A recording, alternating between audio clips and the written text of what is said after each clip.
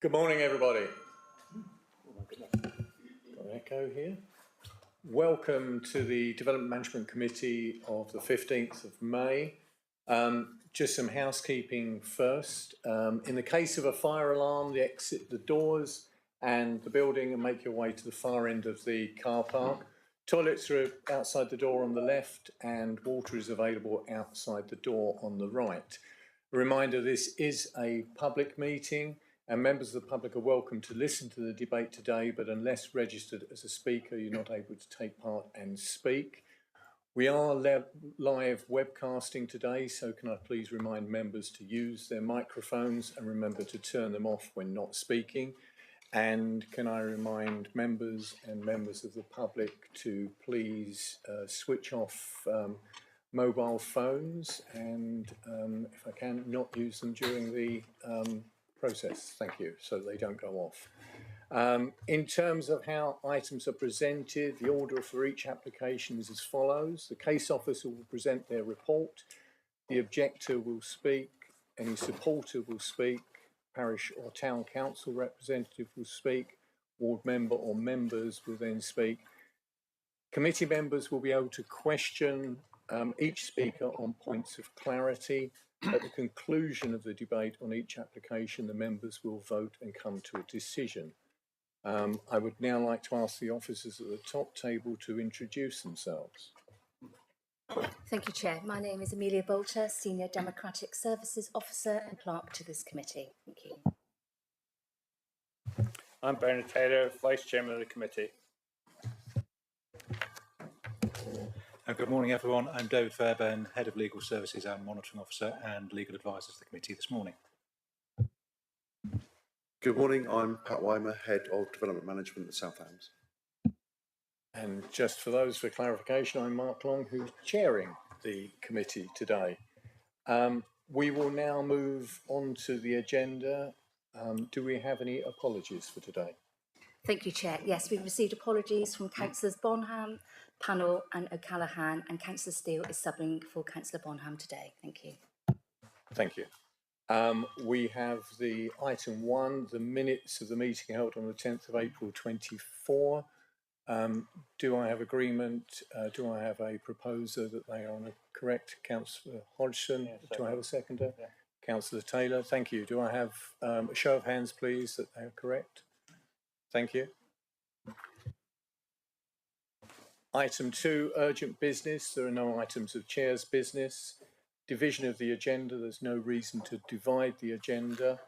Item 4, declarations of interest. Members, do you have any declarations of interest on subjects that we're talking about today? Councillor Hodgson.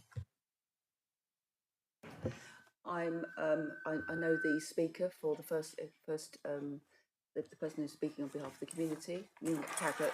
I know him in a personal capacity, but only if somebody through my work. I will declare an interest on the last item of the day, 278620 FUL. As the ward member, I will be speaking in that session and will vacate the chair and hand over to the vice chairman and move into with the committee members to take that section. Thank you, members. If there are no more, at this point, I would like to have Mr. Fairbairn, our legal representative monitoring officer, to just outline for committee members, but mainly members of the public who are here today and are watching the session, the legal process that members will go through. Thank you, Mr. Fairbairn. Thank you, Chairman. So the starting point is the statutory requirement that when making decisions on planning applications, the committee must have regard to the policies in the development plan. And in this case, the development plan is the joint local plan and to any made neighbourhood plan. And they must also have regard to any other material considerations.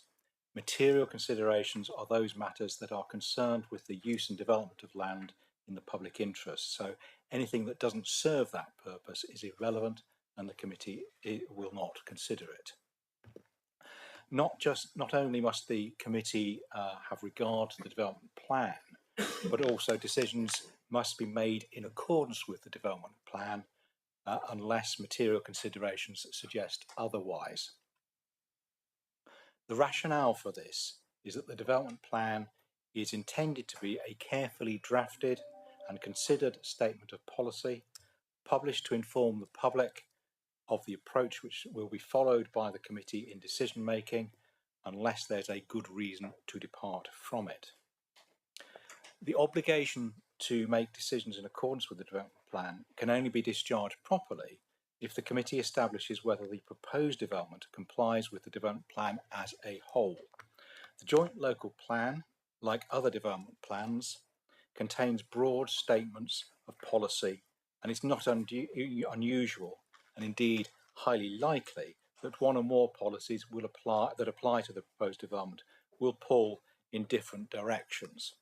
So a development proposal may accord with the development plan policy, which are, for example, to encourage development for employment purposes, and yet be contrary to those policies which seek to protect the open countryside.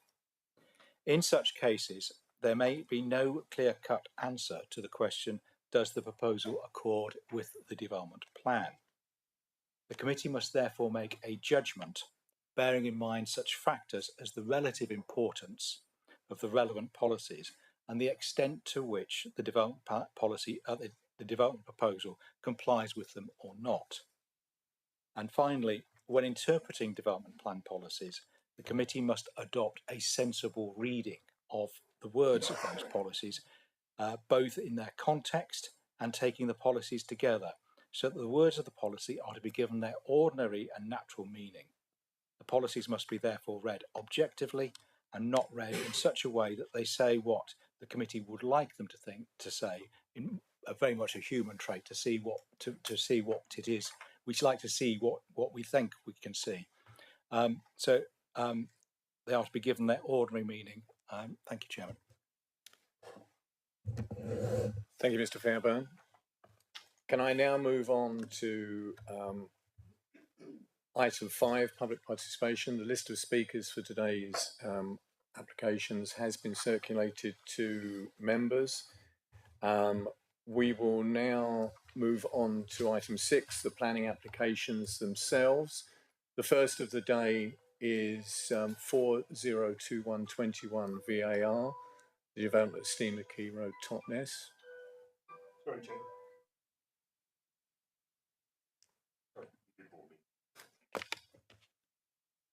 That's why I give warnings. The case officer is Stephen Stroud, who joins us today through Teams. Thank you, Stephen. You're here now. The recommendation is the grant of conditional planning permission. Can I hand over to you, Mr. Stroud, for your presentation, please? Thank you. You're on mute. Yeah. Thank you, Chair. Good morning, everybody. I'm just going to share my presentation now, and I'll take you through the application.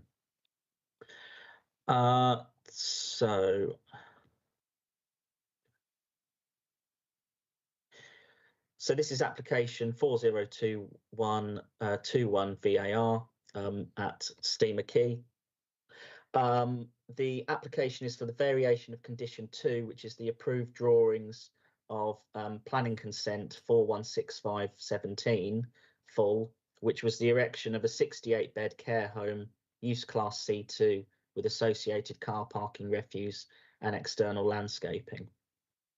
As a matter of housekeeping, members, just to note on your in your report pack, the red line application site that's been plotted is slightly inaccurate, and therefore I put up on the screen the correct red line site location plan from the original host permission and the Section 73 application. The reason I raise it is because I think there was a degree of uncertainty about whether the Paradise Walk, which I'll identify for you in a moment, was in or outside of the application site. It is outside of the application site as per the red line.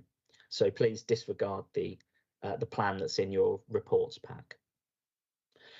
So in terms of where we are, obviously this is Steamer Quay, just really south of the main settlement body of Totnes.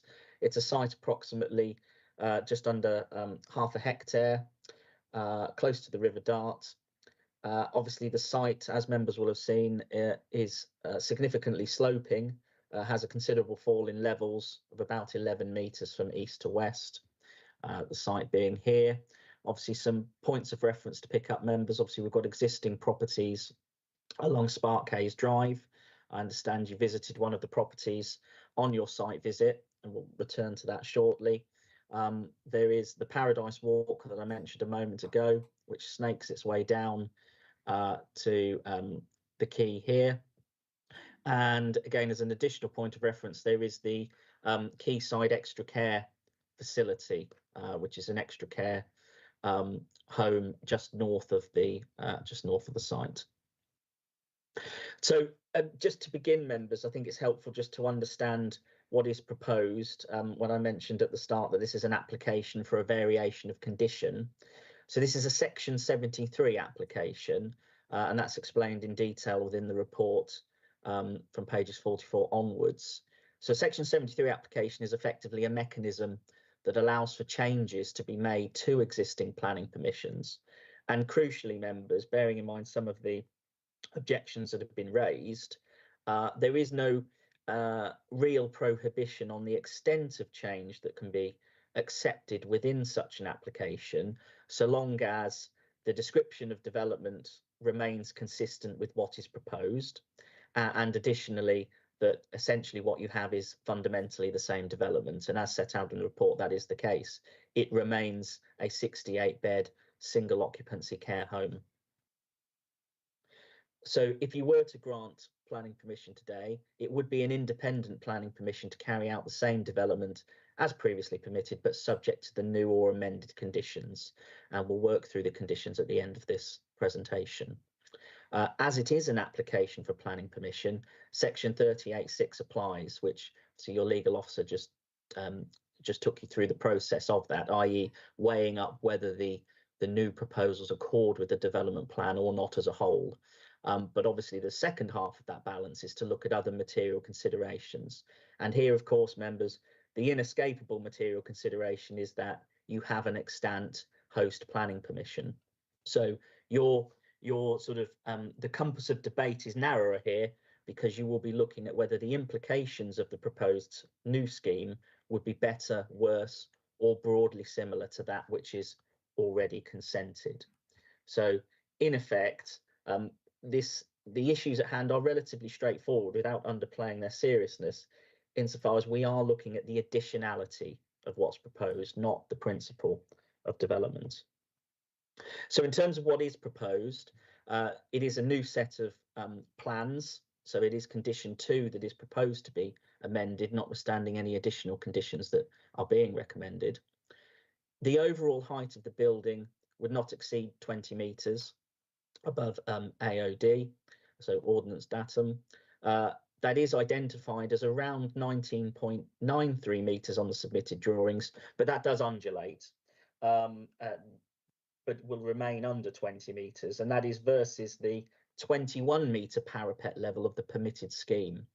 The overall building footprint remains essentially unchanged, although the building basement area has been extended, and I'll explain this a bit further when we look at the plans in a moment, and there are additional balcony features. Those balconies have increased in size as well. The widths have increased from just over 1.5 metres to just under 3 metres.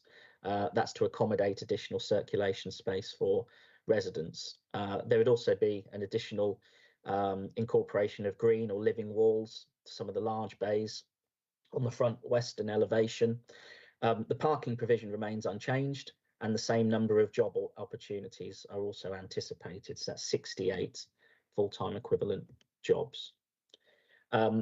This is the effectively the layout plan, the block plan, and you can see how it sits within the silhouette of the red-lined planning permission.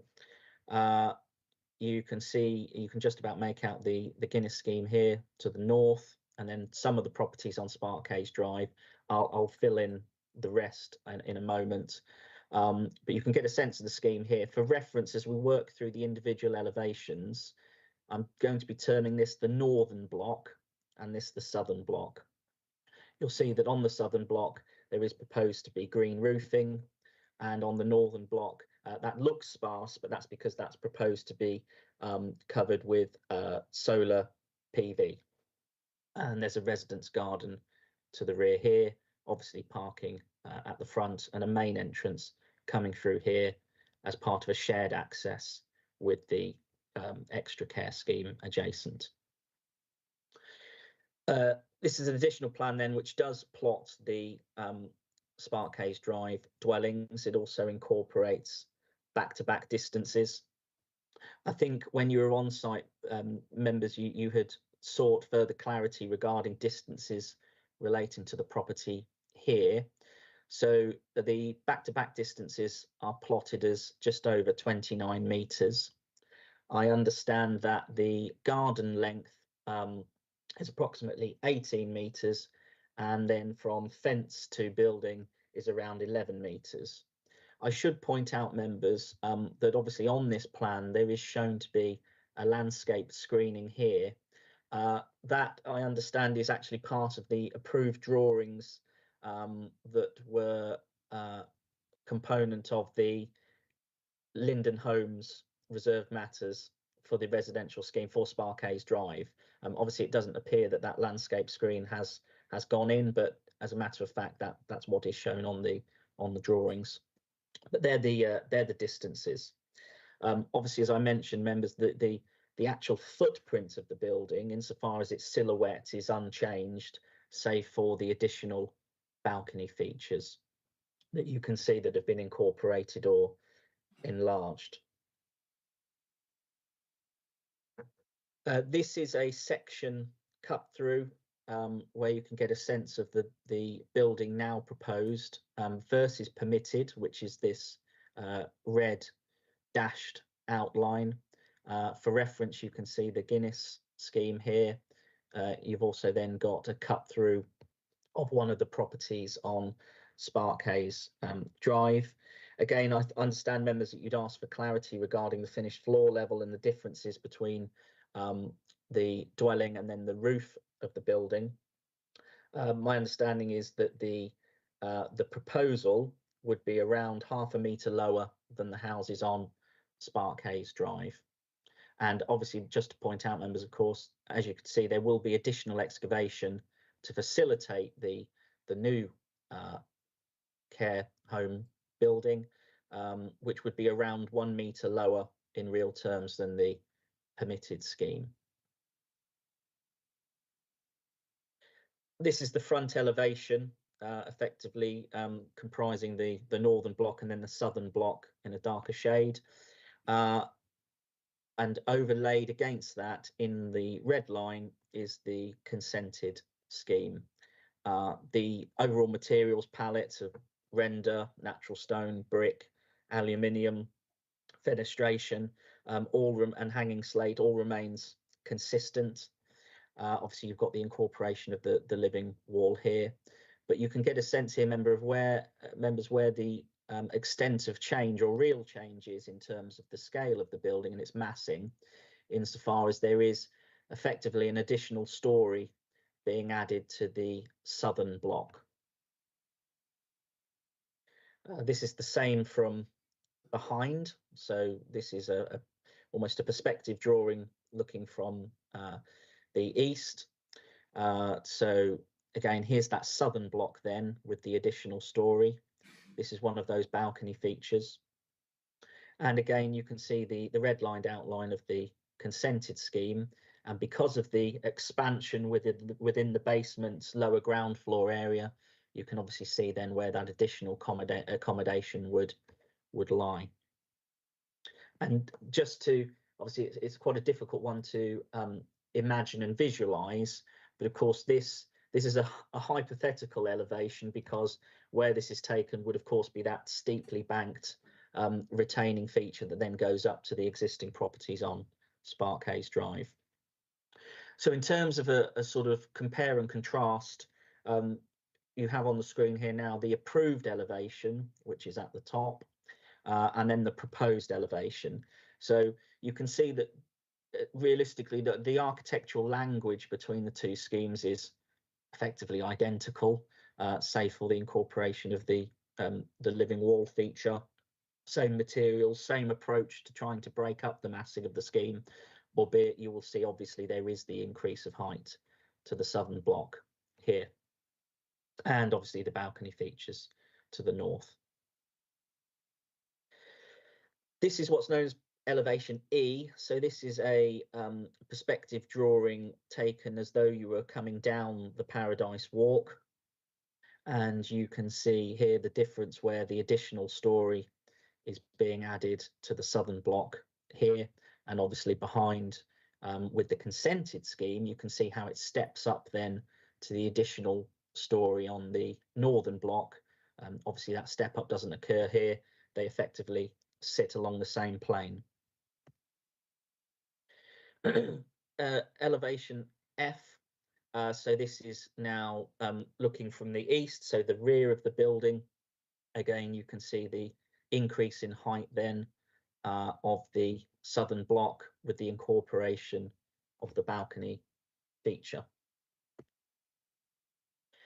This is an elevation then slightly further along, so still to the what you might call the rear of the building, accounting now for that additional excavation into that basement lower ground area, which gives the additional accommodation here, and obviously you'll see an additional balcony. Elevation H, so this is now almost looking from the north back across the side of the building. Again, you will see the extended, additionally excavated lower ground level, balcony features, and then additional changes along the elevation there. So in terms of the floor plans, you will get a sense of how there has been changes, particularly on the lower ground level. If you again look at the red line, which is the extent of the permitted scheme, you'll see how that is being enlarged outwards, albeit within the silhouette and the footprint of the building and the floors above, but it is being extended outwards at this level, and that incorporates, because of an enlargement of various rooms and spaces. This is where spa, hair, beauty salon, and gym, additional staff facilities and plants would be contained. And then on the upper ground level, again, you can see how that's enlarged. And then moving up through the floors, obviously the first floor, which is broadly consistent with what was already consented. And then the second floor, which obviously now members, you're taking account of the fact that an additional story has been added upwards to that southern block. Here is the roof plan, which, as I mentioned earlier, obviously there's PV on the northern block and then green roofing on the southern block. On some photos. So unfortunately, this is a bit of a gloomy day when I took these, but this is coming down the Paradise Walk. So you've got an existing property here on Sparkhaze Drive, looking northwards towards the town, obviously the site being in this location here. This is further down the Paradise Walk, looking across again. So if you recall the point of reference, that's the Guinness building, existing properties on Sparkhaze Drive. So the proposed building would sit roughly in this area here. And obviously you get a sense then of the amount of excavation that's required that was already the case and baked into the existing permission, albeit there will be additional excavation now a metre lower. This is getting towards the bottom of Paradise Walk, looking back across again, the Guinness building and the existing properties. And then finally, this is near to the access, looking back up, so eastwards, properties on Sparkhaze Drive, and then the Guinness building. Now, members, I understand that you had asked for some computer-generated images. So the applicant has prepared these ready for committee. This is a perspective drawing of the consented scheme. So you can get a sense of where this sits in relation to Sparkhaze Drive. And then I may move backwards and forwards a couple of times so you can try and spot the difference. This is the proposed version. So you can see now the incorporation of the living wall. You can get a sense of the additional story here, and you can see how it sits slightly lower in perspective when you're looking up and across at the dwellings on Sparkhaze Drive. Back and again. And then finally, there's an additional CGI that's been prepared now coming in to the access and looking up and across. And again, that gives you a sense of how this would relate to the Guinness building to the north, and then the properties on Sparkhaze Drive to the east. So in terms of the key issues, obviously these are worked through in the report. First and foremost, a big question of whether this is an application that can indeed be made or considered in the first instance. Well, firstly, it can, because there is an extant permission that can be relied upon. So a Section 73 application can be made. And in relation to this Section 73 application, for the reasons given, because it is consistent with the description of developments on the host permission, and because the nature of the scheme is fundamentally the same, being as it is a 68-bed care home, this is an application that can and should be determined. Obviously, the housing mix remains the same because these are individual bed spaces, 68 of them, although the quality of accommodation has clearly improved because they are larger spaces. There's better communal areas and a better quality of accommodation and experience all around for future occupants. In terms of design, it is broadly similar in architectural terms, certainly aesthetically, albeit recognising that it is larger. It has been enlarged on that southern block. And in that regard, obviously, the landscape officers have looked at this very carefully, recognising that one of the reasons the original scheme was consented in the first instance was because it was relatively low set in comparison to the extra care facility to the north and in relation to the neighbouring properties to the east. They're happy that the differences here are broadly similar, or the effects would be broadly similar, so that no objection is raised, and they feel that this remains consistent with your planning policies. In highway terms, there is no objection from the local highway authority. The quantum of parking remains unchanged. The access remains unchanged. In terms of residential amenity, see, this is set out in the report. The separation distances are considered to be adequate. Obviously, in relation to the balconies, we need to consider carefully how they're used, and therefore there's a condition relating to glazing of those features. The environmental health officer raises no objection in relation to plant, although for sake of prudence, members, you'll see again there is a recommendation for conditions so that we can carefully look at any plant before it is installed, particularly on the roof area. In relation to flood risk and drainage, again, there is no objections from any statutory consultee, so the Environment Agency do not object. The lead local flood authority do not object. In relation to levels, because I understand this was another question that members had tasked us with coming back with an answer on, the road level at the access point is 3.71 metres AOD, and the entrance and basement level has a finished floor level above that of 5.88 AOD. So when you members consult the flood risk assessment, you'll see that even in a 1 in 1,000 year flood scenario, the water height was modelled to be 3.78 AOD, so still below the finished floor levels of the basement. So it's therefore concluded that there is no additional risk of flooding, and as I say, the statutory consultees raise no objection on that basis. No objection in relation to ecology and biodiversity. Obviously, regrettably, there is no BNG, but we're not in a position where we can secure that, given that this is a Section 73 application, and the government direction is very clear that we are to give no weight to policies where they would now relate to an exempt type of development.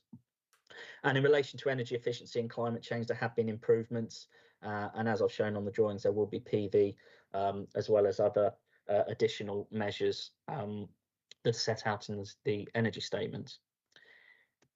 In relation to conditions then, because as I say, this is a variation to the plans condition, although given the nature of some of the changes, officers consider it prudent to add or amend some of the conditions that would go on to any new planning permission granted.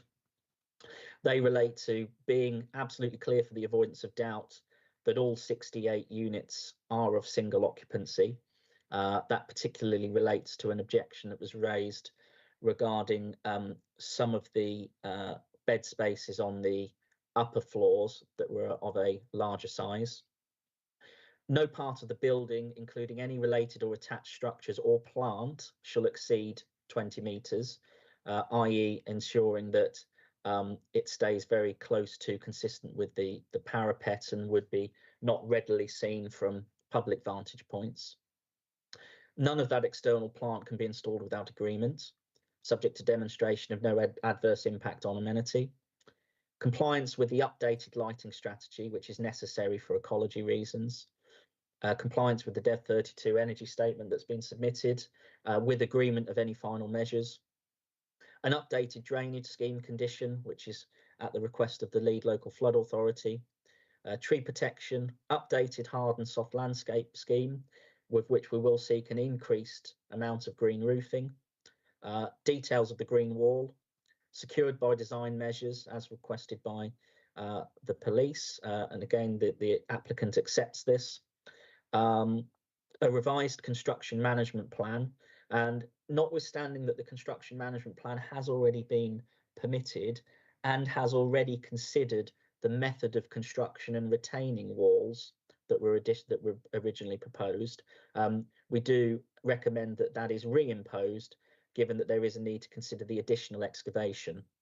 And related to that, the applicant has also agreed to the imposition of a land stability strategy to make sure that there is no adverse impact on the properties to the east, those along Sparkhaze Drive.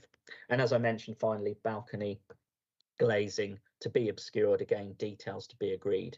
There is a full schedule at the end of the report, members. So on that basis, the overall planning balance is that this is considered, insofar as the change proposed, to accord with the development plan as a whole. We're not here to revisit the principle, and even if there were to be felt any non-compliance with the development plan, we're back to that point of considering whether this is better, similar or worse than the scheme that has consent. As officers find, in terms of their analysis of the application, it does fall in favour of a grant of planning permission, subject to the proposed conditions. Thank you, Chair. Thank you, Mr. Stroud. We move on to members' questions. Yeah, could I ask a question, please? Councillor Taylor. Morning, Stephen. Yeah, you did actually just touch on, I know it was in the original plan, about the retaining wall at the back, but you're going down an extra metre. Have we got a new engineer's report on that to be able to fall back on? Because that to me would be a big concern for the people with houses behind, because I'm sure they don't want to end up on the roof of this new building.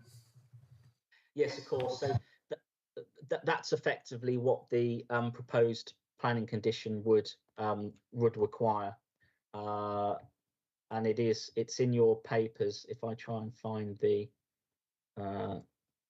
relevant condition number, and that's condition 12. So actually that condition is restrictive insofar as no further development can take place. So they cannot further the planning permission or implement this new planning permission until they have submitted the details to our satisfaction. That's condition 12. And related to that, condition 13. And they're based on model conditions that the planning inspectorate use. Thank you, Mr. Shroud. Councillor Hodgson. Thank you, Chair. Yeah, I've got a few questions. One of them is, the key one really, is that Totnes Neighbourhood Plan was finally made at referendum last November, which is obviously further to the previous application. Is that allowed to come in and have weight at this stage, which it wouldn't have done before? My second question is, sorry, do you want me to just read out my questions and then you can pick them off afterwards? Okay. Has the design panel reviewed this new application fully as thoroughly as they normally would?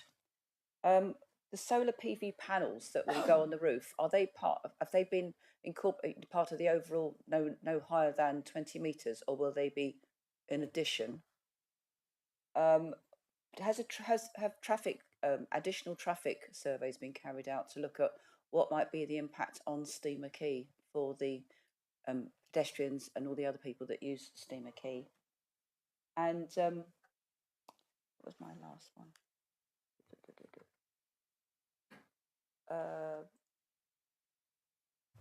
Yeah, no, that's it actually for now. Thank you.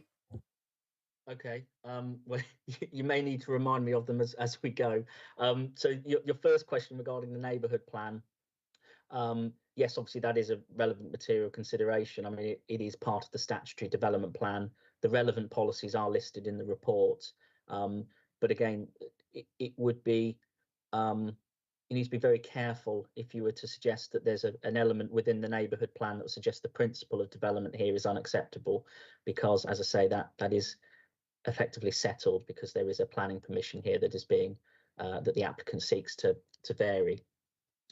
In terms of design review panel, no, this hasn't been subject to a design review panel, albeit in officers' view, architecturally speaking, this scheme is very, very similar to the consented scheme. And what you're really dealing with is the additionality relevant to the additional story on the southern block, the basement, which obviously you generally not be seen from any public vantage point, and the balconies. So I don't necessarily feel it would be necessary to refer the application to a design review panel, but obviously that's your decision this morning, members. And apologies, what was the third thing, or have I missed the second thing? I asked about the solar panels going on the roof. Solar panels, yes, they would. So the solar panels, bearing in mind there's the roof and then there's a parapet. So there is a condition proposed that nothing, no structure, no addition can go above the 20-metre line. So no, they wouldn't breach the. Well, firstly, they have to comply with the condition, but secondly, they shouldn't be visible because of the parapet.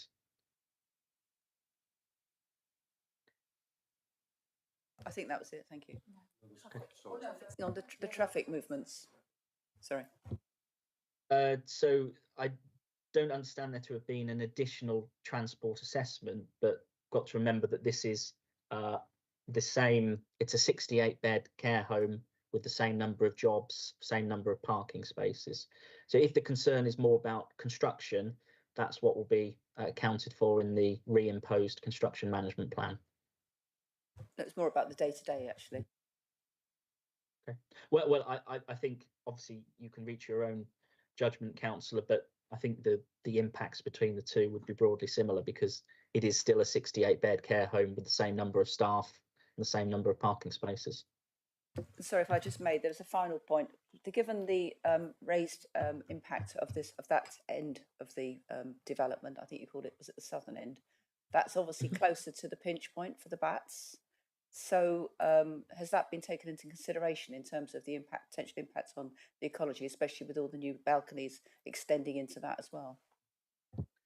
Yes, there's been a long iterative process in respect of ecology, a lot of back and forth between the applicant and the ecologist at the county, and they have looked at the bat issue, and in particular that relates to lighting And again, subject to condition, are satisfied that there'd be no adverse impact.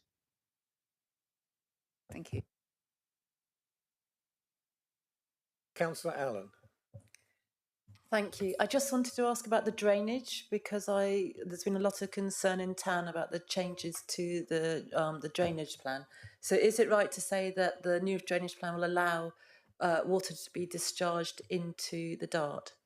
And if so, what's mitigation and is there any other way of preventing that happening? Can we have a look at that, please?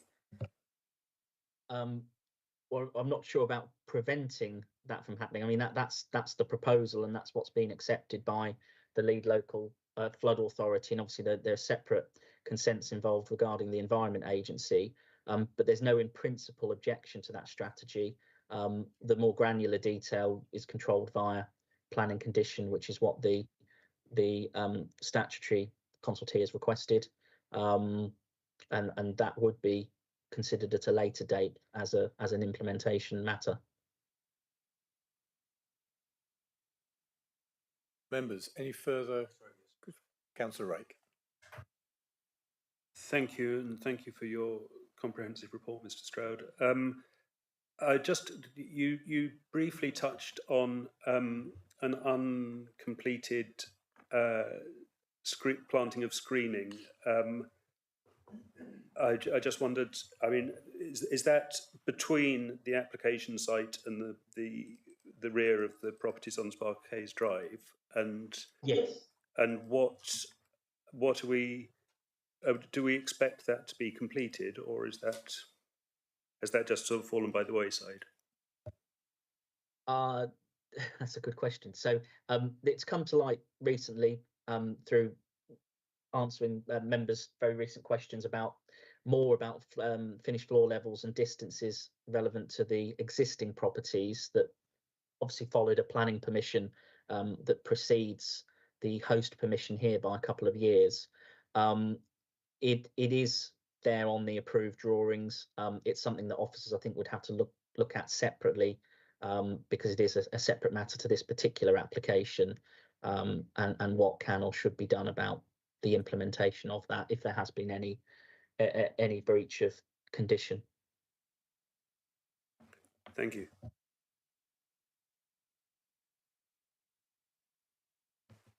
Councillor Nix. Yes, thank you.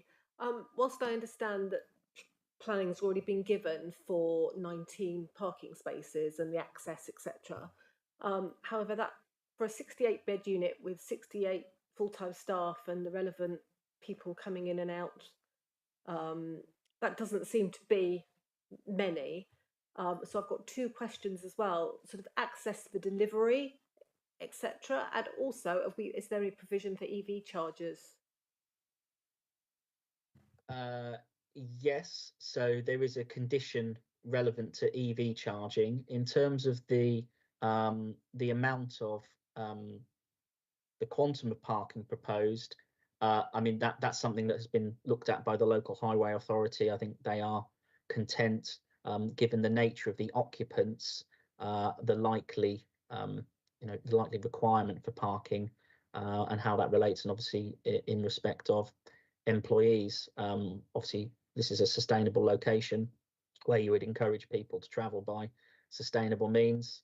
The level of parking is considered to be acceptable, but notwithstanding that, it's consistent with what already has planning permission, and that gets back to that question of a compare and contrast, and whether the impacts are going to be better, worse, or broadly similar.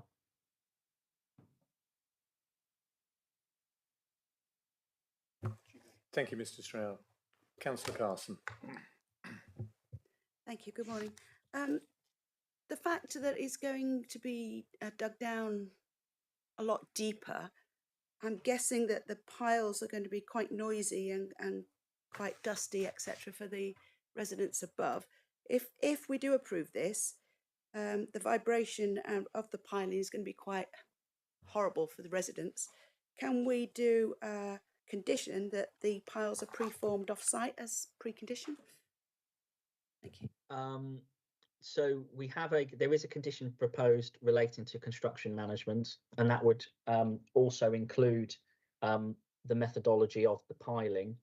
What I would say is that that's a methodology that was already proposed as part of the consented scheme, and it was signed off within the previous construction management plan.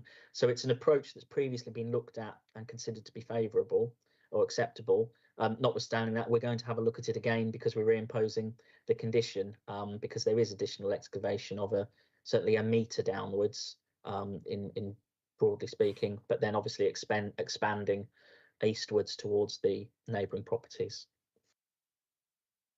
Thank you, Mr. Stroud. Councillor Presswell, you have your hand showing. Unfortunately, as you're not a member of the committee, you cannot ask questions at this time.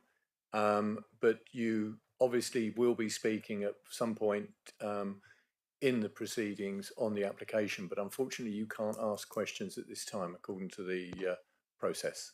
Thank you. Councillor Rake. Thank you again. One of our conditions is obscured glazing to the balconies. I'm a little bit puzzled, certainly on the balconies to the west, what we're hoping to achieve having obscured glazing rather than transparent glazing. It seems that it would make it more visually obtrusive rather than less, because you're looking at frosted glass rather than through glass. I mean, can you explain the thinking there?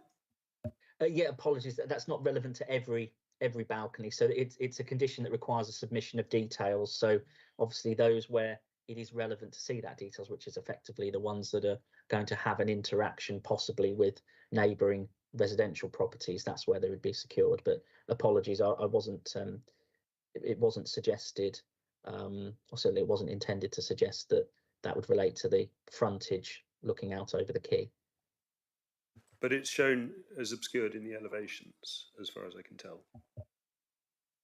I think that's possibly just how it appears, but notwithstanding the drawings, it's been covered by planning condition. And obviously, if as part of the decision today you felt that there needed to be a clear difference between the two, then that's being recorded, and obviously that's what we'll look for as part of any discharge of condition application. Thank you. Members, any further questions of Mr. Stroud? Councillor Hodgson.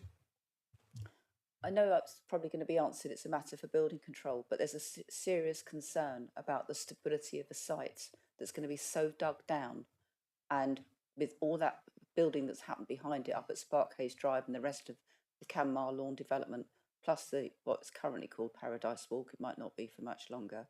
I just wonder, sorry, I shouldn't make comments like that, but it's, I think it's a matter of concern about the stability. I mean, part of Sidmouth fell in the sea, the other day, and we are seeing more and more of these kind of landslips because of the, the shear that happens when we have so much rainfall.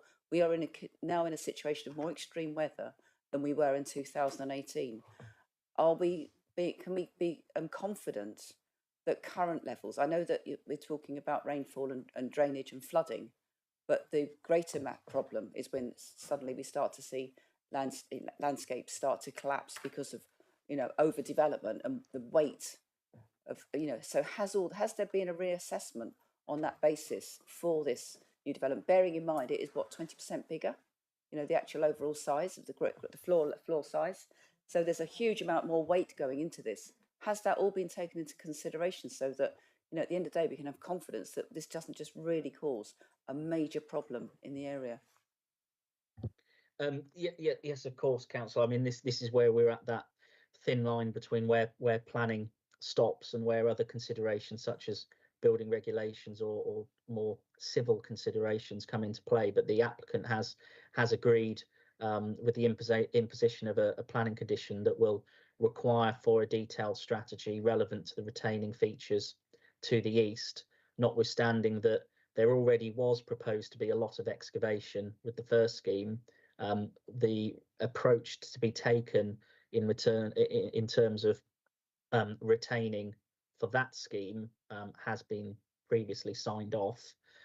So there is a confidence that there will be an achievable and acceptable outcome in this case.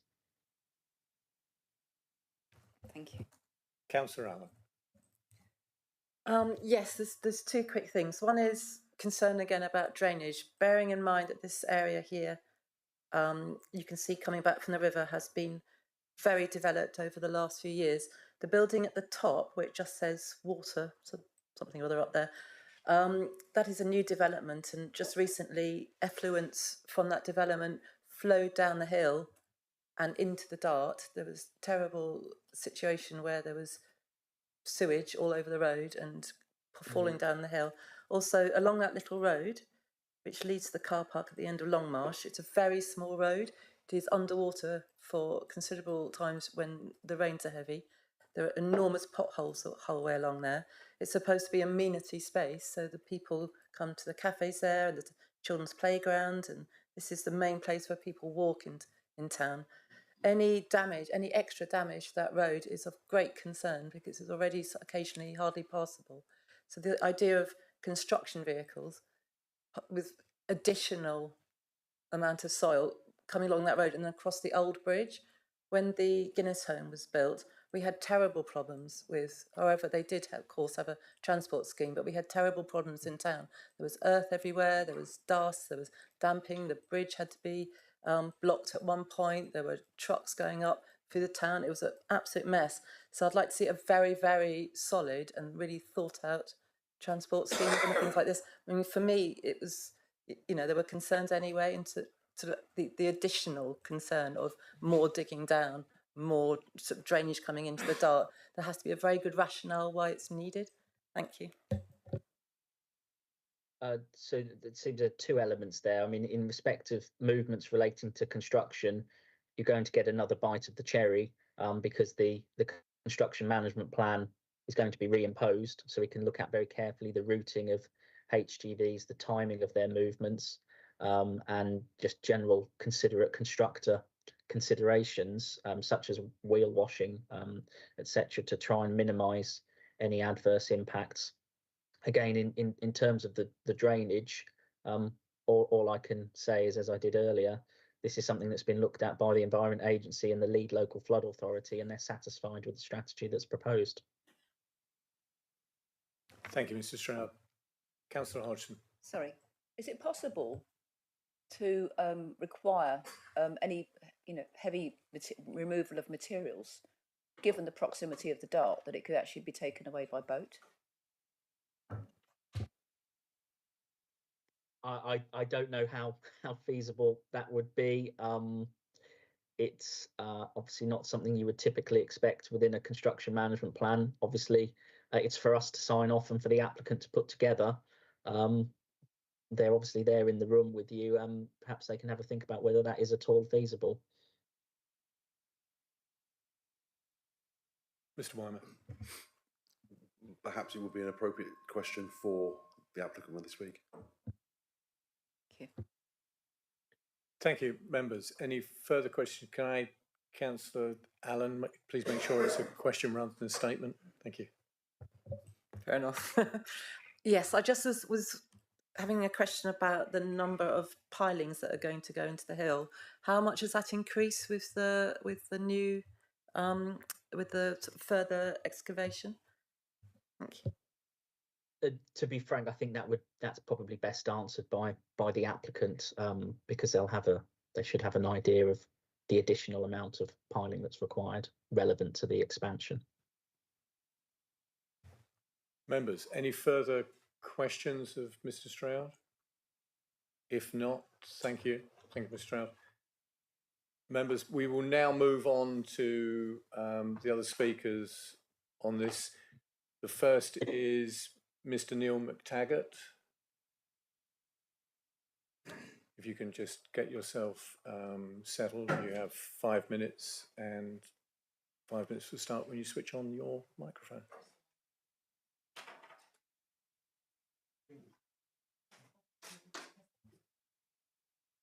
Thank you. Mr. Chairman, councillors, good morning.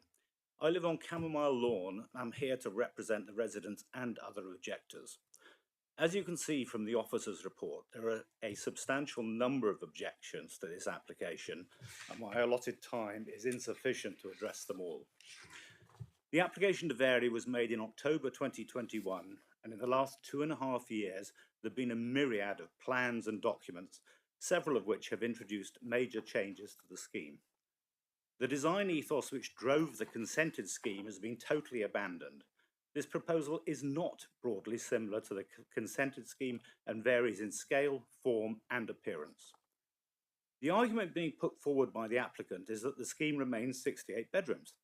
However, the gross internal area is now over 25.85% larger, and vast balconies have been added. These balconies are roofed, are supported from below, have 450mm thick walls, and it appears they will be glazed. Balconies are incompatible with dementia patients where all windows are required to be restained so they only open by a few inches. In reality, these are additional rooms, and just the 2 stacks of balconies on the north face add an estimated 160 square metres to the size of the building.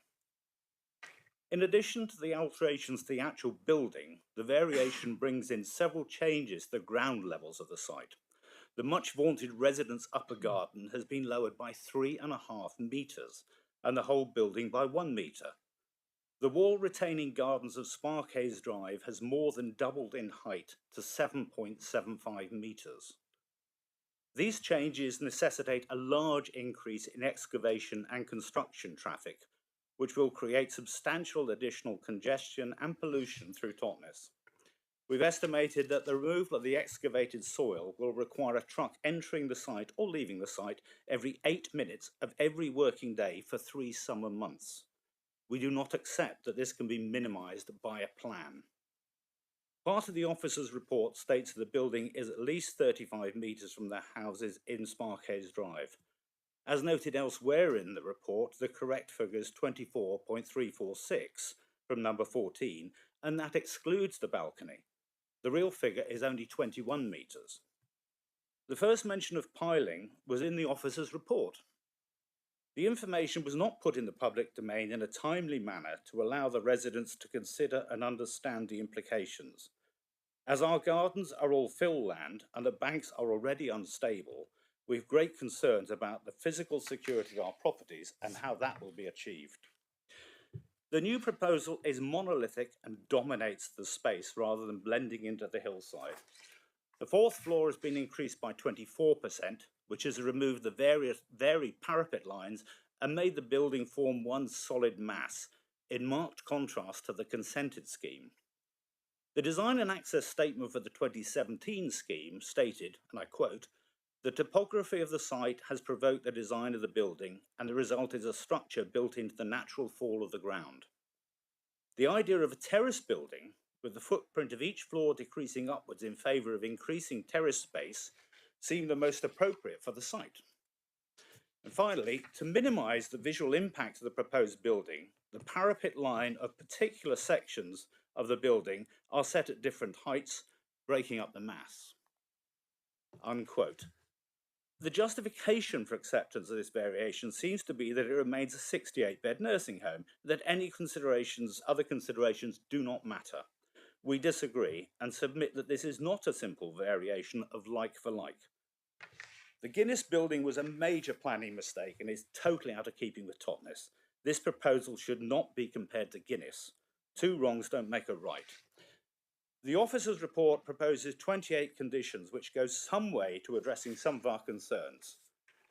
However, we do not have confidence in the ability of South Hams District Council to enforce the conditions, and therefore believe many will be of little practical relevance. We submit that these changes of scale, form and design are significant and substantial, and respectfully ask you to reject the application. And finally, I would like to add there's things that have come out this morning verbally which are totally new to the objectors and residents of Sparkhaze, such as the Linden Homes Reserve matter. Thank you, Ms McTaggart. Do we have any questions, Ms McTaggart? Councillor Allen. Could you explain a bit further about which new information you've received this morning?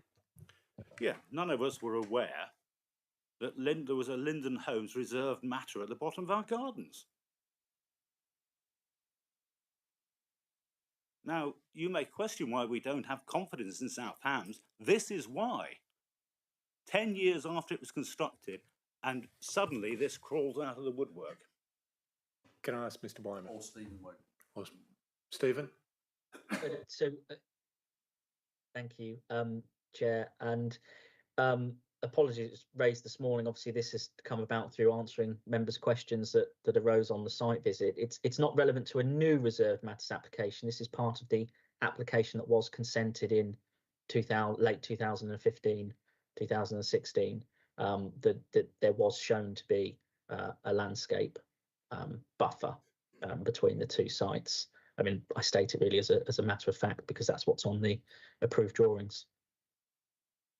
Just to clarify, Mr. Stroud, you're talking about the Linden Homes development, not Yes. this one. Yes. Thank you. Members, any further questions? Councillor Hodgson. Thank you. When we came to the site visit on Monday, and thank you for letting us come into your garden and looking from that place. The distance, I mean, your gardens stick out quite a lot, don't they? So I think is it 11 metres is the distance between that and then the back of the development itself. But the development is coming up on a par as high as your. Can we actually, Chair? Can we possibly put the question, the slide up that shows that line? There's a drawing. Yeah, so that's obviously the bottom one is where we were sort of standing the other day, weren't we? But we were standing lower. Yeah, we were standing about where that writing is in the middle. So could you describe what the sort of overall impact is going to be across, you know, from that building coming in from you? Because from what I mean, I'm not very tall, so maybe I'm just short, so I couldn't. But I couldn't imagine that I could see over it. How do you feel in terms, you know, you know, you're representing not just yourself but the other residents. You know, how does that concern pan out about the new development, the changes? So I think there are several matters, but you're quite right. The bottom drawing, I believe, is that number 7? It is the top drawing, I believe, is 10 Sparkhaze Drive, which is my house, which is where we were the other morning. Okay. And you can see there that this has got substantially closer to us because of the balconies. Yeah. The excavation at the bottom of my garden is 25 plus feet now, and this is vertical. I do not know how far from my fence it is. My suspicion is it's only a couple of feet, because the type of piling which I believe is now being suggested, although we have absolutely no details of it, would appear to have a thickness involved in it, which infers that it will have to come closer to our fence. And somewhere along there, there's supposed to be some form of planting put in by Linden, which I say we were unaware of. The reality is, I believe it's even closer at number 14, 3 doors down from where we are. But yeah, I mean, that is overpowering the bottom of my garden, looking straight at it. Interestingly, it's only in the last half hour I found out the distance from the bottom of my garden to this building, which is information I've been requesting for several months. Okay. Thank you. Thank you. Councillors, any further questions of Mr. McTaggart? If not, thank you very much. And thank you for the opportunity during the site visit to come into your garden, and also for you and the other resident to suffer the rain as we all did that day. I didn't like to mention, but I was horrified when you stood on the terrace in my garden, because it actually failed 2 years ago and had to be rebuilt. I'm glad you didn't tell us that at the time. Thank you.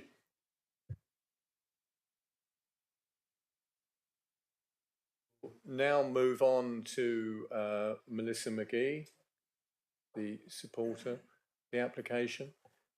You have 5 minutes from when you switch on your microphone. I'll allow you to get settled.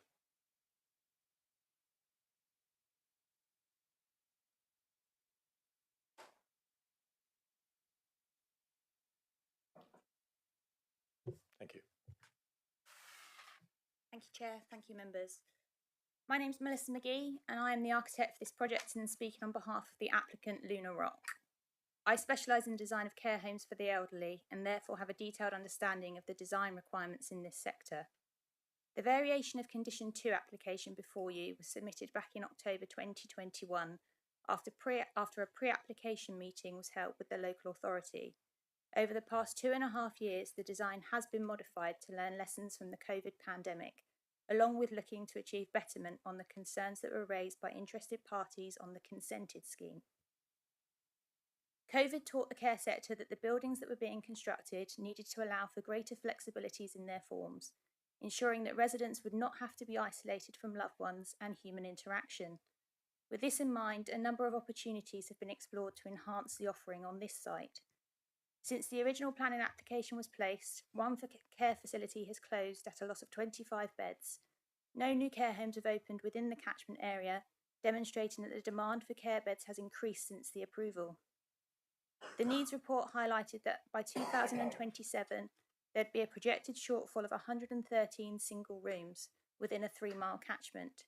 This is only increased by the closure of Forder Lane House. Of the existing accommodation, 7.3% of the beds were shared rooms, along with a larger proportion not having their own ensuite. It's become apparent over the past few years fighting with the pandemic that people's needs and wishes have changed significantly, struggling with isolation while limited to refuse to their own bedrooms, avoiding large communal living rooms as they were catering for all residents, and not being able to continue with their weekly routines such as having their hair done or exercising. All of these restrictions had a detrimental effect on the residents' well-being. The proposed changes under this application are brought forward to help to ensure that the building is able to respond to the changed environment efficiently and effectively. The lower ground floor has been extended in order to accommodate an upgraded communal offering for the residents and their visitors, as well as upgraded staff accommodation and storage. The additional communal area would be dedicated to provide a function room that could serve as a private dining room, a cinema, or a dementia education centre, a spa including a hair and beauty room, treatment room and gymnasium. The additional service area would be dedicated to provide numerous stores for PPE, extra cleaning products, furniture for multi-use spaces, oxygen store, nurse room, consultation room, and larger staff restroom and changing facilities to enable staff uniform to be laundered on site. The oxygen store has been added to allow for every room to have oxygen piped to the bed head to further reduce hospital admissions. The application proposes to lower the ground level around the northern perimeter of the building in order to provide light and natural ventilation to the relocated bedrooms and lounge dining room, but also to create a much more usable residence garden. Lowering the ground means we can remove the extensive ramp connecting ground and first floor garden areas and turn the space into an area that residents can use to wander safely. This has been endorsed by the local authority landscape officer.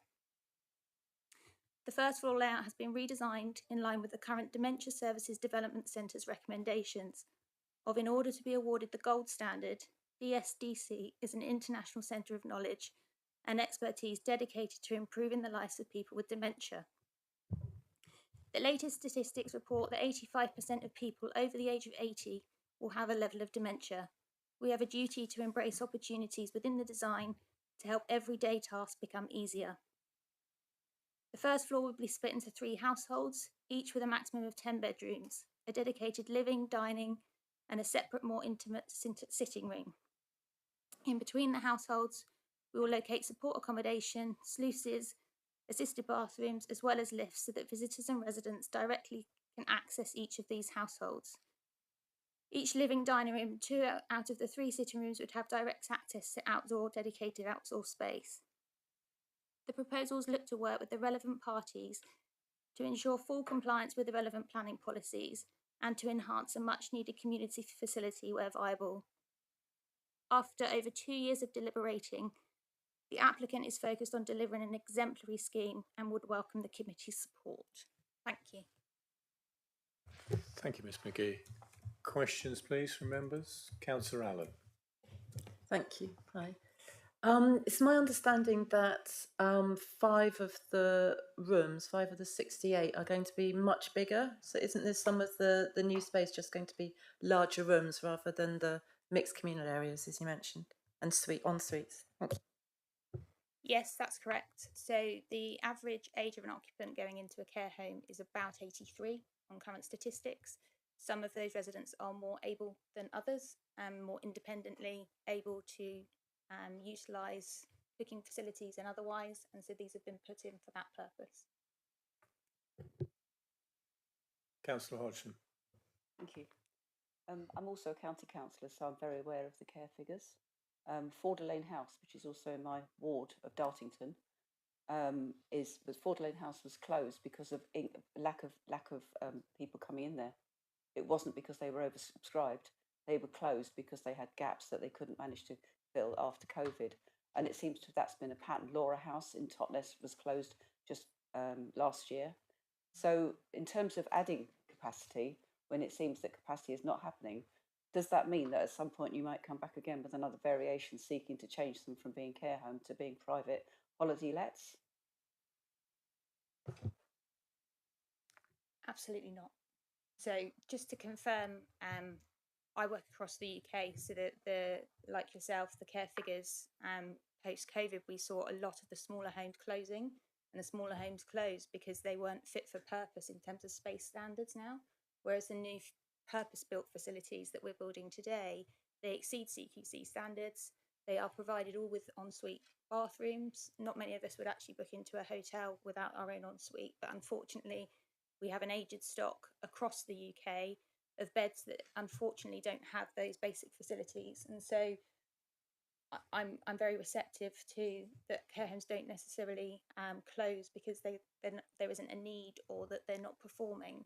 Sometimes the want of residents is greater than the facilities can provide. That wasn't, if I may, just come back on a couple of other things.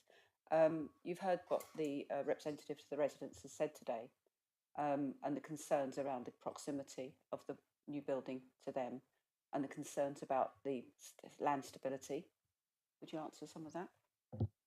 Yes, certainly. So back in 2017, under the original permission, the applicant sought a lot of support from structural engineers and advisories on the stability of the land prior to that application being consented. Since then, we've further explored, obviously, these changes with those same engineering parties. The same details that were submitted under condition, I think it was 24 and 15 from reference of the original permission. That same methodology is still sound in terms of being able to deliver this scheme. The proposal looks to lower the building by 1 metre. The piling remains in the same location as the consent, but also extends along the full boundary now. That full boundary piling has been considered on the basis of the concerns of the land stability of the properties as they currently stand. As Mr McTaggart mentioned in his speech, there is issues with the stability of that boundary already.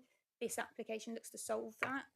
I know whilst the construction and the methodology will be disruptive, by putting this retaining structure in, it does take that problem away from the residents. It reinforces that bank and that current situation. And so this application comes forward with a confidence that it can actually protect the properties to the rear and deliver a much needed care facility. Thank you. Just one more. Thank you.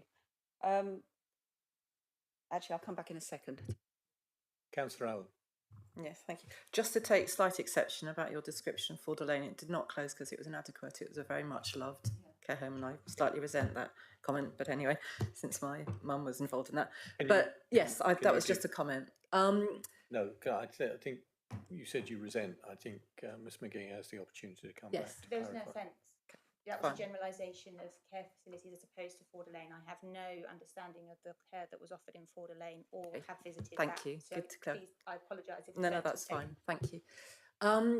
Yes, also, you're talking about the stability of the site. I mean, it can be argued that the stability of the whole area would be improved if you didn't dig down a metre. I mean, you're digging down a metre, which is causing issues in terms of excavation, and putting up a retaining wall to whatever the word is, to control that isn't exactly helping the neighbours. If you didn't dig down, there wouldn't be a need for it. So It's a little strange. Could you please explain to me how many more pilings there will be? Because I'm still not clear. I know there was a certain number at the beginning. So just if you've got the number of how many more there will be, that would be helpful. Thank you. I don't know. I don't have the exact number of piles that will be placed under this retaining structure, nor do I have the exact piling number for the original application. I'm not a structural engineer and I don't have that information before me. Councillor Hodgson. You've switched from a cedar roof on top to a green wall. The management for those is very different, and the green wall requires a lot of water to keep it good. And given the droughts we've had in 22 and 21, it's not going to be a green wall for very long. So why did you stop having a cedar roof, which would have been much easier to manage and would have been a lot more pleasant from those around who would perhaps be looking down onto a roof? So we have retained the cedar roof. I don't know if it'd be helpful to show the roof plan, but we've got a comparative quantum of cedar roof as on the original permission. The green wall has been included as this applicant has a home in Exeter, which also has a living room on the building, which has been used as a sensory element for the residents to be involved in terms of picking species for the wall as well. Just my final point, sorry, to keep asking questions.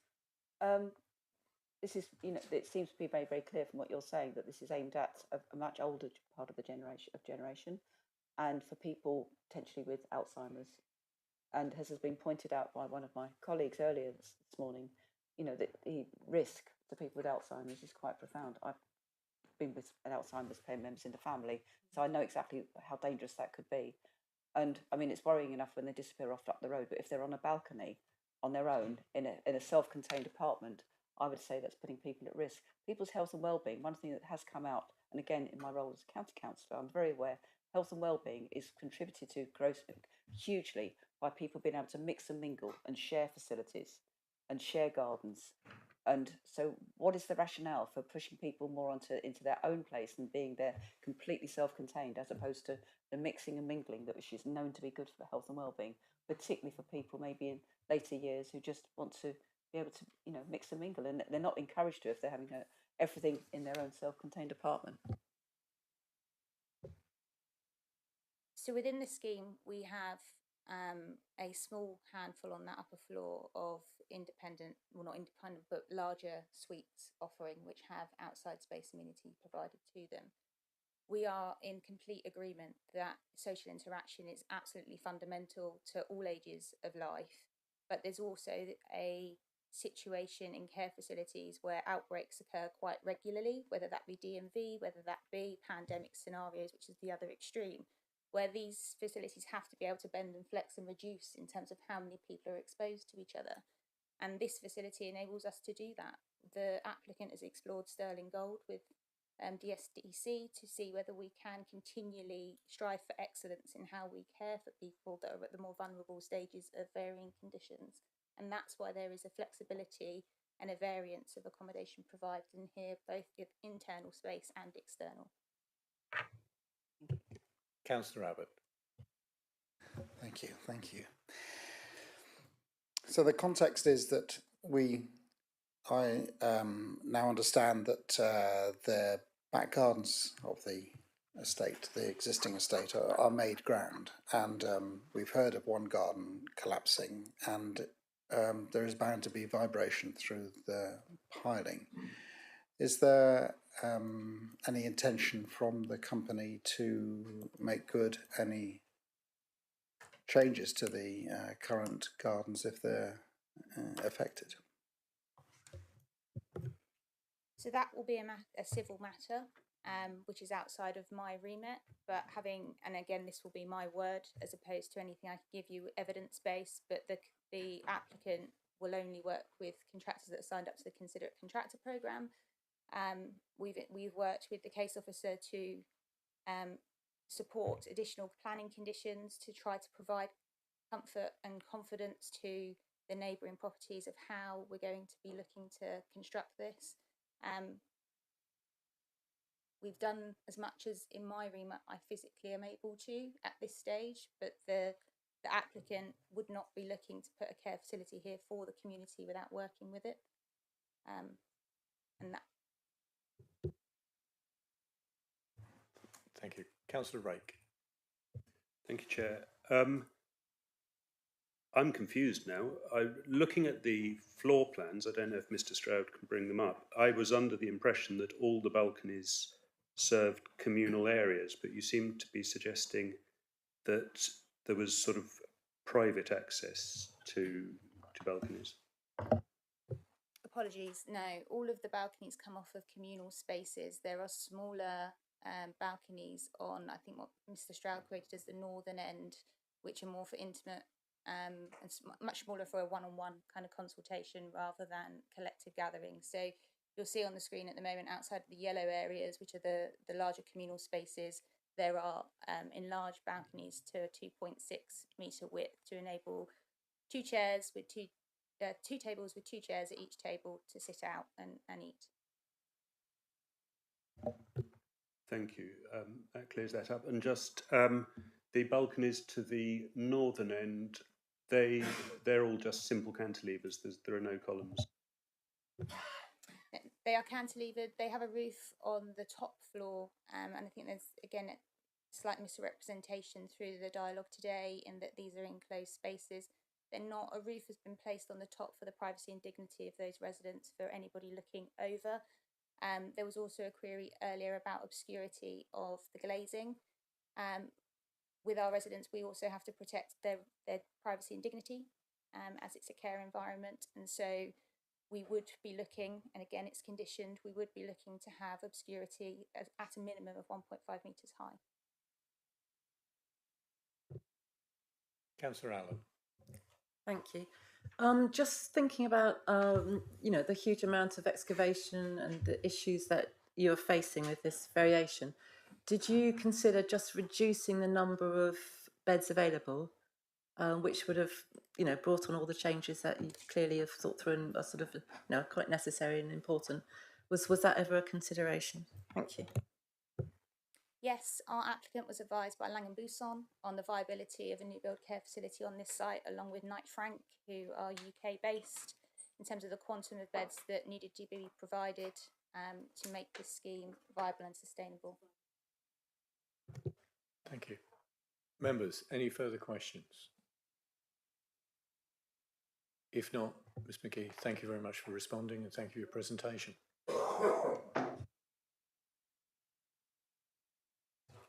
Move on to the next speaker, Councillor Tim Bennett, Totnes Town Council.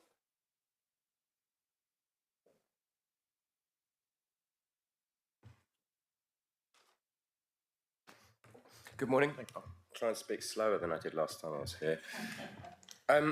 In the interest of brevity, I won't rehash the points made by members and speakers already, but to suffice to say that Totnes Town Council is in accord with the stated concerns regarding insufficient parking, quantum, construction, traffic and drainage and flooding. In regards to massing, we believe that the proposed building will look very monolithic from the river, which is integral to Totnes's visual identity and a key tourist access point into the town, and it's contrary to the site's proximity to the AONB and JLP Dev 20. The previous stepping down of the top storey at the southern end towards Paradise Walk was critical to ensuring that the building form responded to its landscape context, and this has now been lost. We note that the previously approved scheme explicitly referenced this stepping down as a positive consideration of the then proposed design. In regards to biodiversity, we also have concerns about the impact on the greater horseshoe bat, and additionally we feel that splitting the sedum roof over more areas and reducing its proposed extent and then adding green walls do not mitigate for that spreading out of the sedum roof. And this also, as already stated by Councillor Hodgson, that the living walls require a lot of irrigation and maintenance, and we do not believe them to be considered. We do not consider them sustainable. The committee also understands the requirements of the high fence to ensure the safety of the residents, but it is concerned that running alongside the existing Paradise Walk footpath is entirely detrimental to the public realm. Additional to the committee's thoughts, we've had a lot of public representation, as is probably quite evident from the number of people in the room today, and the concerns of the residents on Sparkhaves Drive are of equal concern to the committee in regards to their impact on their gardens, their privacy, and also just the general safety of their properties. And I would just like to additionally add on a personal note, I would just say I'm in agreement with our previous speaker in regards to the fact that there is an outstanding condition on Linden that has not been fulfilled after a good number of years, and that raises concerns. Not a matter to be considered No, by this committee. I agree. It's been raised, it's been noted. I just have to say, in terms of the conditions on this application, I think that raises concerns about some of those that we would like to obviously. I'm not willing to use the language that was used earlier in regards to Southampton Council, but I think the optics are there and need to be considered. Thank you. I think members note that Councillor Bennett did say the last bit was in his personal capacity, not as Totnes Town Council. Yes, that's not something we've discussed at committee. So, just for clarification, members, questions, Councillor Hodgson. So what was the town council's overall view? Oh, we object. Yes, we feel that this is beyond an. Forgive me, I'm not feeling very well this morning. It's beyond the revision. It's bigger. It's not really quite the same. I've actually just realised as well, because I've had to rejig my notes this morning because I didn't want to repeat stuff that people had said. I've forgotten to additionally add that the Totnes Town Council's opinion is that the design does need a review. We feel it is, by breaking up the form of the building with different materials, and particularly the green wall, it's become quite incoherent and fussy. But I know that was raised earlier in regards to the design panel, so I'll just note that. But yes, we object to this application amendment. Councillors, any further questions? Councillor Allen? Thank you. Can I just add also that I think previous to your joining the council, there was a lot of enthusiasm about... There is a question at the end of this. Would you agree that in principle we're happy for a nursing home? When I say we, I used to be on the council. There is happiness about there being a nursing home in that site, but some of the variation is what is the concern here. Yeah. Yes, that is, no, we don't object to the overall application in terms of there being a, yes, that is correct. We feel that the amendments submitted go beyond what we feel kind of is acceptable in those terms. Councillors, any further questions? Councillor Bennett? If not, thank you very much. Thank you. Is it possible to have a 5-minute comfort break? Literally 5 minutes. 3 minutes. 3 minutes. We have ward members to speak. Is it absolutely desperate? It'd be good to get through the ward members.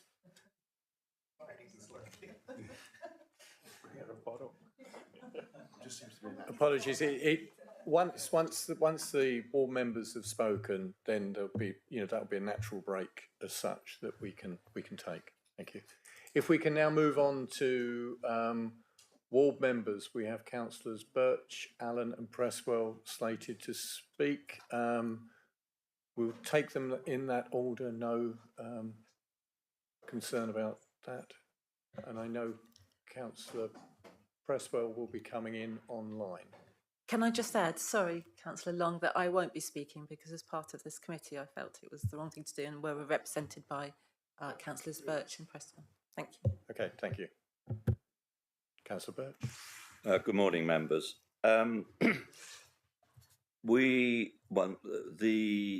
as a committee have it's not an easy decision, this. As you've been told, this application first saw the light of day in January 2020, I think it was, and a lot has happened. So one can say that the applicant has had more than ample opportunity to come up with a scheme that not only fits the joint local plan, but also to builds on the decision that was reached by this council on the original application, which was, should I just point out, the original application was determined prior to the issue of the JLP. So the JLP policies were not relevant at the time the original application was determined. So as members have been informed, what needs to be taken into consideration is not just the existing planning decision, but also the advent of the policies arising out of the JLP.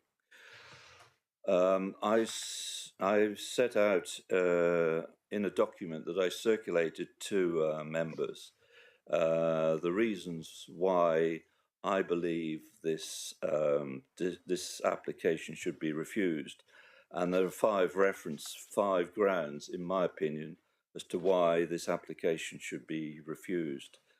I won't go over them all, but I'd highlight what I consider to be the two important areas where I believe that you as a committee have sound grounds for refusing this application. The first is the area. The original, if I could call it the host decision, the area was 4,178 square metres. This has now increased by 24% to 5,185 square metres. There's been a substantial increase by 24% the area of this building, and I believe that this is a key factor that you as a committee should consider. And I'd also ask you to bear in mind that when you look at the JLP only provides for a development area of 3,000 square metres. So if you look at it by reference to the JLP, there has been a significant increase. And therefore, I think this is one, as a result of this, what has happened is that this application abandons the design integration, the JLP requirements, by significantly increasing the mass of the building and changing the roof line to create a continuous fourth story across the entire length of the building. And has been mentioned, the design or the change of the increase in the area and the redesign of this building called for, in my opinion, the need for this design to go before the design panel. This was an opportunity that was available to the applicant, and they did not take that opportunity. And I think that in itself shows that this design that is before you calls into question the issues that I've just mentioned. So the first that is, I think, one of a good reason for refusing this application. I think the other another main reason for refusing this application is the design has brought about a significant additional excavation of earth and rock that was not part of the approved 2018 plan. This application expands the lower ground floor into the hillside, increasing the lower ground floor area by 76%. It also, the plans lower the upper garden, which runs across the entire rear of the building by approximately 3.5 metres to the ground floor area.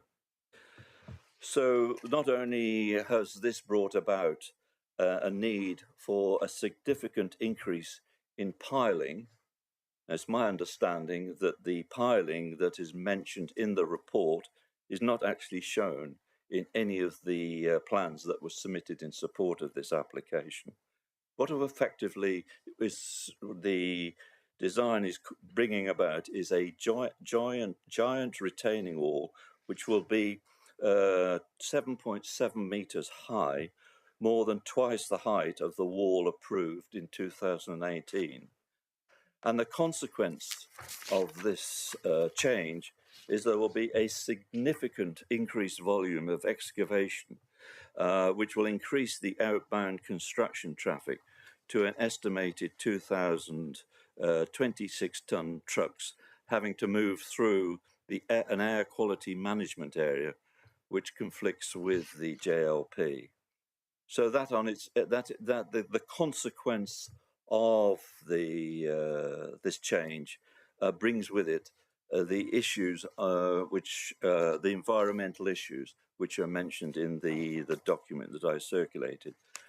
there are three other areas which give rise to concern. And so I would hope that when you come to reach your decision on this, that you'll take those into account. Can I just make one point on the proposed condition 12 relating to the site investigation, which has been mentioned by Mr. Stroud? What, in my opinion, this fails to address is the need for an assurance to be given to the residents of Sparkhaze Drive that the excavation and the development will not threaten the stability of their homes. I think that is a matter that needs, the condition 12 only relates to the site. What it should also do is to relate to the adjoining properties and the stability or the threats to their stability as a result of this extensive excavation. Thank you. Thank you, Councillor Birch. Questions, please? Councillor Rake first. Thank you. Thank you, Chair. Thank you, Councillor Birch. Sorry, I missed it. Did you give a number for the increased outward movements of trucks? Yeah, it's will be approximately 2,000 26-ton trucks. That's the addition. That's the addition, not the whole. That's the addition. Thank you. Councillor Allen. Thank you. I was wondering, Councillor Birch, if you could possibly outline some of your concerns over the drainage.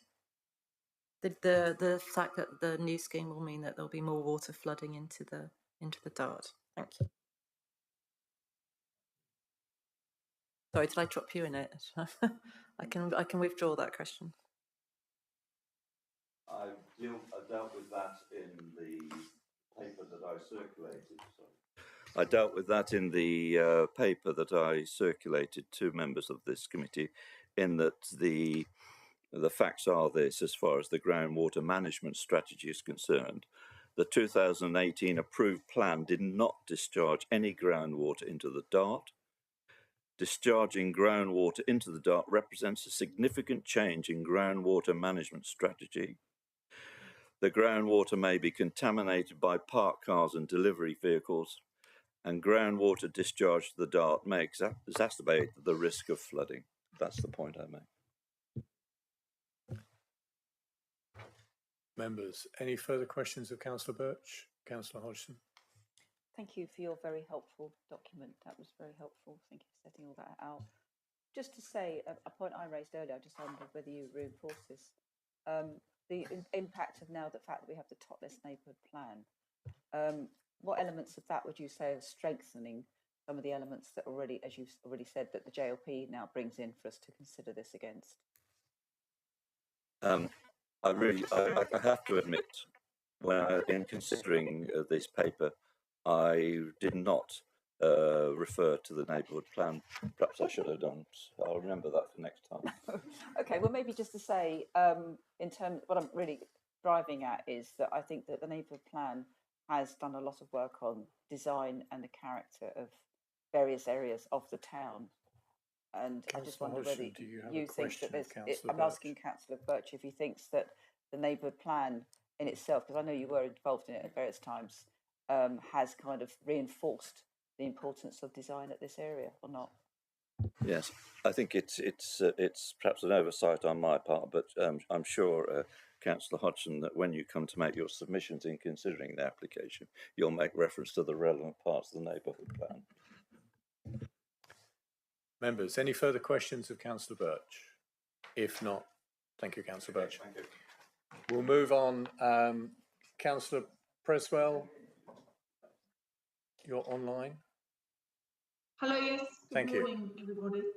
I hope I've got this process right. I'm sorry I was butting in earlier. And I need to also mention that I'm a resident as well of the estate, but obviously not overlooking the plan development. So is that okay? That's fine, Councillor Preswell. Please proceed. Just 2 points, really. The computer generated images were incredibly useful, and I think it's important to appreciate, I don't know if we can go back and look at them, but the increased height actually, if you can go, yes, if we can look at this image, you see that below the roof there is oh, I don't know, I'll guesstimate sorry, typical, sorry. There is a drop of potentially 1 metre of the houses behind, and I would suggest there might be windows at that level of the top floor. If we can look at the second image, if we could look at the similar image where there is the height increase, right. Now there's no drop from the roof level, and I would suggest that that is now, we are standing at the road level, but at the river level as well, there would be absolutely no view now. It would be completely blocked from potentially the top floor, where there was a chance that they would have some view. Obviously, I think now it would be of the other bank. I think that vector is important, if that's the right word, from the home down to the river, and potentially as well, I think it's important to remember that we have this award-winning tourist trip, the Round Robin, and coming into Totnes is quite a magical and emotional experience. And with this increased height, although it seems fairly minimal, it will have quite an impact, and it's going to be a stark visualization from the tourists coming in from the ferry and seeing that on the right hand side. So those 2 points I wanted to make, and thank you for producing the computer images. Councillor Preswell, can I just clarify?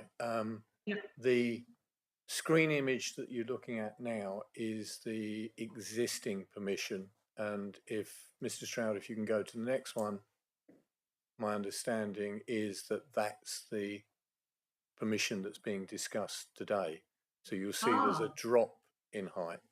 Just to clarify. That's an important clarification. I got that completely wrong. Okay.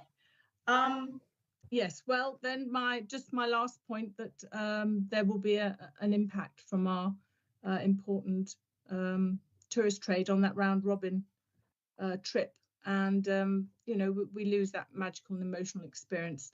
And just to completely finish, I remember I was studying in France at Villefranche, which is just around the corner from Monte Carlo, and we went round the headland once, and as soon as you saw Monte Carlo, expecting a fantastic experience of all the history of it, it was flats by the sea, skyscrapers, and it was quite shocking. Thank you.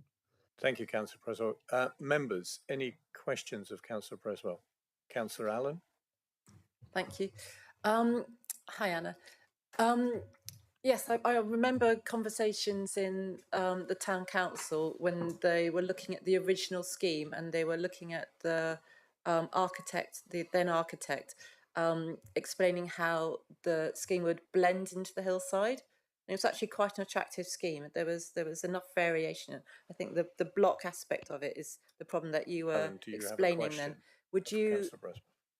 Sorry, I missed that. A question. Yes. Would you agree that that was the conversation in the council? It was very much about the design, which used to be great, and people were not happy with the changes to it. I would agree with that. It was presented in quite a different manner, I think, and this is quite different to what we were originally presented with. Thank you. Members, any further questions? Councillor Abbott. I'm interested, Councillor Preswell, in your description of the boat trip up the Dart. Are there not trees along the riverbank? Yes, there are, and that was clarified when we were in the. I'm echoing, aren't I? That was clarified in the site visit on the Monday, and I think it was suggested that this building would go, from the view of the garden, would be about halfway up the tree line from the residential house. But also when one is on the river, you are at a further angle away, so that the trees in effect are reduced in that vector. And I think it would be fairly visible. And I haven't been on the site visit because I'm not on the planning committee, if it was looked at from the far side of the river. East side. Thank you. Councillor Abbott, are you satisfied? Thank you. Any further questions? Councillor Allen. So it's just a point of clarification. A number of trees have been removed from that area when the Guinness home and decreased in height. So I don't think this picture here is quite accurate in terms of the size of the trees. That's all I meant. Thank you. Thank you. Any further questions of Councillor Presswell? If not, thank you, Councillor Presswell. I will, as requested, we have concluded the presentations, and before we move into the debate, I will move that we have a 10, I was going to say 5 minute, I've just been told a 10-minute comfort break for everybody. So we will be back here just before, making sure the time, Before midday. just before midday, if you can please. Thank you.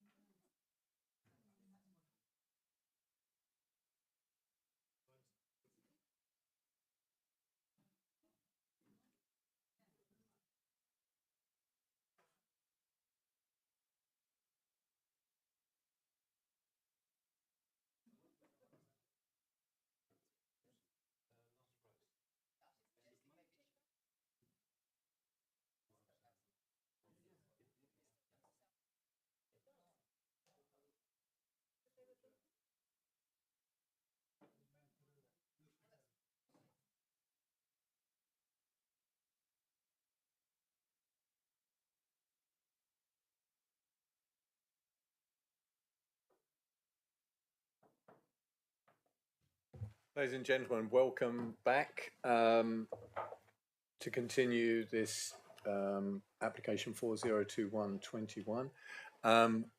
Members, we've had all the presentations. We now move into the debate for this application. Is there anybody wishes to speak at this time on the application? Councillor Allen?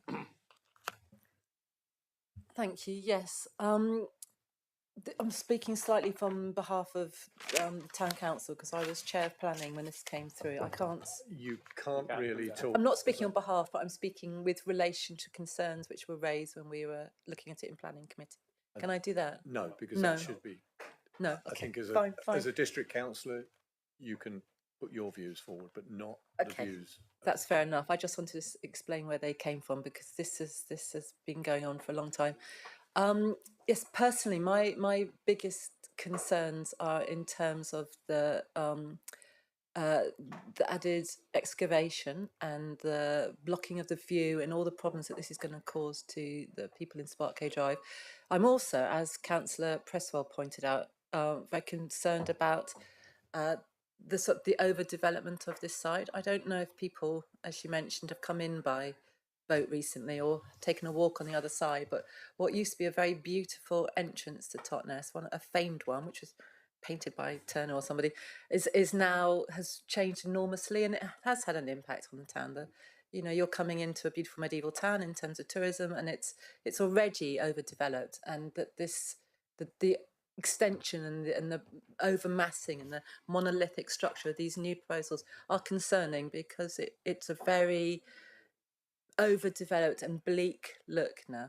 I also would like to ask members to take into consideration the fact that this is one of about 8 new developments just in that very small area. There's Parker's Barn behind, there's about to be another development on the other side of the road, about to be another development on the other side of the river, there's the Guinness home, there's the whole of Chamomile Lawn. There's been an awful lot of building there, and there are genuine concerns raised about the stability of that hill, about the problems of the access road, the problems of parking, the impact on the bats, of course, because I know it's always a bit of a joke, the bats, but they're a very protected species. All of this development along the main point where they come off the river will be having an impact on them. So I'd just like to say that I was supportive of the original scheme because a nursing home was good. It had taken real care to blend into the background. It was a thoughtful project, and this just seems a retrograde step, if that's the right word. Which that would be my specific views at this point in time. Thank you. Thank you, Councillor Allen. Any other comments? Councillor Abbott. Okay. I'm afraid I don't see the rationale in these arguments.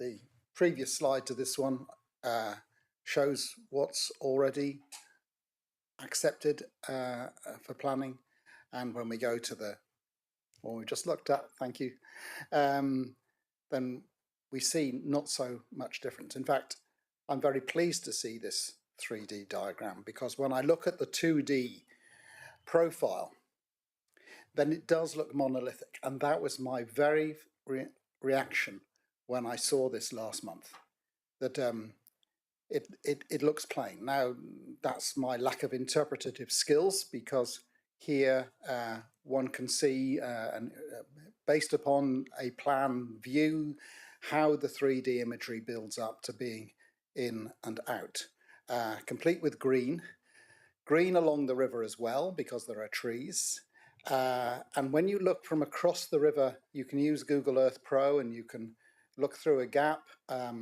between a hedge and a building, and I'm looking here at my screen and I can see a brand new estate, your estate where they has been talked about so much, forming the downstream end of Totnes as it currently is, and this building line, you could say, I understand that's an out-of-date term anymore, is the extent of development along the river at the moment. It would not, in my mind, produce a great change for those residents already there and a change of view it will be a dramatic alteration to their current facility. But that is not a right under planning. That there is an excavation so many times talked about is not a problem in my mind. The people who are going to build the new care home will not want their care home to fall down. Whenever we have a new build, we should be having foundations on bedrock. That this large excavation will lower the whole care home by 1 metre seems to me, in the end game, to be a bonus to everybody, to the view as you walk along the road. If you can see between the, you'll be able to see up that side road, to the people behind. So their view will change, but the fact that the building will be 1 metre lower is a positive benefit. And there must be a real concern about the construction process and the effect upon these existing houses. But that development happens and that towns change and that we're in 2024 with people needing housing is just where we are in life. Those are new houses behind this current proposal.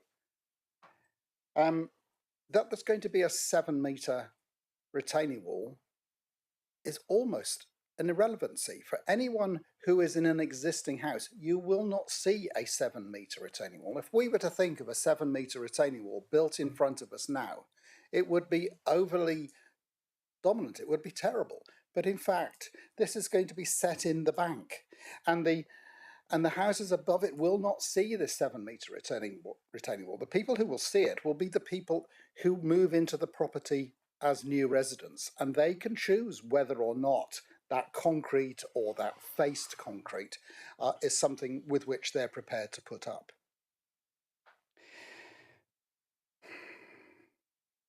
So I haven't yet found the arguments convincing. There's something I don't understand, that in the JLP, Councillor Birch referred to it, that on page 223 of the bound copy that we have, it mentions under number 4, Riverside Development, 3,200 square metres of employment floor space. And, sorry, page 223 in the JLP.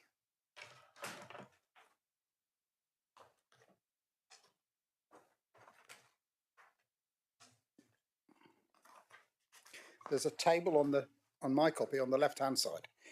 And it says number 4, Riverside, 3,200 square metres of employment floor space. And the column is headed Estimate of Housing Provision and Employment Floor Space. I mean, it's not titled that this is a maximum. It's not titled that it's a minimum. I don't know what it's supposed to mean. And when there is then an increase to the current proposal, that is a fact. But I don't know what the implications of that are. So there we are. That's where I am at the moment. Thank you, Councillor Abbott. I have Councillor Hodgson next. Thank you, Chairman. I think there's a lot of points that have been made this morning, and sometimes with the development of this scale, it's easy to kind of get lost in some of them. And I think that what we need to have heard really clearly, though, is real concerns from both the residents of, obviously, and that often happens, but I think the points that were made were about bigger picture stuff. It's very easy for people to say, oh, it's just NIMBYs, but actually often residents are SWIMBYs, which is wanting something beautiful in my backyard rather than, so I think that the points they've made about structure and various elements around this development and the changes to it, I think are really pertinent and we should listen to. The town council obviously has worked very hard, as have many other parishes in the South Hams, on their neighbourhood plans, and this is quite a critical site. We've also heard about how it's now the JLP is now enforced, which it wasn't when this first went through, and I think it's appropriate that we should sort of bear in mind that sort of changing context within which we view this, as much as we're only looking at a variation rather than the original sort of plan. If I could just ask to go back to the previous mock-up, which has the two trees in the beginning at the front. No, the photo. That's it. That one. I would suggest that people don't get seduced by the two trees at the front. That's going to take a long time for those trees to evolve. And we often see this, lots of little trees all dotted into a site, and it looks beautiful. The green wall, as I mentioned earlier, could end up being a brown wall and looking a bit sort of desiccated with what's maybe on the horizon in terms of the droughts, followed by the extreme weather that we're seeing. I'd like to just read a bit from the neighbourhood plan, if I may. It's one paragraph, Chairman. This is the Bridgetown area, which is obviously, this is Bridgetown. It says, to the north of the Old Town's bridge, Bridgetown's riverside comprises low-lying meadows which are heavily exposed to traffic using the A385 Brutus Bridge crossing and the A381 Newton Abbot Road. To the south, which is this area, residential apartments front the river as far as the caravan park, which is far further up Steamer Quay. Public car park and facilities associated with the Dart, Pleasure and Boat Terminus. This is a focus of significant visitor and recreational activity, which extends along the river, past employment units and the boat club to Longmarsh Car Park and recreational area, some of which lies beyond the town boundaries. This area represents the most accessible part of the town's waterfront, affording fine views across the river and down the upper reaches of the estuary. It's absolutely nailing the fact that this is a really important residential amenity area for people, not just in this immediate area and the people that would be moving into this kind of property, but also across the town. We've got quite a sort of tight-knit town centre. There's not very much public amenity space in the town centre, and that was clearly identified in the neighbourhood plan. So areas like this are really important, and we see that reflected. There'll be various events going on at Longmarsh, people coming through this. And it's important that we recognise that in terms of what we end up with, which could actually, I feel, dramatic, and scale is huge in this. So we're seeing, as we've heard it pointed out by Councillor Birch and various other people that have spoken, the increase in this scale compared to what was there before. And that whole piece to the right-hand side is coming up and catching the eye. So where people are coming down Paradise Walk, they're going to be just walking around a huge high building. And it may be just a bit of planning creep that we're looking at. But I think what we need to recognise also is what was the rationale behind the increase in the first place? And apparently the rationale was that it was an extra 5 apartments. It was to increase it. And these were to be sort of like top dog luxury apartments on the top. And as I pointed out, what might be the next variation is that, as I have also already said, that the decline in usage of some of the residential care homes in this area has already been now ended up with Ford Lane House being emptied because it was no longer viable through the lack of people wanting to come in there. We could end up with a planning application, another variation in a year or two's time, saying, well, or after it's built, we can't seem to get enough sort of 83-year-old people with substantial care needs. So those nice bigger apartments at the top, we want to vary that so they're actually holiday lets. And as we know, holiday lets are impacting right across the South Hams and Devon and Cornwall, where more people are just having these second homes and other properties that aren't for the housing needs. And this is, for me, I mean, I hear what Councillor Abbott said about housing need, but this isn't meeting our housing need because we've already got undersubscribed similar housing not being used. What we need, if we could have anything there, it'd be really lovely to see more affordable housing for the people in this town and in surrounds that genuinely need it. And I think if we were going to see something like that, fine. I know we can't modify what was originally passed in 2017, but I don't see any reason why we should allow this one to be extended in the way that it is, to become much more dominant on the street scene, much more overmassing on the scale. The design, which should be very important, it's a matter of taste maybe, but we didn't have a design panel to inform our taste. So I would allow my own taste, and what I'm hearing from other people is it's monolithic, it's huge, and as I say, those trees won't be there. And I actually would make a big plea about the thought of what could potentially happen to this in terms of the extreme weather we're now facing and what could impact. I mean, we're only hearing today about what's happening with the piling that is going to come in here. How do we know? Has it been assessed properly? We could pass something, and that also automatically pushes a pressure on making it happen and making it possible, as opposed to maybe a bit of caution at this stage. And I don't want to be responsible in a few years' time when something significant happens, which can affect either the people above or the people in the house or both sides, when we see the amount of shearing that's going on in some of the bigger areas, and the scale of this right up against a whole row of houses, as I pointed out earlier. has me considerably worried. And I would like to therefore propose refusal, which is against officer's recommendation. Thank you, Councillor Hodgson. Do we have a proposal for refusal? Do we have a seconder for that? Councillor Allen, are you seconding the proposal for refusal? Thank you. We have a proposer and a seconder for refusal. I know there are other members who may wish to speak in this, so I'm going to invite other members before we take it to a vote to raise any points that they wish to in this debate. Councillor Allen, you've obviously seconded it and you wish to speak as well. I do. Is that okay? Is that yeah? It was just to clarify this picture, actually, particularly. So, as Councillor Hodgson was saying, this is basically, I would say, the only real town walk. We have a walk into Dartington, and we have this walk. This is where half the town goes every day to walk. So I know this view very, very well. So neither of those trees are there. The bank does not raise like that on the right with where the walkway is. That's comes in at a flat angle. So when you are walking along towards Longmarsh and the recreation area there, it's basically very exposed, especially obviously not in summer. So it will only look potentially like this for a few months of the year. It's a very important and very open area, this, especially because it banks up. So you can see this from all over town.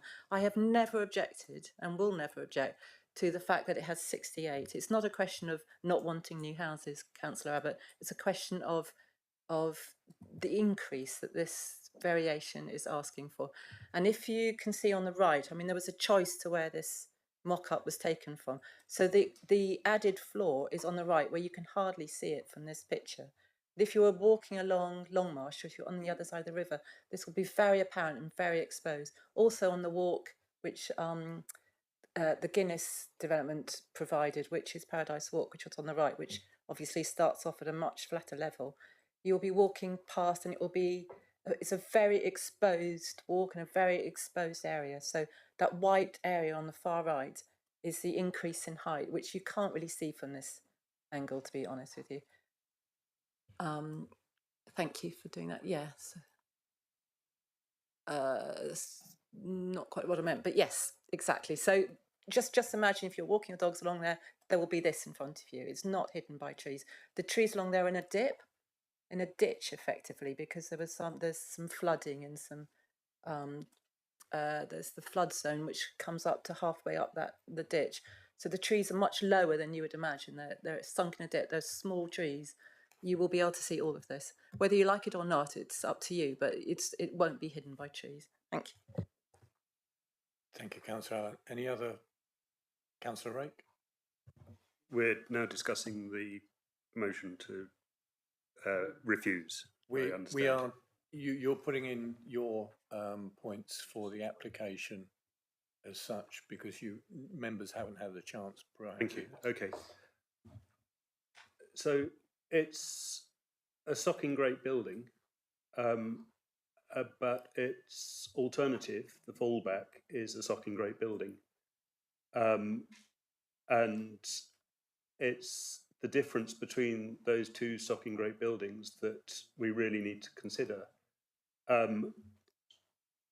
And like Councillor Abbott, I'm unconvinced so far by that the differences between the two, or the balance of the differences between the two, the presumed benefits of perhaps of a lower roof height over the northern end of the scheme, in the balance with the increased roof height and the southern end.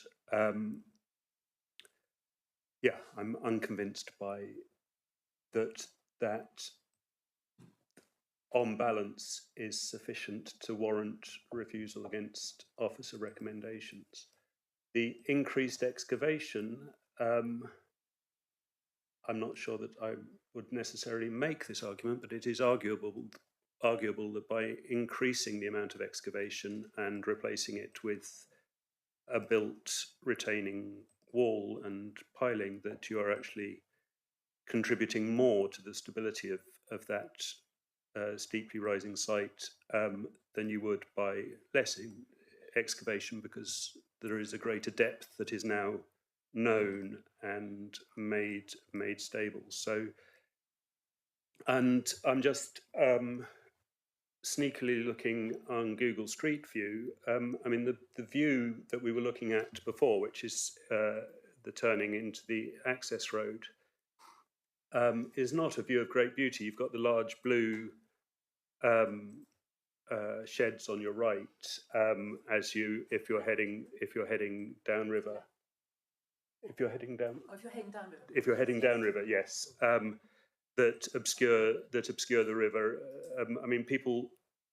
I would suggest it's been a while since I've had the privilege and pleasure of using Longmarsh as a recreational area, but you don't go down there to sort of stand here and take in the wonders. You go a little further on, and where it opens out beyond the car park.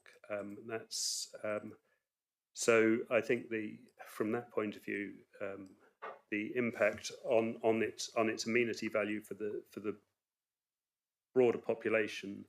Again, I remain to be convinced. I will listen to further debate. Thank you, Councillor Wright. Councillor Carson. Thank you.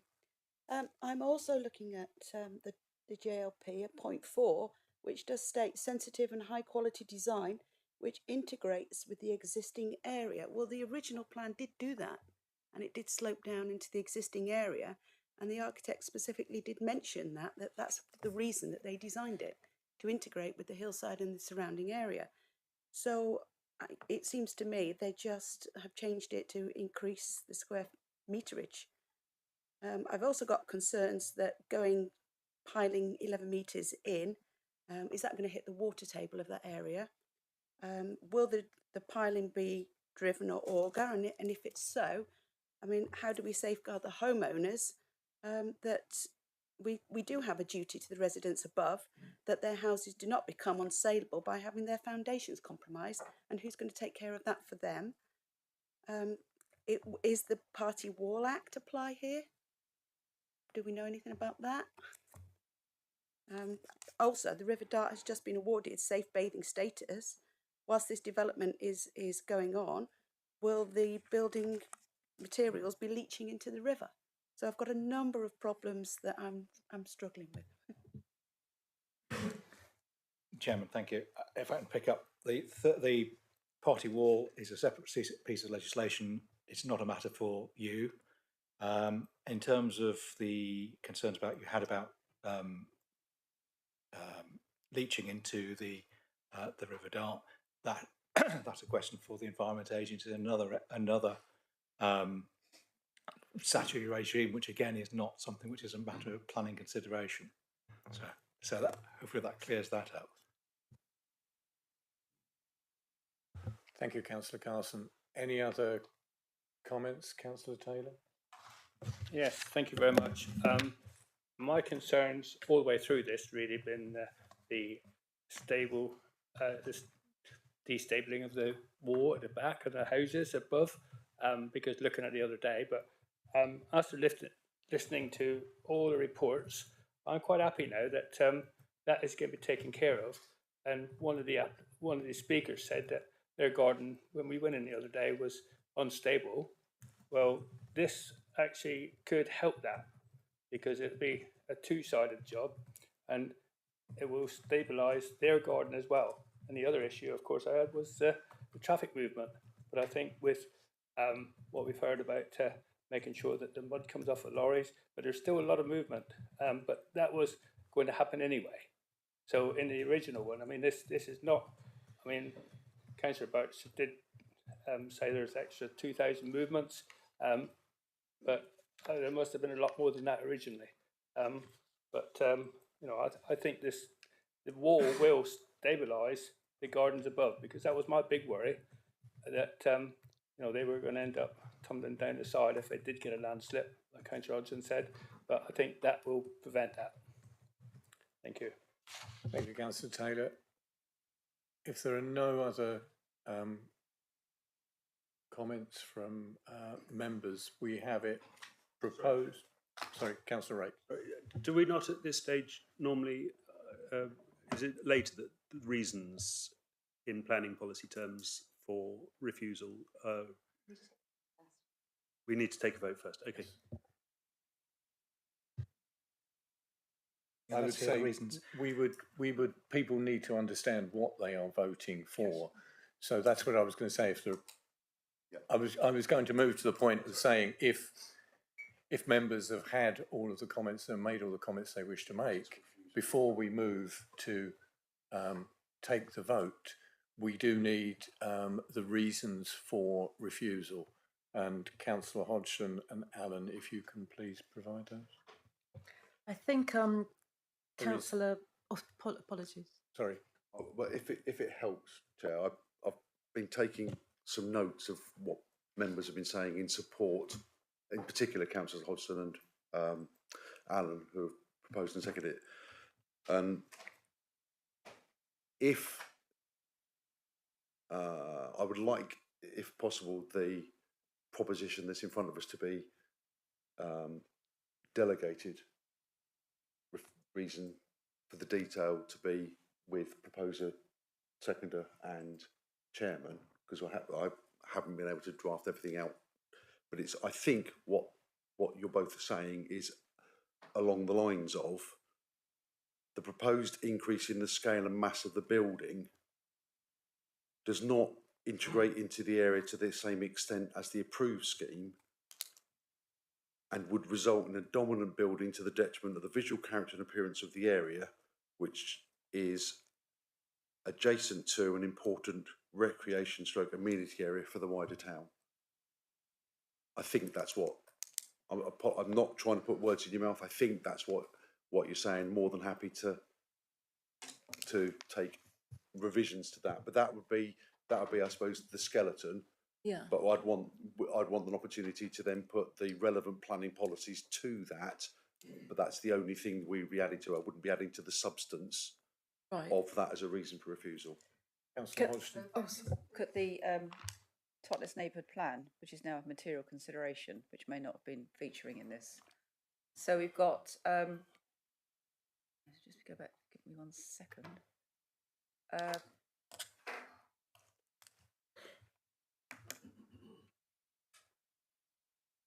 Sorry, it's diving through it here.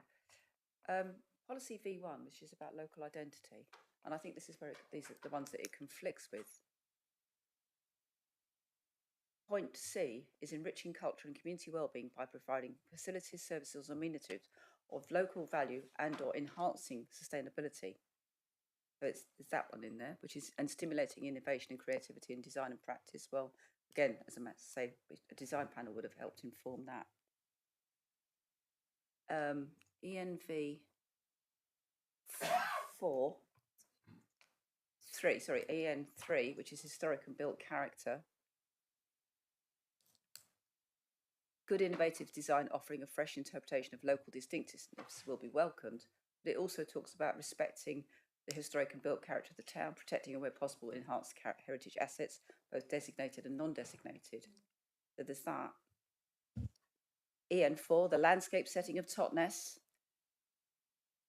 New buildings should not be of a height or mass to obscure important views shown on the proposals map, which includes this area, nor of a height to break the historic skyline. Well, this is dipped in. New development should protect and where possible enhance the contribution the town makes to landscape character of the wider area. So this is all about people coming in. And EN5 is the River Dart.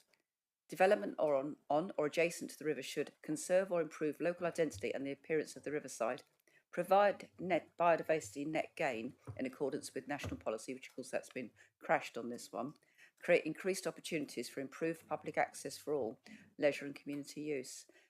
That particular one, talking about biodiversity net gain, I know we're not able to do it because it's got an old historic application in there, but surely the additionality on this perhaps puts it into that, and I would just challenge that legally. Then the other points I would make in terms of the reasons for refusal, is the points that has been made by Councillor Birch, which he set out very clearly in a document. I don't know if officers were privy to it, but it's looking at the JLP requirement, again, a document that's come in since this is coming out now compared to the original. But again, I think it's something that's really strong. Policy TTV 22, maintaining a strong network of main towns, and this talks about the variation increase of this overall square footage. So this is huge. And the nursing home variation request is a major overdevelopment of the Riverside site, is the claim against that. He's talked about Dev2, delivering high quality development. And again, this looking at what's going in here and the scale of it is impacting on that. You asked me for reasons, and I'm trying to set it out so you've got. I'm just thinking they're the ones that, as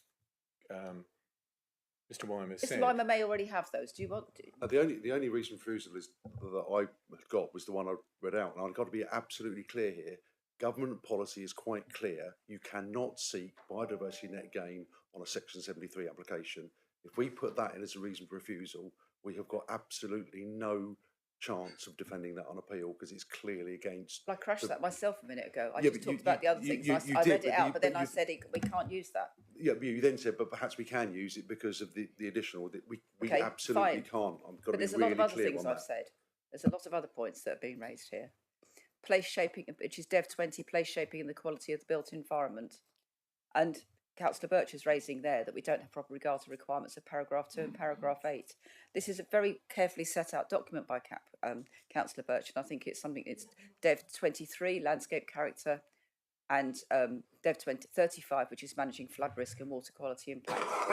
But I think but I think at the end of the day, one of the really clear things of this is the sheer level of increased scale, which is overmassing a very constrained site. I've got the increase in scale. I'm afraid I can't give you any assistance on everything else. It's for members to tell officers what your reasons for refusal are when it's against officer recommendation. So it's not for me to go through anybody's representations, whether it's council or someone else, and provide reasons for refusal for you, because you're the ones who, the committee is making the decision. It's for you to give officers the reasons for refusal and not vice versa. With respect, I'm not sure I'm listening to her. You're telling me we don't want to go by the document. You're saying don't read it all out. Well, Councillor Hodgson, which is fair enough. But Councillor Hodgson, I'm happy. I think it was the salient points. If because there was quite an extensive shopping list there, which I understand, which is based on the Totnes neighbourhood plan. Which so if you're saying JLP, if you're saying all of those need to be included, from your viewpoint. Yes, they do. I think they're really important points. I mean, at some level is the detail, but as I say, I think the overriding reason for refusal is that we're seeing a huge increase for no good purpose to a building that was already been passed, and I think that it can't be justified from what we've heard. I'm comfortable that if the I'll rephrase that. I absolutely fully support the officer recommendation. I think that's the right recommendation. I think I need to put that on record. If members take the view that the application is unacceptable, I'm comfortable that we would include any relevant policies in either the joint local plan or the Totnes neighbourhood plan that back up the proposition that the proposed increase in scale and mass of the building will result in a dominant structure to the detriment of the character and appearance. I'll take a vision of the character and appearance of the area. If there's any other elements that are different to scale, mass, and that element, then I think that needs to be. I need to know that and a bit more. Apologies, succinct, because I haven't got the Totnes neighbourhood plan in front of me, and I can't go through each of those policies and pick up points. But I think most of them were about the additional scale and mass of the building. Councillor Hodgson, if you're happy with that, obviously with the additional policies in the neighbourhood plan will be referenced, as would the JLP.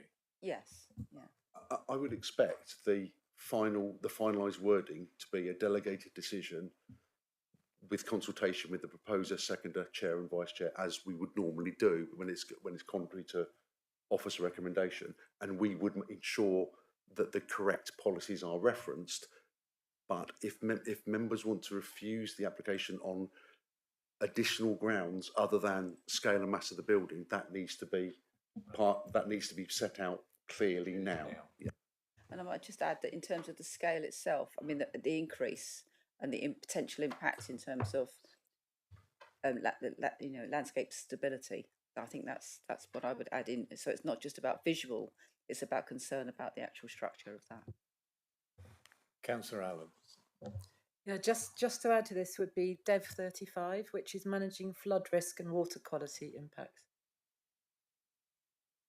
Well, with the greatest respect, Councillor, we have the Environment Agency who don't raise any objections. We have the Lead Local Flood Authority don't raise any objections.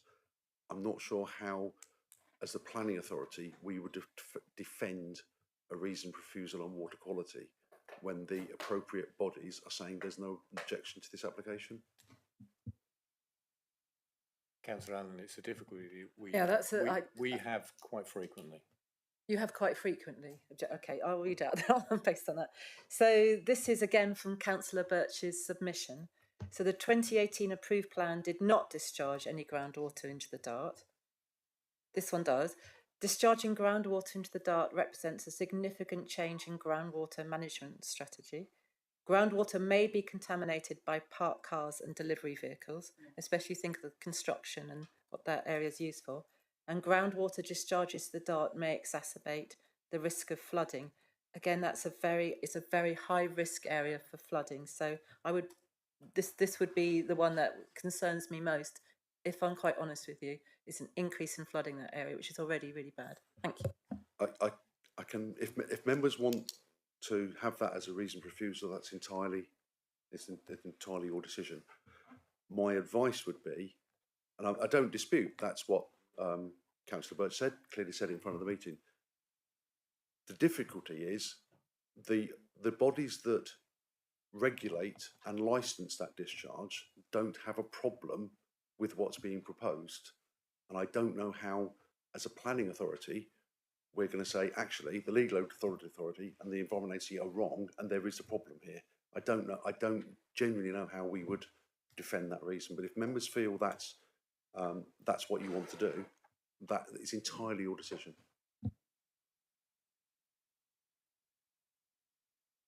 While you're considering this, I know Councillor Abbott has been indicating he wishes to come in. I will allow Councillor Abbott to come in because we're still sort of trying to define this, and I know you had some fairly well-reasoned points that you raised. So, Councillor Abbott, please. Inasmuch as the reasons for refusal are being stated, I have a difficulty with Councillor Hodgson's list from the neighbourhood plan, because they seem to me to apply to the scheme, not to the changes in the scheme, and that's why I thought it was worth relevant saying that at this stage. Thank you, Councillor Abbott. Right. Want me to come back? If you can, please, Councillor Hodgson, but it's can we make sure that we have the reasons for refusal sort of squared away, and are you agreeable with the comments that Mr. Weimer said, and do you wish to include, as he said, the issues around flooding and groundwater, which is indicated may not be defensible? Because the Environment Agency has spent recently 4 million on flood defences in the town in the last few years, and they were back to us again at the Town Council less than 3 months ago, talking about the need for people to be much more mindful about flooding. So that's possibly even more recent than when their sort of acceptance of this scheme. I mean, this scheme has been kicking around for a while, and we've had more extreme weather in the last year, so we're getting that I think the story is changing. As we also know, with all due respect to the Environment Agency, they're the ones who have been the monitoring body for the quality of our rivers for the last few years, and a lot of people don't swim these days for all sorts of very strong reasons, shall we say. So I'm not being rude about the Environment Agency. I think they're probably challenged, but I do think that we need to sometimes bring a bit of common sense into this and our own experience. So I do stand over Dev 31 being part, 35 being part of this as the refusal. Which is working on that. Councillor Long, can I come back about the point you made about the neighbourhood plan as well? Certainly, yeah. So the neighbourhood plan, which was accepted and passed in November, it took into account the fact that the planning application had already been accepted for the previous building. So this would be contrary, this is new information, which would be contrary to the neighbourhood plan as it stands at the moment. Thank you.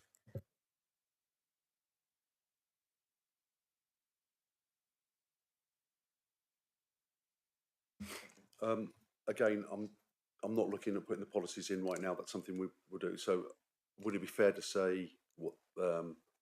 Again, putting words in your mouth. The proposal to discharge groundwater from the development to the River Dart is likely to have is likely to cause. Sorry, can't read my own writing. Is likely to cause unacceptable harm to water quality and flood risk. Okay. So for clarity, I believe members are voting on 2 reasons for refusal. One I've just read out in terms of water quality and flood risk, and the first one in respect of the increased scale and mass, creating a dominant building to the detriment of the character and appearance of the area, which is adjacent to an important amenity area. We will add in the relevant policies in consultation if the application is refused. There's a few things I've heard from the Labour plan that I would be hesitant to put in terms of affecting heritage asset. I don't know where the nearest either designated or undesignated heritage asset is, so I don't know whether that in itself would be relevant. We'll go through those points at the time. The River Dart is an asset. The River Dart is not a heritage asset in planning terms. I absolutely accept it's an asset to the town, but in terms of heritage asset, we'd be looking at normally listed buildings, conservation areas, that sort of thing. Yes, so the other side, and also Longmarsh, I believe. Anyway, as you said, it's not a heritage. Councillors Hodgson and Allen, are you happy? Can I make one more point, which is relevant, or you can explain to me if it's not relevant, if possible. So, when you're looking at the future plans or the expected water level rises in Totnes, we've seen plans for 35 and onwards. A lot of this area is predicted to be underwater. I don't know if that's been taken into account, but the whole of this area, up from Longmarsh all the way back, at least up into the point where that building starts, is under severe, it's literally red on the future plans. I don't know if that's relevant now, but that's possibly people can take into consideration. Thank you. Stephen, is that something you could respond to, please?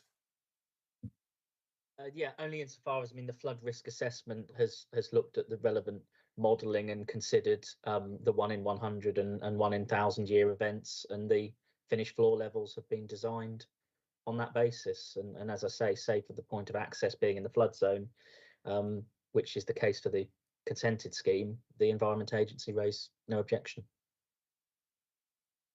Right. Councillor Hodgson, Councillor Allen, you've had the reasons. Are you happy that those reasons, if there is a refusal, then the detail will be agreed between yourselves, myself as chair and the vice chairman? If I may just add, I think it's unneighbourly. I don't know how strong that is in material, but I mean, in terms of the proximity to all of those houses behind, the impact on their well-being from that new development right up behind them, so close to their own immediate area. Is that permissible? Councillor Hodgson, I've constantly been told I can't use unneighbourly, so there are other terms, but unneighbourly is one that I've been told I can't use. Is there one that could be used that would actually reflect that? Because there is obviously concerns about subsidence and all sorts of things that are going as part of this. I mean, is there anything that can be put in there that's in proper planning terms?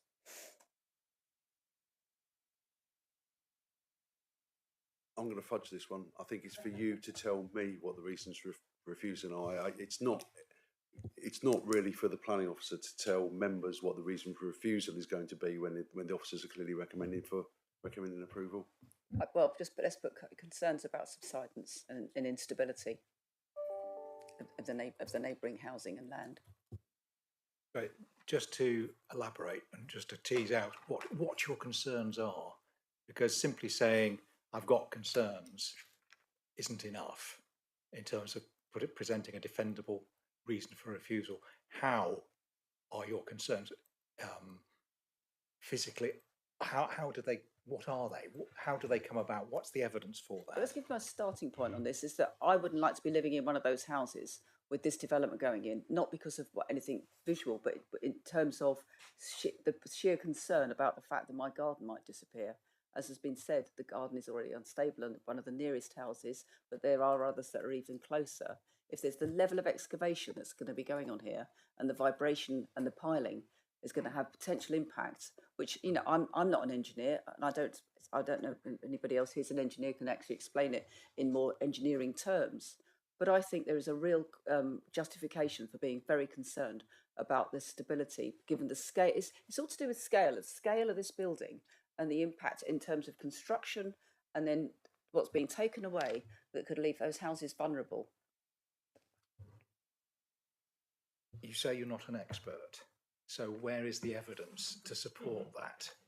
Is it possible to talk about the piling? I mean, for me, if I may elaborate a little bit, I mentioned before about the new Parker's Barn development, which I don't quite know the right word to use, sewage, literally pouring out of the building across the drive. It was in all the national newspapers, pouring down into the River Dart, and it's quite a substantial way up. And a lot of that was supposed to have been caused by a wall collapsing at the back of Parker's Barn because of the instability of this area. Now, I can't give you evidence about that, but that's what I heard from the residents of that building at the time. So in terms of that was passed as a development by the Environment Agency and by everybody else, it doesn't necessarily mean that there won't be concerns about this area, that we can raise concerns, because we've got proof that things have happened in the past, literally just up the hill from there. I'm not quite sure why we don't know the extent to which piling is going to go in. I mean, my father, bit of an anecdote, built a house, there was piling going in because the area underneath it was unstable. They wanted to dig down a bit, whole thing collapsed. He had permission, everything else as well. I'd feel a lot more confident about this site if those things were plain to us now. We don't know the amount of piling. We don't know exactly what will they all hit. I mean, the water table is about up to the tree where you see it now. I don't know how, as Councillor Carson mentioned, if the piling will go down to the water table or not. Potentially it won't, potentially it might. I just don't know. And it's quite hard to make a decision on something like this when you don't have all the facts in front of you. Thank you.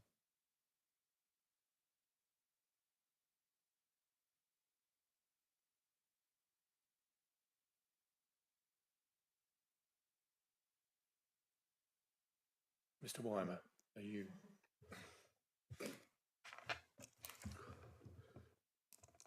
I think the only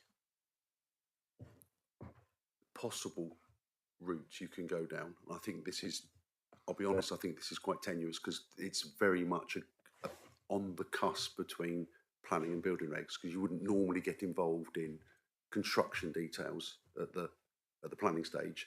And my personal professional view is that proposed conditions, I think it's 12 and 13, I'm expecting Stephen to nod if I'm right, cover the details in terms of having those details submitted to us. But I think what you're saying is that the council has insufficient information to determine whether or not the proposed development has an adverse impact on the neighbouring properties due to lack of information in terms of construction details and construction management plan. I have this council, I say that is normally dealt with by a condition, and you wouldn't normally see it as a reason for refusal, but I think that's the only way I think you could take that. Can I respond to that? Thank you. Pat. I think normally it would be something I wouldn't be so concerned about. But this is a genuine and long-standing concern, not just from myself, but from many members around here, because of the issues that have happened in the past. It feels to me like we need to get this right, because the impact of the houses falling in or more of flooding, any of these things will have an impact on the road going through, not just on the River Dart. I mean, it's in a very sensitive area. I know it feels like it's just in the middle of all these other buildings and everything else, but the impact that's happened in just recent years on that road, on the Dart, on Longmarsh, on the car park, has had quite a bad impact on the town. And I think the fact that all the Totnes councillors, the ward members from Totnes, are all very concerned about this development because we know the area best speaks volumes. So normally I absolutely understand about the building reg conditions, but in this particular instance, because there have been historical incidences which have had terrible impacts, and these are from developments which have passed planning, I think with this potentially caution would be the better, whatever that expression is, the better course to take at this point. Thank you. Can I just be clear? I don't think Parker's Barn did have a planning permission. I think Parker's Barn was a permitted development from when it was changed of use from the former county offices to residential. So I don't believe the original change of use had a planning permission, but I may be not right on that. So in which case, I need one or other of you to tell me what you want the reason for refusal to be. Then. Well, I think you've set it out, and as you say, might be a bit on the cusp of what we can or cannot say here, but it's very clear that it's going to now require 11-metre deep drilling, and the retaining wall is now 7.75 metres high, which is more than twice the height of the wall approved in 2018. So the construction changes are quite considerable, and I think that has given rise to concern about, and we don't have adequate information to make a judgment on that.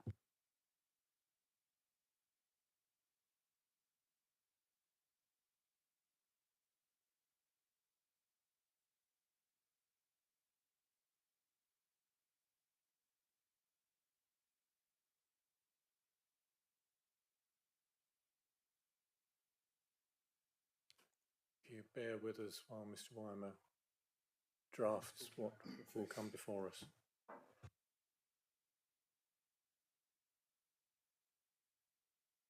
I think I'd like Mr. Weimer to complete this and not be distracted by further. I thought I was going to get covered in a minute. If you're, Mr. Weimer, if you're happy for additional comments while you're doing that. Yeah. Okay, Councillor Rake. Thank you, Chair. Just to on this latest addition to the reasons, just to revisit my earlier comments. I'm not an engineer, but I am married to one, and we do work together. And I think it's a bit too easy to say that more is necessarily worse.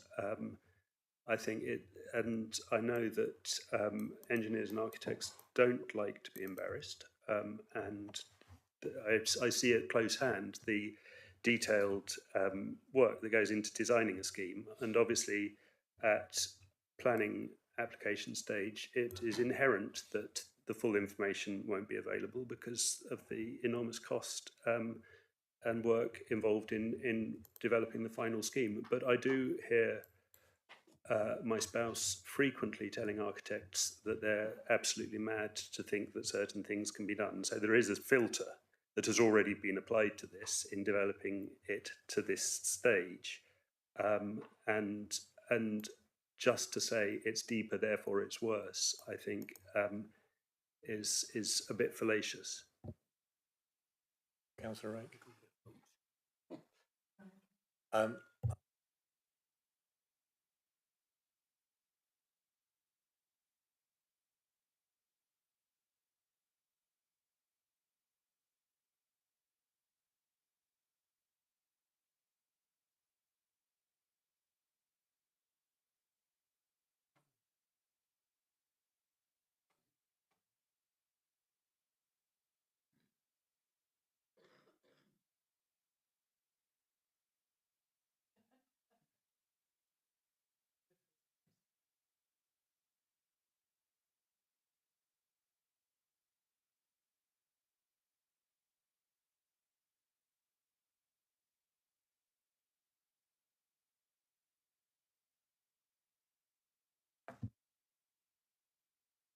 Councillors, please.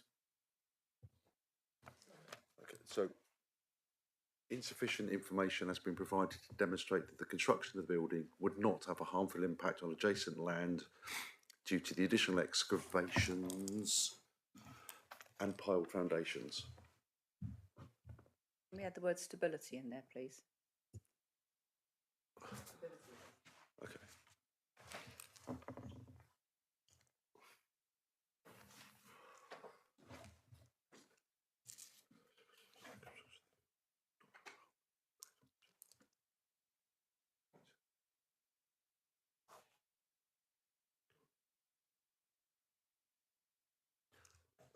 So insufficient information has insufficient. That doesn't make sense, does it? Insufficient information has been provided. How can you provide insufficient information? Yes, that's better. Sufficient information has not been provided to demonstrate the construction of the building would not have a harmful impact or destabilise adjacent land due to the additional excavations and piled foundations. Under the definition of land in the Planning Act, land includes buildings. So I'm comfortable. Can I just set out, and I feel I have to set this out. If this goes to appeal, members are going to have to provide evidence to back this decision up. Sorry, to back this particular reason up. I don't believe officers would be able to provide that evidence, and so I'm just making sure members are aware of that. When you say evidence, do you mean like the flood data, the flood projections, and? I think, Councillor, we're talking. The point that's being raised is when you're talking about stability and piling, that evidence. But we don't have the evidence. That's the problem. I mean, it's quite hard to have evidence for something when we're saying we don't have enough data. I think that's my point. Yeah. You're saying you're really concerned that piling's going to have an impact, but you've got no evidence to say the piling's going to have an impact. So therefore, we shouldn't be making a decision till we know exactly how much piling there is. Which is where proposed conditions 12 and 13 come in. Yeah. I think, members, we've gone round this. We have the reasons for refusal. I think, with, as we said, the details and the policies to be included in consultation. Are members happy that we now move this to a vote on those reasons for refusal? We have a proposer and seconder for refusal contrary to officer recommendation. I will now take it to the vote. All those in favour of refusal contrary to the officer's recommendation, please show your hands.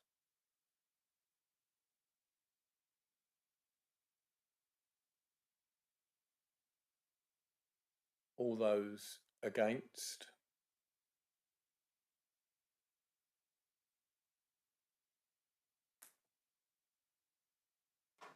Thank you. There are no abstentions. 3, 4. So that proposal for refusal has been refused by members. I will now take the, I suppose you could call it, substantial motion that we move to vote for the officer's recommendation for approval, conditional approval, as laid out. I'd like a show of hands for those in favour and the seconder. We need a proposer and a second. Yeah.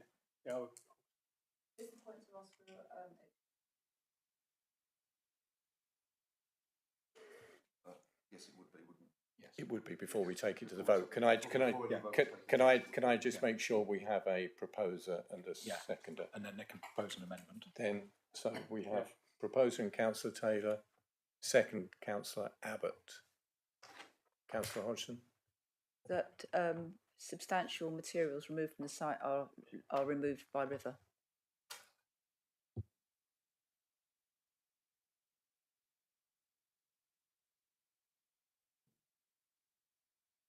Mr. Wyrick, that would be something that could be worked up in the construction management plan if, I think it would be problematic.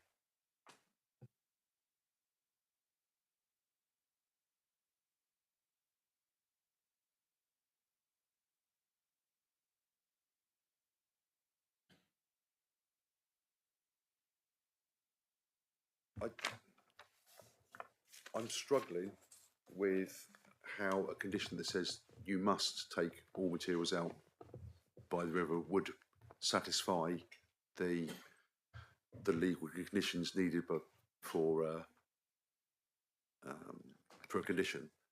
And whilst I'm not saying this is what the applicant could or couldn't do, so for argument's sake, if the applicant came with the construction management plan and said, well, we'll take out the same amount we would have taken out for the approval by road, and the additional will go out by barge, river, whatever, then that wouldn't satisfy that condition.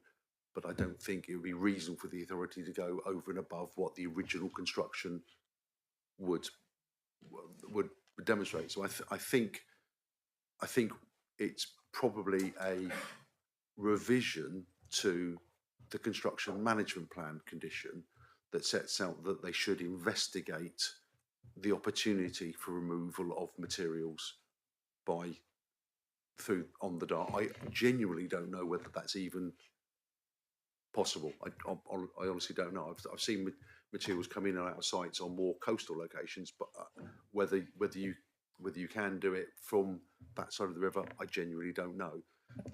Can you suggest any conditions that we could put in? Because I mean, it's a genuine problem. The number of trucks coming through. I think the thing Totnes. is what you can do. I think Mr. Weimer has said and given you a pointer to sort of, the condition that in the construction management plan that the movement is investigated, and I think that's the best that.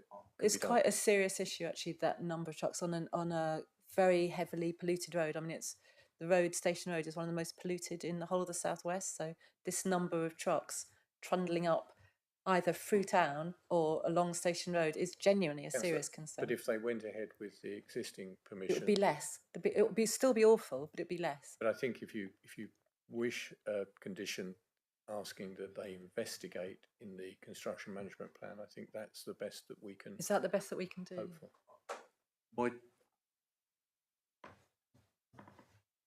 I think it would be, as I say, I think it would be unreasonable to say you must take everything out by river. I am comfortable that we add something to the construction, some wording to the construction management plan condition that ensures that the construction management plan comes in, has investigated the possibility of removal of the excavated soil via the river. What I genuinely don't know is whether there's, I don't know that side of the river at that location well enough to know whether you can effectively moor a barge there and then take vehicles from the site over the road into the barge. Does it cause even more problems with then the pedestrian access along the riverbank? I think it could something that could be investigated, but I don't know enough about it to say for sure you have to do this, because there may be the harbour master may have reasons to say no, you can't.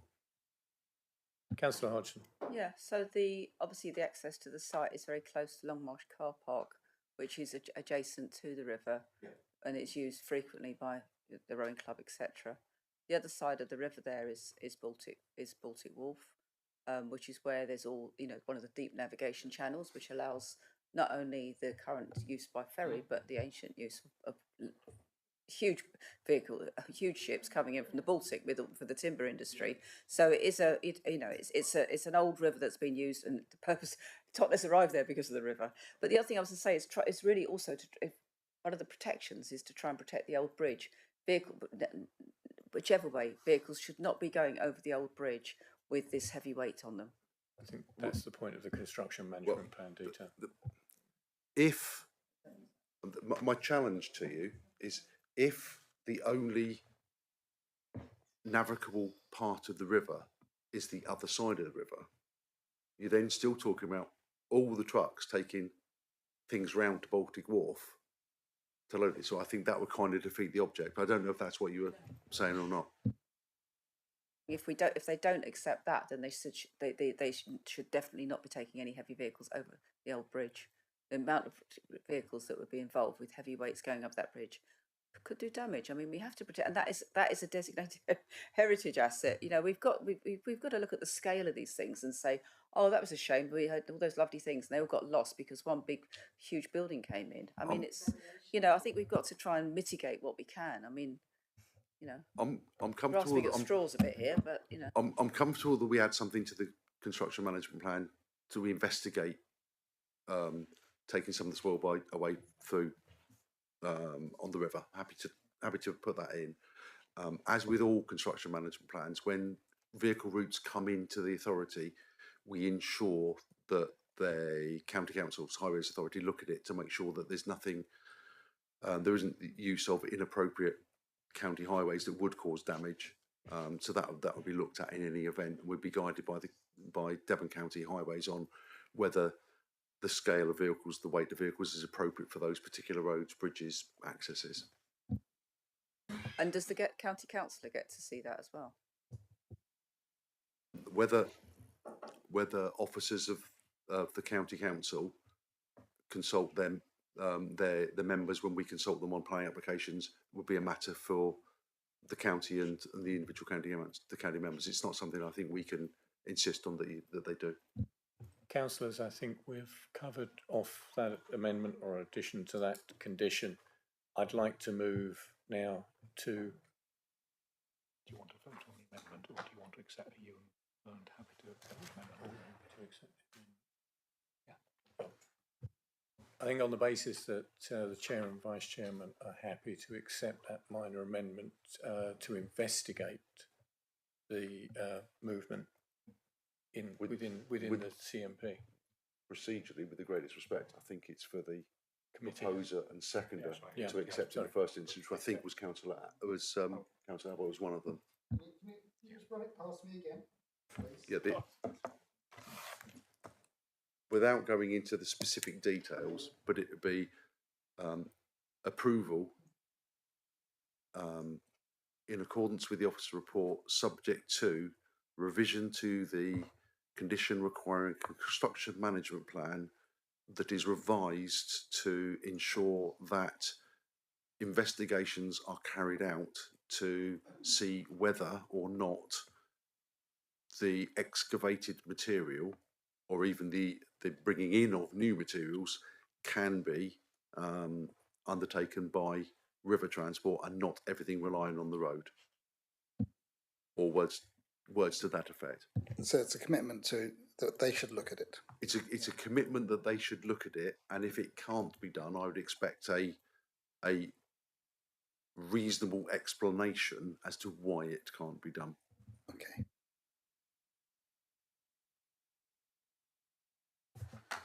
Are you acceptable? Okay, thank you, Councillor Abbott. Right, members, we'll now take this to the vote. Can I have a show of hands? Those in favour of the officers, voting in favour of the officers' recommendation for conditional approval. Those in favour? With the revised condition. With the revised condition. All those in favour?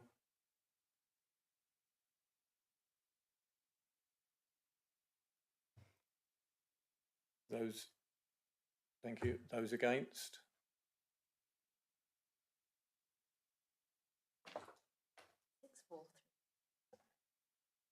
Thank you. That motion for that application, the motion is for approval according to the officer's recommendation. Thank you, members. It's been 6-3. It was 6-3, 6 in favour, 3 against. So that application is approved. Thank you.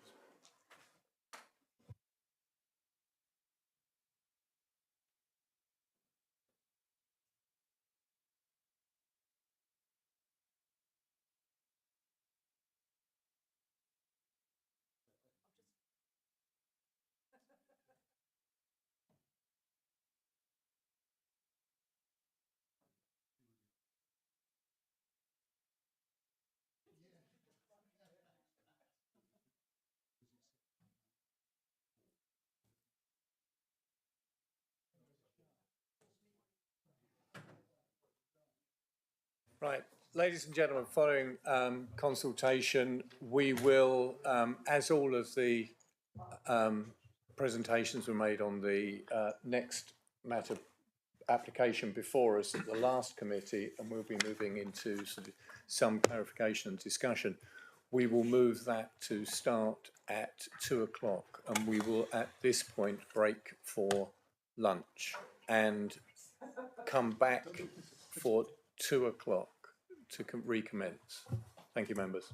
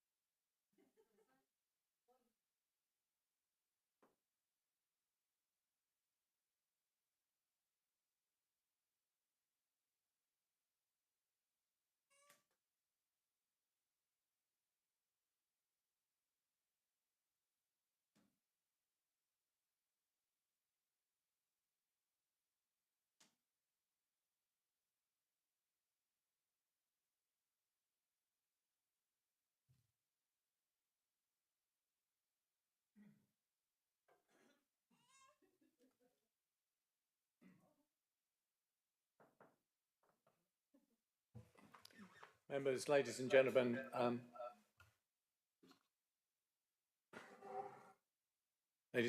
we're restarting this Development Management Committee 15th of May. Just some housekeeping for those who are only attending this afternoon. In case of a fire alarm, exit through the doors and the building and make your way to the far end of the car park.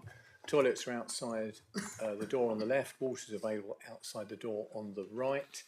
This is a public meeting and members of the public are welcome to listen to the debate today, but unless registered as a speaker, you're not able to take part and speak. We are live webcasting today, so can I please remind members to use their microphones, remember to turn them off when not speaking. Also, can I ask everybody to make sure their mobile phones are switched off or on silent so they don't ring or play wonderful tunes during the meeting. The terms of how... Simon, I'm looking at you for this one. In terms of how items are presented, the order for each application is as follows. The case officer will present their report. Any objector will speak, the supporter will speak, parish council representatives will speak, the ward member or members will speak, and then the committee members will be able to question each speaker on points of clarity. At the conclusion of the debate on each application, the members will vote and come to a decision. I'd like to ask the officers at the top of the table to introduce themselves, please. Thank you, Chair. My name's Amelia Bolter. I'm Senior Democratic Services Officer and Clerk to this committee. Thank you. I'm Bernard Taylor and I'm a member of this committee. I'm David Fairbairn, Head of Legal Services and Monitoring Officer and the Legal Advisor to the committee this afternoon. Good afternoon, Pat Weimer, Head of Development Management for South Hams Council. Good afternoon, I'm Lucy Hall and one of the Principal Planning Officers at the Council. Thank you, and I'm Councillor Mark Long, Chairman of this committee. We will now move on to an application 15624 24 Red Walls Meadow, Dartmouth, which was deferred at the last committee meeting for a site visit which took place this previous Monday. All of the presentations were made at the previous committee, so we are just looking for an update on items that have arisen since then and on the questions asked at the site meeting, and then we will move into the debate and vote on it. And should I say that Councillor Steele, unfortunately, because you were not present at the last committee meeting, you cannot take part in this application. Chair, members, just for information, the case officer who presented at the last committee and was at the site meeting has been unexpectedly called away due to a family emergency and is not able to attend this afternoon. Between us, myself and Lucy, we've come to we know enough about the application and the presentation has been done to continue.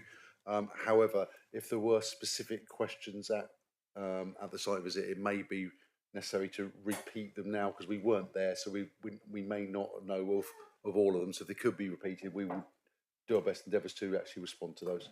Thank you. Thank you. Right, if we can now move on to Lucy, or if you could take us through points. Yeah, I haven't got much to add really. I just wanted to clarify a point that I understand was raised, was just regarding this shared access. So I just wanted to show members this plan, which I understand was discussed on Monday. So there is now, as I understand, a opening within the wall, and there was some concern about this. So this plan, you will recall, shows the application site in red and the proposed annex is just where my cursor is there in the dark one. Quite tricky to see my cursor. To the south of the site on here is a blue line, and that is showing a dwelling which I understand was approved in 2023, I think. But what that shows is a new opening within the wall and a shared access to the 28 Red Walls site, as well as the site of the proposed dwelling. And I understand they have started works in order to create that access, and I believe that some steps have been created which, whilst are not shown on any approved plans, is not something that we would consider to be development. I wasn't going to go on any further than that, but if you've got any particular questions, I'm happy to try and answer them. So to be complete. Yeah, so just to be clear, the access has got consent. Just looking at the plan there, isn't there a rule around ancillary buildings in terms of scale to the main building? I mean, that's nearly the same size. So there's not a specific policy requirement in terms of size that they can be. There's policy Dev 10, which talks about them needing to have a link and a functional link to the main dwelling. There is guidance within our supplementary planning document, which is adopted, that effectively it can't be a separate dwelling. But in terms of the size, I think the officer covers it in the report. You know, it's a size we consider to be acceptable. You know, it clearly reads as being an ancillary building to the main house, and it doesn't meet the space standards. So as officers, we have deemed it to be acceptable for an ancillary building.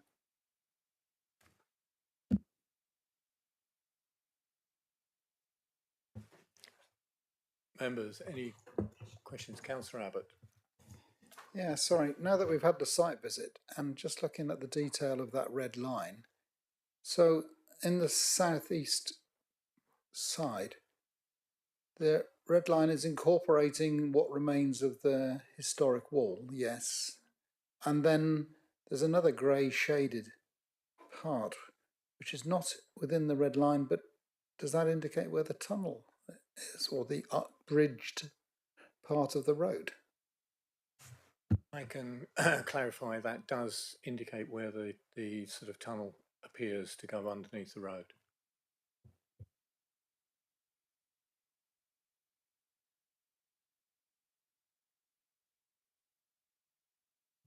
Councillor Allen. Thank you. Correct me if I'm wrong, but my understanding when we were talking about what constitutes an auxiliary building was that the access to it would be shared access with the main building or come through the same entranceway. But now that we know that there is also an access at the back, does that have an effect on whether you can still describe it as an auxiliary building or not? No, so the access, and we have received a supplementary letter from the applicant. The access was always intended to be a shared access just for convenience from Mount Boone, Mount Boone Road. But no, it would still be a shared access to the dwelling. They can walk beyond this to the dwelling. So no. Any other questions that need responding to? Yes, in respect to Councillor Allen's question, it's no different to any other property that's got a front gate and a back gate. But you still read the property as one planning unit. There's not looking to subdivide it into more than one. Councillor Allen. So just as a further point, it's for clarification. It's really, so I think some of the issues raised by residents of that area was about parking. So the fact that there's now a back entranceway, which means that people could park along that road and exit, does that have any impact, knowing that, on how we look at this planning application? I don't know if Pat wants to jump in, but I would say no. And, you know, I guess the point of showing this plan is we've already approved that. It's not being considered as part of this application. So if members were to refuse this application today, there's nothing to stop them carrying on with that access. It is already approved.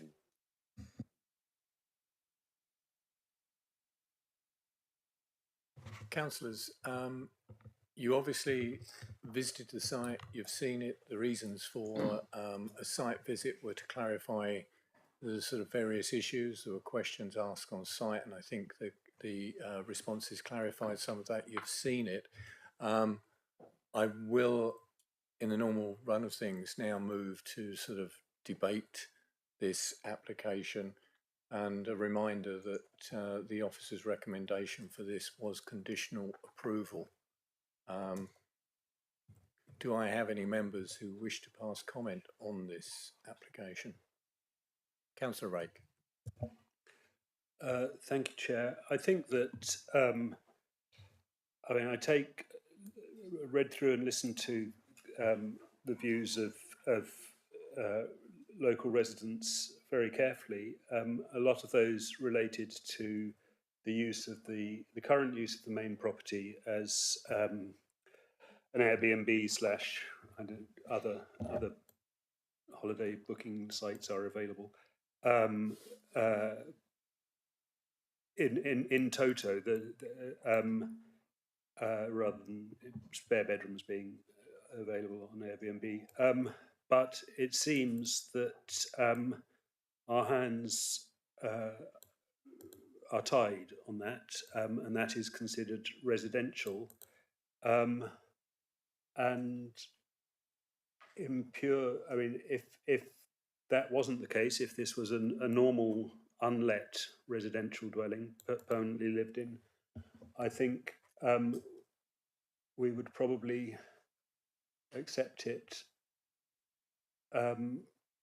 without too many concerns. And so I can't really see a justification for doing otherwise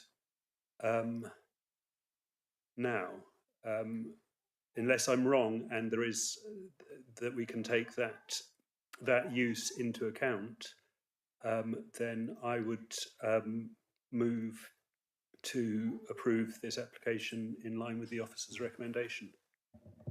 Thank you, Councillor Rake. We have a proposal to move acceptance. Do I have a seconder? Yeah. Councillor Hodgson, will you? I'll second that, and I actually fully agree with what you're saying. Actually, that I have concerns about the impact on the local area, because it's probably going to be more holiday accommodation as opposed to providing a residential home, and potentially this could come back and with a separation for a separate house. But we are where we are with the law. We can't do much about that. We can see what it is, and it fits in. It complies with legislation. So our hands are tied, and here we go.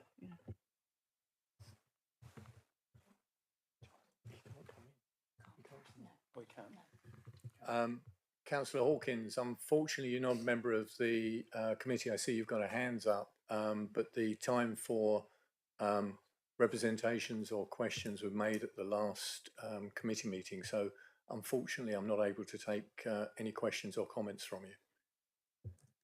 Councillor Allen.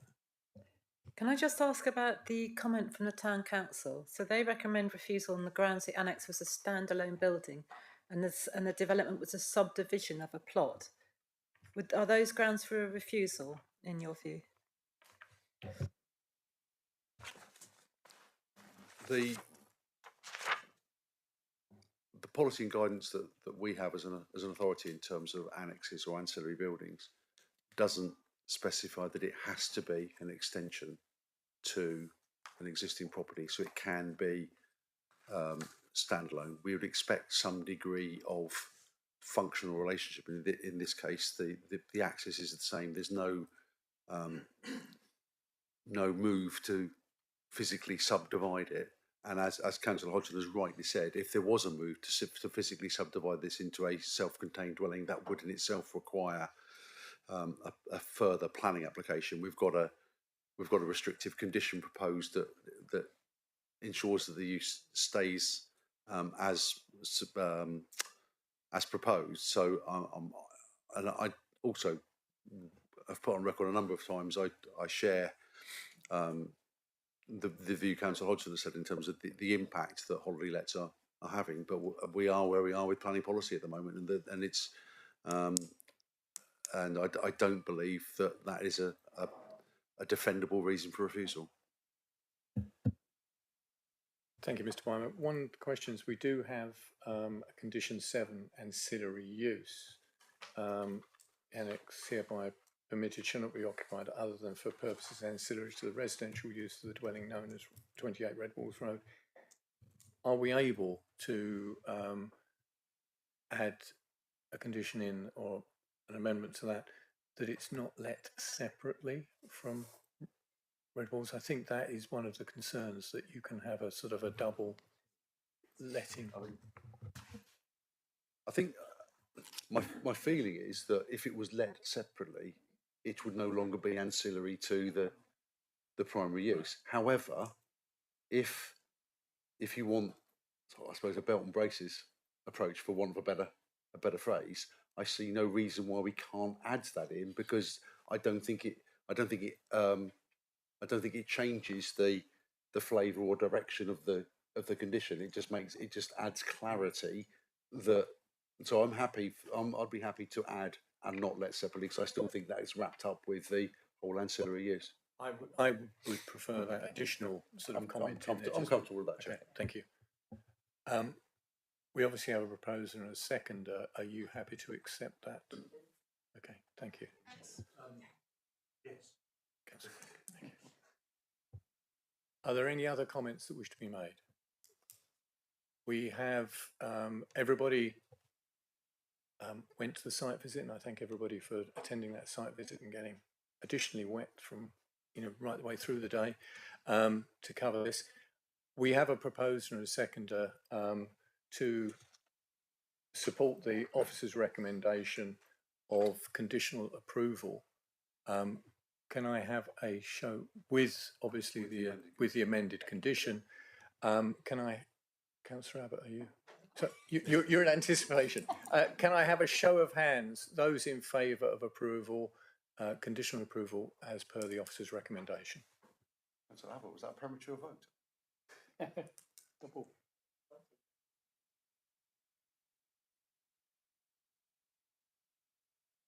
Right, and those against? Those abstaining? One abstention.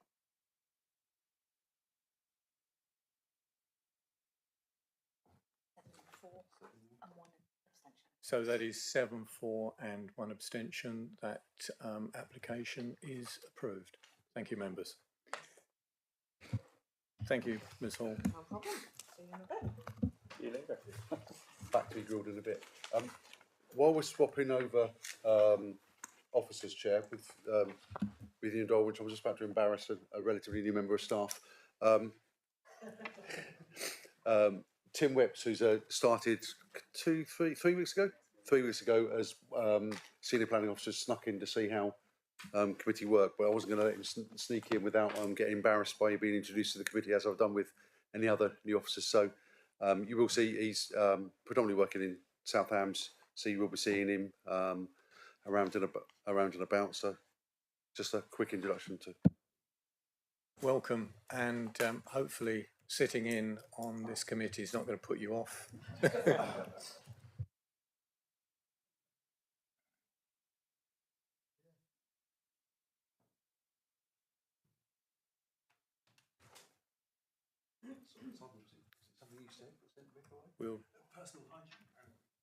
We'll just give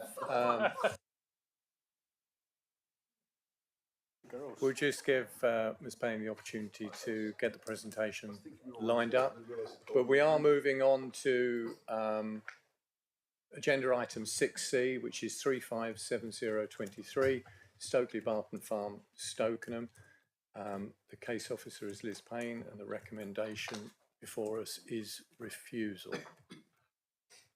Payne, are you able to go? Thank you. Thank you, good afternoon. This application is at Stokely Barton Farm. The application site is to the east of Stokenham. It's outside of the settlement boundary. It's within the undeveloped coast, within the South Devon National Landscape, and within the Heritage Coast also. The question marks on the plan are an anomaly in the mapping that we're using in a minute, just for we do know what's there. As you can see on this slide, the area in question has been used previously for agricultural purposes. There's redundant polytunnels on the site that have been used to grow produce for the farm shop. and it's quite an enclosed site, so it's surrounded by trees and hedgerows to the to all sides of the site. Access to the site goes through the Stokely Barton complex. Once you get past the converted barn buildings, you then get into the sort of working farm area, and there's a more industrial and commercial sort of character to the site. This particular view, the site can be seen at the sort of far end of the vehicle access from this view. Once you're on site, the site's separated up into 3 different terrace levels. This is the lowest level. Just to the right-hand side of the screen, you can kind of see there the polytunnel on a slightly higher level. And it's also worth noting the tall boundary trees that are opposite us along the western boundary there. And then this photograph is showing the middle and the top terrace level. And again, there's hedgerows and smaller trees along the northern boundary. The proposal is for a 4-bedroom detached house and a creation of an access along the western edge of the site. The dwelling will follow the contours of the existing sites and comprises 2 single-storey elements with a central 2-storey section. So it's kind of not really changing the site levels, it's working with the existing contours. And just to give you an indication of the sort of character of the proposed property, these are the just 2 elevations. The materials used would be stone and burned timber cladding with a steel roof. The south elevation, you can see there's a stone retaining wall that would sort of separate the 2 terraced levels.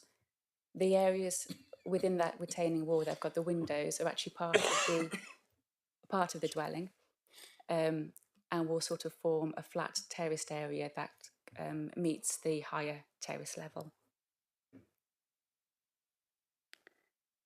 So moving on to the planning assessment, the core thread of the local plan is to encourage sustainable development, and an SBT1 sets out criteria for what that actually looks like, and includes ensuring that development is located in an area that has access to services in a via sustainable transport.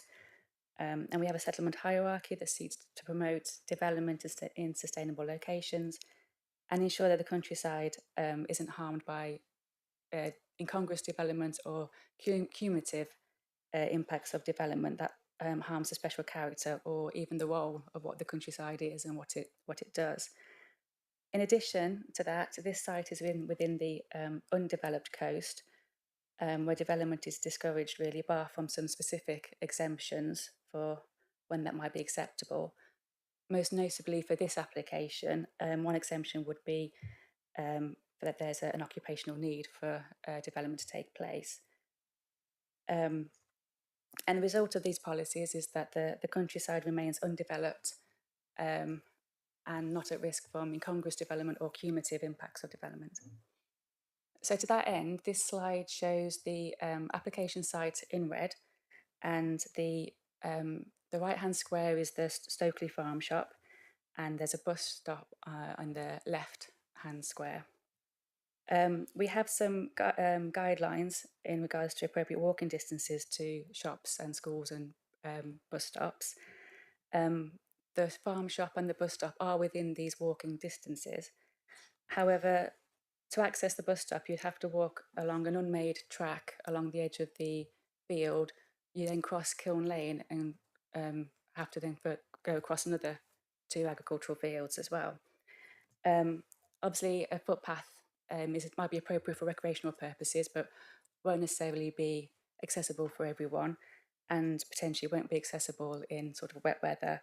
It won't be lit, and it would be potentially dark for sort of long periods of the day, particularly during winter months. And the school and other services in Stokenham are sort of accessed in the same manner going across that first section of footpath before you meet Kiln Lane. The applicant has also proposed that there's an occupational need for the dwelling to justify the location within the undeveloped coast. The applicants have a number of businesses in the area, the farm shop and the brewery, as shown on the yellow square, and also a tree tents business, which is where the yellow triangle is to the north of the plan. The applicants say that they are on call for these businesses 24/7, and that in particular the tree tents business hasn't grown and expanded as much as it should have because of issues with accessing the site throughout all hours of the day.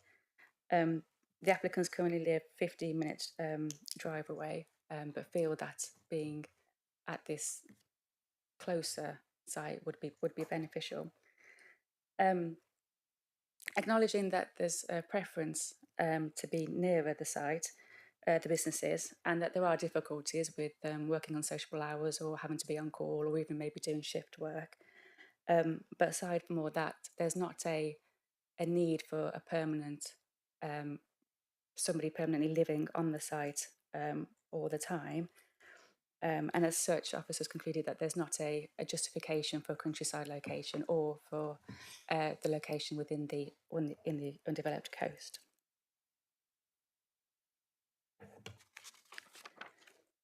So moving on to the scale and the design of the development. Policy Dev 8 of the local plan prioritises the need to deliver an appropriate mix of houses across the plan area and to respond to any local imbalances in existing housing stock. And across the parish, there's a need for smaller dwellings. This proposal would be for 4 generous double bedrooms. It has an internal floor space of 240 square metres, which is nearly double the nationally described space standards of what the minimum floor space should be. So due to its size and the number of bedrooms, it's not considered that it sort of responds to the housing need of the area. If I just go back to that first plan as well, you can see that the proposed dwelling would be in the northwest corner of the site, so it'd be set back away from the access track, whereas the other developments of the original farmstead are clustered around the farm access. So the dwelling would have an uncharacteristically large domestic garden area for this location, and wouldn't really accord with the existing pattern of development in this area.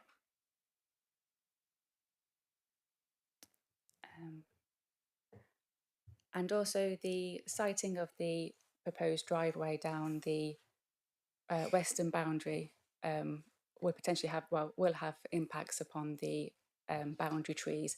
As you can see, the red line showing the driveway is going underneath the canopy of that row of trees.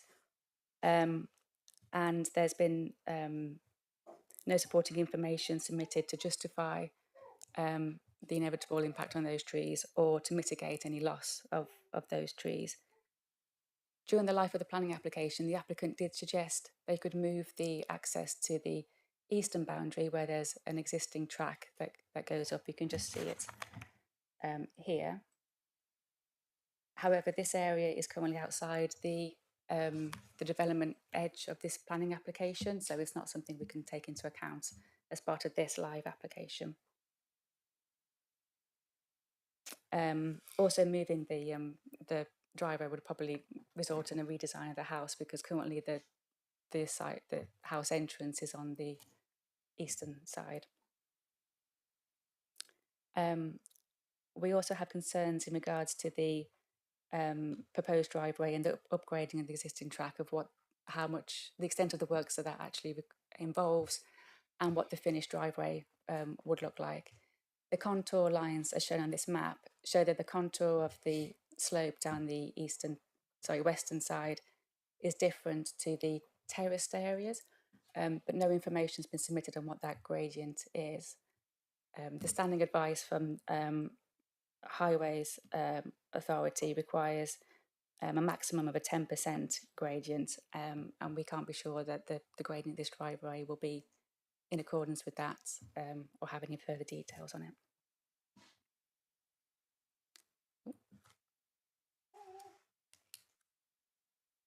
Sorry.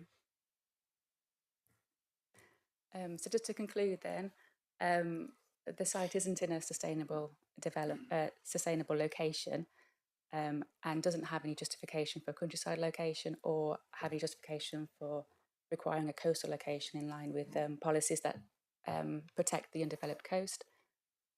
The actual siting of the house within the application site is out of keeping with the rest of the surrounding development, and the size of the proposed dwelling is contrary to DEV 8, which seeks to respond to the existing housing stock, imbalances in existing housing stock. There's insufficient information on the upgrading of the access, and there's insufficient justification or mitigation for the loss of those boundary trees. There's also commonly a refusal reason proposed that the application doesn't demonstrate compliance with DEV 32 in regards to a response to the climate emergency. Within the supporting information, the applicant has proposed that they'll put solar panels on the flat roof. There'll be battery storage, air source heat pump, and an electric vehicle parking point. However, none of these measures have been shown on the submitted plans. In addition, we've got no evidence to show that those measures will meet 20% of the energy consumption of the proposed house, because we don't have any SAP or any sort of designed energy consumption information. So I'll be recommending refusal. Thank you, Ms. Payne. Members, any questions of the planning officer? Councillor Rake? Just quickly, your pretty blue lines, can we go back to that one? And the yellow blobs, thank you. I mean, you say, I live about that far outside my village, and used to walk to school every day, admittedly up a lane, but would have preferred a footpath. You say that the footpath isn't accessible to all. I mean, that seems to me, I mean, living in the country sort of imposes constraints in the countryside, imposes constraints anyway. I mean, is there a requirement that should be accessible to all? Well, yes, there's a requirement that development should be sited in a location that has access to services via sustainable transport. So it could be cycling or it could be walking. And yes, if it's going to be accessible via a walking route, that walking route needs to be accessible for everybody, because the permission will go with the land, and that might the owners of that land might change, and that house still needs to function in a sustainable manner. We can't control who's going to sort of live in that house in the future and what needs they might have. So the standards that we have for today is that they have to be accessible and not penalise people that can't access those routes. Councillor Rake, are you happy with that? I'm a little puzzled, but I might address that during the debate rather than now, Chair. Councillor Taylor, then Councillor Steele. Yes, thank you. Liz, could you clarify what a steel roof is? Because I mean, I'm a bit thick on this one, but it's not corrugated iron, is it? In my report, I did discuss the fact that there's limited information on the actual final details and quality of the finish of the design, even though I haven't had that as a refusal reason in its own right. So what a steel roof actually looks like, I'm not 100% clear on myself, but you get the overall impression that it's aiming for something agricultural in sort of nature, and something like that could be conditioned. The final materials could be conditioned if we were minded to approve. Okay, thank you. Councillor Steele. So there's a comment in the report that there's already a working farmhouse on the site used as a dwelling. Are you able to point out where that is? Do you know? That came in from a letter of representation, but I'm not familiar which property and exactly was being referred to. Maybe a question to ask the applicant. Councillor Abbott. Thank you. Well, I remember that wood and the camp and the glamping as a lovely day. And access was from the southeast of that triangle, that yellow triangle. And although the blue lines have been drawn on, that red square is very close to a lot of development there just to its east. Is there no road access through that older area? Yeah, so if you were, so the access to the site as proposed would go through, oh gosh. So that's the red line that shows the access to the site going through the existing cluster of buildings there. But the blue edge was to show the shortest walking route that would actually fit within the walking distances that are required by our planning policies. Obviously, if you walked along this road and this route round, it'll be a much longer route. That's right. Does that answer your question? It answers the question. Talk about it. Councillor Allen. Yes, I know this area well. Just to say that the farmhouse is within the middle of those buildings. It's an old farm, and it's been the sort of all the surrounding businesses like Stokely Barton Shop and Hampside and everything came later. So that's the main class of old historic farmhouse. Thank you. Can I ask also, actually, you were mentioning about the footpath. So in the past, there was a footpath which would lead from the driveway there. You could walk to Stoken along there, but that's been removed recently. That's been lost, that walkway. You can't walk along that road anymore. There's no space on either side, so it's quite a dangerous road to walk on. Thank you. Members, any further questions of the officer? If not, thank you. We'll now, excuse me, we'll now move on to the speakers. There is no objector. We have a supporter, Kate Brooking. You have 3 minutes.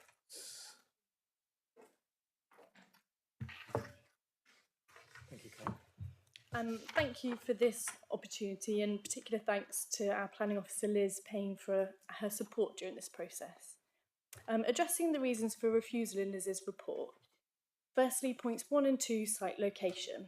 We acknowledge there is no current agricultural tie and no requirement for a coastal location, but there is an occupational tie as our family businesses are in this countryside location and within the undeveloped coast. We cannot move the businesses, so the only option for us is to build on site.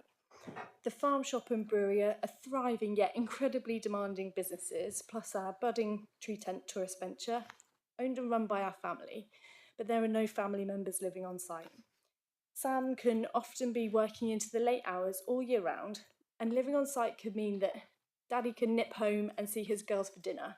Bath time, bedtime stories, essential parts of everyday family life that he misses so much of. Points 3 and 4 mention the scale of the proposed development, and we feel it's respective to our growing young family. That's myself, my husband Sam, and our daughters Eliza, who's 5 and at school, and Kitty, who turned 1 earlier this year. Not forgetting our 2 naughty beagles, who are infamous at the farm shop, particularly the butcher's counter. Point 5, regarding the site traffic movement. If approval is granted, we would be open to any conditions outlined by yourselves regarding this.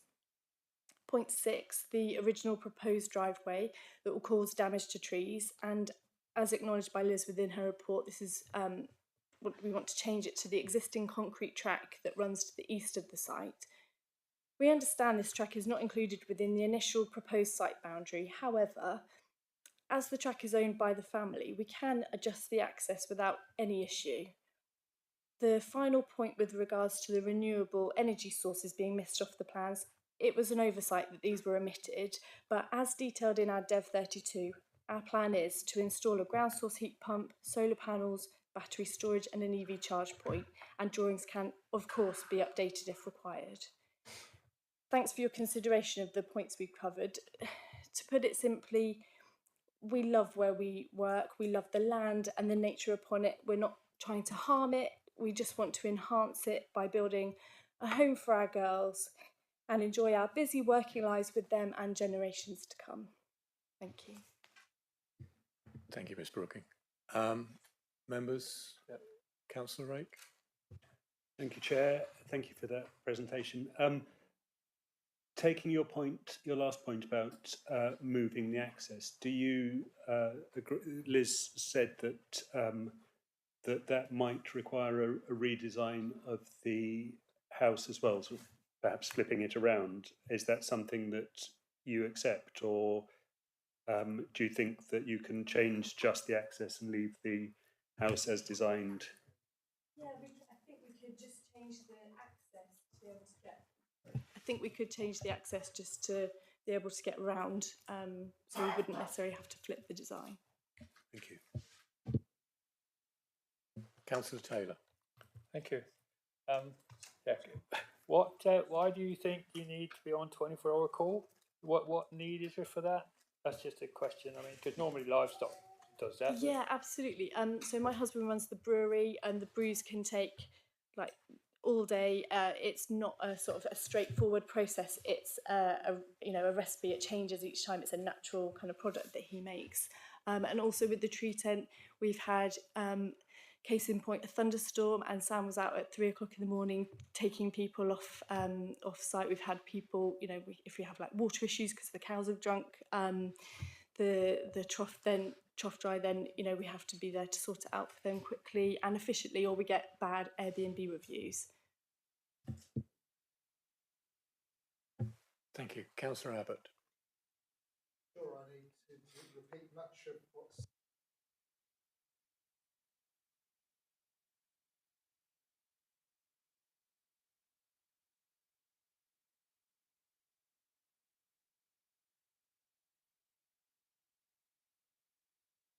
Sorry. I'll ask it in this way, please. You would propose keeping that house orientation, but bringing the road from the east across the north of the house to the current proposed car park, rather than reorienting the house?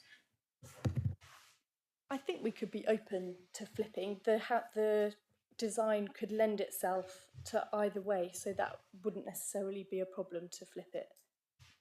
And those are trees, isolated trees, are they, or small bushes to the east? They're actually part of the our landscaping, so we want to increase biodiversity, so that's our planned landscaping. Any more questions, Councillor? Councillor Steele. Hi. So tell me about the farmhouse that's there already. Is there someone living there? Is it not livable, or why aren't you in the farmhouse? So the farmhouse was the original working farmhouse. When my father-in-law bought the farm from the previous owner, who still resides there now, he bought the sort of remainder of the working farm, but just so the owner of the farmhouse owns but leases out the land to the south of his house, so it's not a working farmhouse. So you're leasing the land from the farmer? Is that what you bought? No, we bought the land. Just not the farmhouse. That's right. Yes. Yeah. Members, any further questions? If not, Ms Brooking, thank you.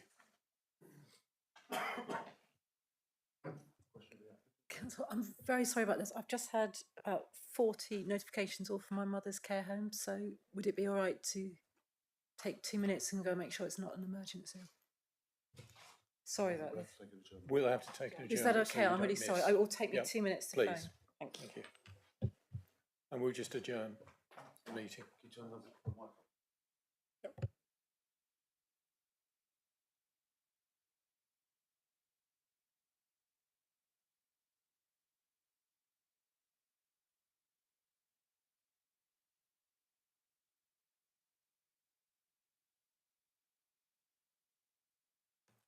while we're waiting for Councillor Allen to come back, we have Councillor Richard Payne from Stokenham Parish Council.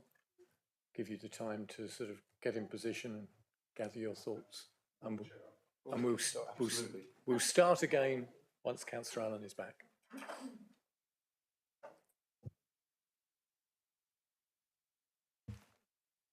Chair, just perhaps for clarity for the members of the public, the reason why we're having an adjournment is that if any member misses any part of the debate or anything we speak, they're then precluded from voting. So it just seems appropriate to give Councillor a couple of minutes to do that, so it doesn't then preclude her from voting afterwards. Councillor Allen, are you back with us? Thank you. Right, we will now continue. Thank you.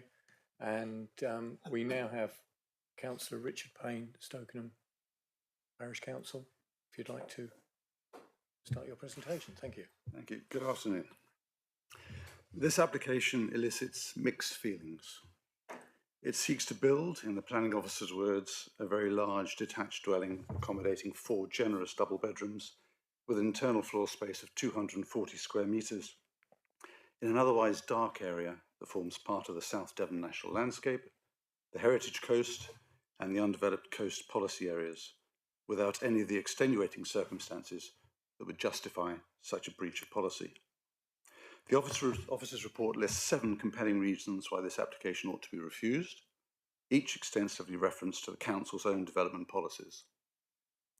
Parish Council contends that, in addition to the location, the dwelling itself is unsatisfactory. Not only is it very large, double the gross internal floor space required by the nationally described space standards, but it is also a poor design, completely out of keeping with its surroundings, with an extended footprint giving a large surface to area volume ratio that will make it thermally inefficient, no matter how many of the DEV 32 mandated environmental mitigations are actually incorporated. The officer shares our concerns.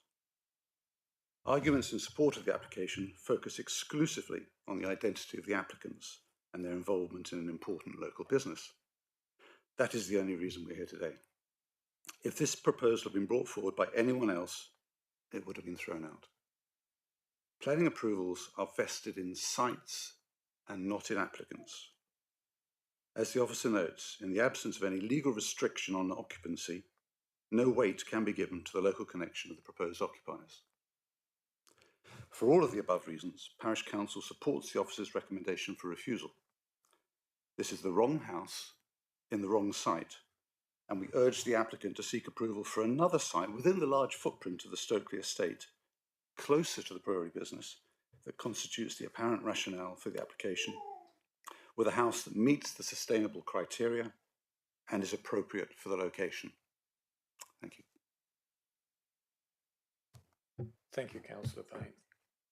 Members, any questions of the councillor? I'm not seeing anybody indicating. Thank you, Councillor Payne. We have the Councillor Brazil, the ward member on Teams. Welcome, Councillor Brazil. If you'd like to commence. Yeah, thank you, Councillor Long. I think, first of all, I should just comment slightly on what the Councillor Payne said about the Parish Council, and I think it's fair to say that where the officer did agree with the Parish Council was in respect of the size of the building, but in respect of the landscape effect, in fact, the officer takes the different view from that, and there is no problem with the effect that it may have on the landscape itself. But let's just put that aside. I think we all accept that we have policies in there to protect the national landscape, to protect the undeveloped coast, the heritage coast, and they're there for a very good reason. And I totally understand why Ms. Payne has recommended refusal along those grounds. But I think that we're being too strict in this case and how we interpret those, the definitions of forestry and agriculture. I would put to you that this is actually a form of diversification of agriculture with the farm shop and the brewery. These are in farm buildings. It was a working farm. It's all the buildings around there were a working farm. They are no longer, but they do provide a farm shop and a brewery, which is one of the most important businesses that we have in the local area, probably the biggest employer within the local area. I think, and also to clarify, the working farmhouse, I don't know who wrote that in as an objection. There is no working farmhouse within the complex. When the land was brought by Mr. Brooking many years ago, the barns and the Stokely Manor, which was the working farmhouse, were not part of that sale. And as such, you have a farm and the land, but no farmhouse. So in many cases, we have examples of this within the South Hams, where we have supported a farmhouse to provide the farmhouse for the land, because for whatever reason the farmhouse is no longer part and tied to the land. I think it's also fair to say that it's absolutely right, if there was no tie on this dwelling with the businesses, both the farm shop, the brewery, and indeed the treehouse business, then it would be unacceptable.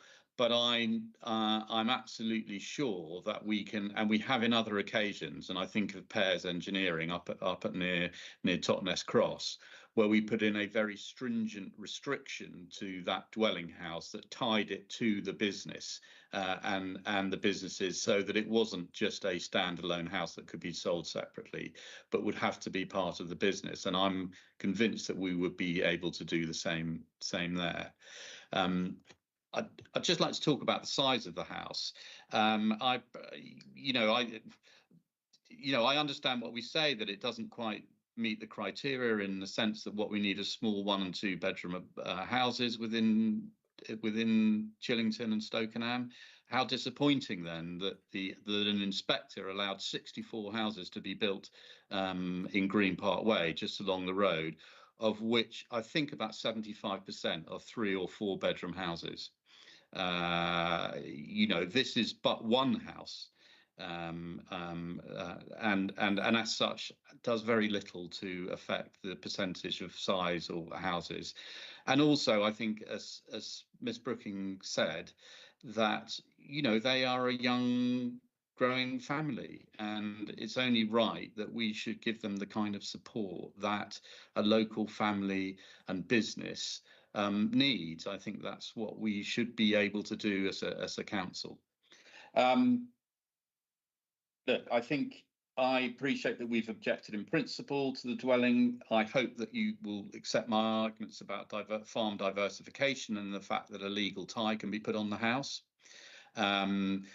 If you read in the report 2.3 and 2.4, they both say in those particular chapters within the report that actually landscape isn't an issue. It's not harmful to the landscape, and I think that you'll agree that when you see the track that it goes into, the fact that it's on what are already polytunnels there, that actually it seems to me a very sensible place for this house to be built.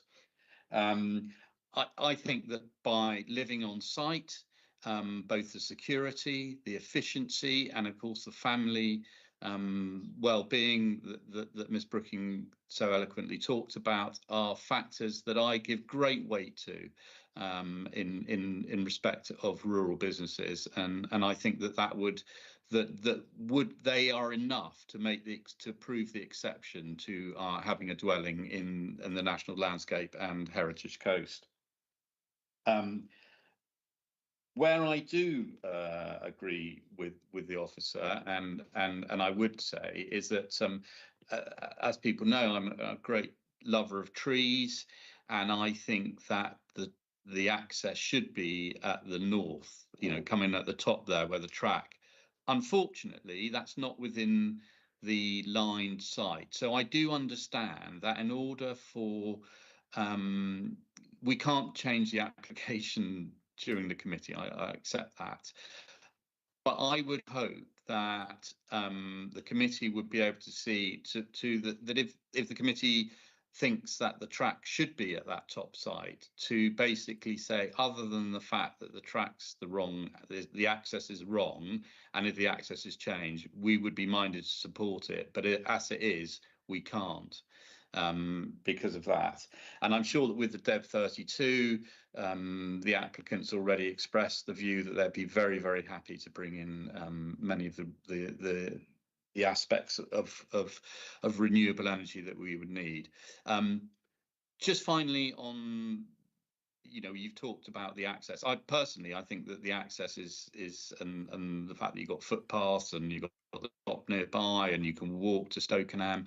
Admittedly, it's only a country path, but we are surrounded by country paths, and I think that the access is excellent.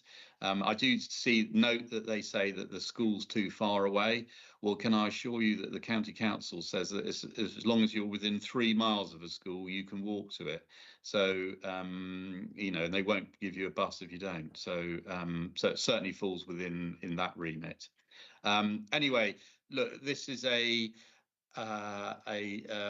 well-established local family who do masses within and for the community, and I very much hope that you can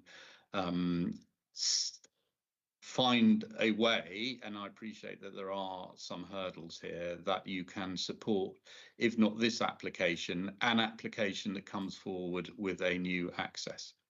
Thank you very much. Thank you, Councillor Brazil. Members, any questions of Councillor Brazil? Councillor Allen? Hi, Julian. I didn't ask the applicant, so I was hoping that you could answer this. Is there any reason why this building couldn't be built on the brewery side of the road, which is obviously, there wouldn't be problems with access, and there's a lot more hard standing there. You wouldn't need to go into the dark woods, or was there a reason for that we haven't heard? Thank you. Yeah. My understanding is it's to do with the SSSI, Slapton Lee, which is the nearer you head. If we're looking at that map there, say, I don't know exactly anyway, to the right of that picture, so where you've got Stokely Farm Shop. So if you went slightly to the right of that, you would be in Slapton Lee, which is SSSI. So my understanding that any kind of runoff from the house, the nearer you get to that, the less likely you are to be able to satisfy the drainage in respect of the SSSI. So that's my understanding of it. I don't know if Sam or Kate might nod if that's the case, but that was my understanding of it, and that's why initially that was the site that was chosen in pre-apps. Thank you. Councillors, any further questions of Councillor Brazil? If not, thank you, Councillor Brazil. Thank you. That is all of the representations. We'll now move into the debate on the application. Does anybody wish to open? Councillor Rake? Thank you, Chair. I think I take Councillor Brazil's comments to heart. I think my problems with this are with the design of the house and of its access. I think I'd absolutely echo Councillor Brazil in that I think we need to take a broader view of what an occupational tie might look like going forward. We're encouraging diversification in the countryside, in other policies, and I think that will create a genuine need, as I'm perfectly prepared to believe there is here, for people to live closer on site. So, but I think that the access is wrong, and the design and just sort of bodging the access to the east would still be wrong. So my feeling is that I would at the moment be minded to accept the officer's recommendation for refusal, but not necessarily for all of the reasons given. And I would welcome, and I think it would be, personally, I think it would be good for the applicants to have one last, I'm sure they've gone through many iterations of this, but to have one last go at it, incorporate the Dev 32 stuff, re-examine the access. I quite like the overall design language of the current proposal, but I think that with a amended access, it would give them a chance to reiterate the design of the house itself, and yeah, so that's where I stand. Are you indicated that you were moving? If I would move in that sense at the moment, but unless there was anybody who thought they could change my mind. I mean, which it's easily changed. But I mean,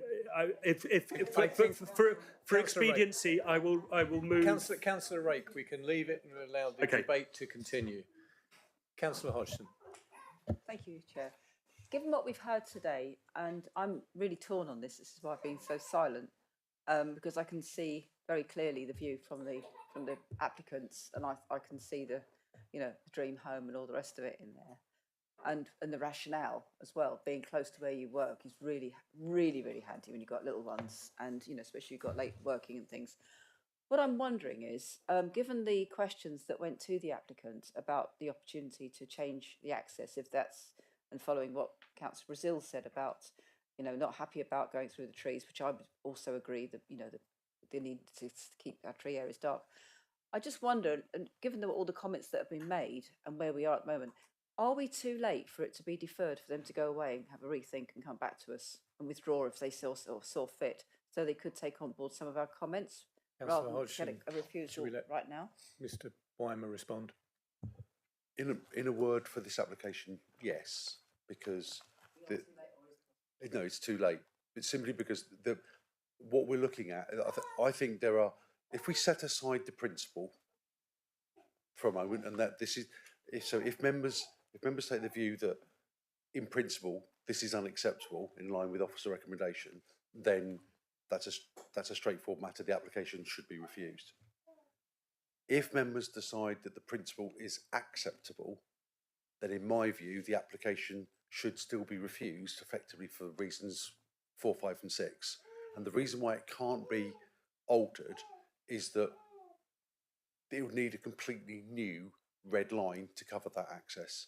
And you shouldn't amend red lines during the lifetime of the application. So that's on the access. So there are two issues fundamentally with access, as Liz pointed out. One is the alignment, taking it from the left-hand side under the trees to the right-hand side with the existing access. That needs a fundamental change in the red line. Whilst I acknowledge that there are a lot of things put in the Dev 32 statement that said this is what we're going to do, solar panels, heat pumps, electric car charging points, etc., all need planning permission in their own right. So they need to be shown on the approved plan. And I don't believe you can put a condition on saying you need to provide these, because you're effectively granting planning permission through a condition without having them shown on the plans. So that's why I think it needs to be shown on the plans. And the other fundamental issue is, as Liz said, is in terms of the lack of detail, in terms of gradient of the track. Well, I think that might be slightly easier to resolve if it moves to the existing track rather than the proposed new one. And I also take it on board Councillor Rake's point, is that if the access is coming in from the other side, there may be a better design solution than just changing the access and leaving the dwelling as it is. So my feeling is members absolutely need to come to a conclusion around, do you support this in principle or not? It would be unfair on the applicants to say, actually, defer this, let them deal with those technical matters, for it to come back in, and then for it still to be refused on principle. I think, to be fair to the applicants, that decision needs to be made today. And if the only reasons for refusal are those technical points in 4, 5 and 6, then the applicant's got a clear steer that the committee are accepted, that those are the issues they need to overcome, and the principle has been resolved through that decision, albeit it's a refusal. The principle wouldn't then be an issue that have to go overcome because the council would already have made a decision on that. Does that provide some clarity? Mr. Weymouth, thank you for that clarification. I have Councillor Abbott, and I'll come back to you, Councillor Rake. Thank you. So, it seems a shame to me that there's so many missing parts to this application, and I presume, Ms. Payne, you've been involved for quite some time with the applicants, and yet, you know, we're dismissing the access to the west as shown, but it's because we're worried about the trees. It might be a lovely way to have an access going north through those trees, but that information about how to protect the trees is missing. As for gradient, it looks to me by contours. Now, contours are only as accurate, well, it depends on their source, but maybe as poorly as half the width between contours. But basically, overall, over either of those lengths, they look about the same gradient, and should be quite easy to determine that gradient. And you know, why is it not done? And then I'd like, as regards the light pollution mentioned earlier, it's not borne out by the report, so there are two differing views on light pollution. And if I could go to your conclusions, please, Ms. Payne, on your green slide. So we have to go along with the joint local plan, and David warned us about that at the beginning of today's session. Oh dear, I wasn't on the making of that plan, and it seems to me that there is an issue for anyone doing anything in the coast and near the coast. And did any of these people ever get to realise the consequences and not vote against the JLP so that they could do sustainable development? But what does sustainable development mean? The first president of Ireland used to walk 8 miles to school each day, and maybe DCC would be interested in that. That practically speaking, people are going to drive a car. There's going to drive a car, and there is car access through the old farm area, and that's what people will do. If they go for a walk as well, that's nice.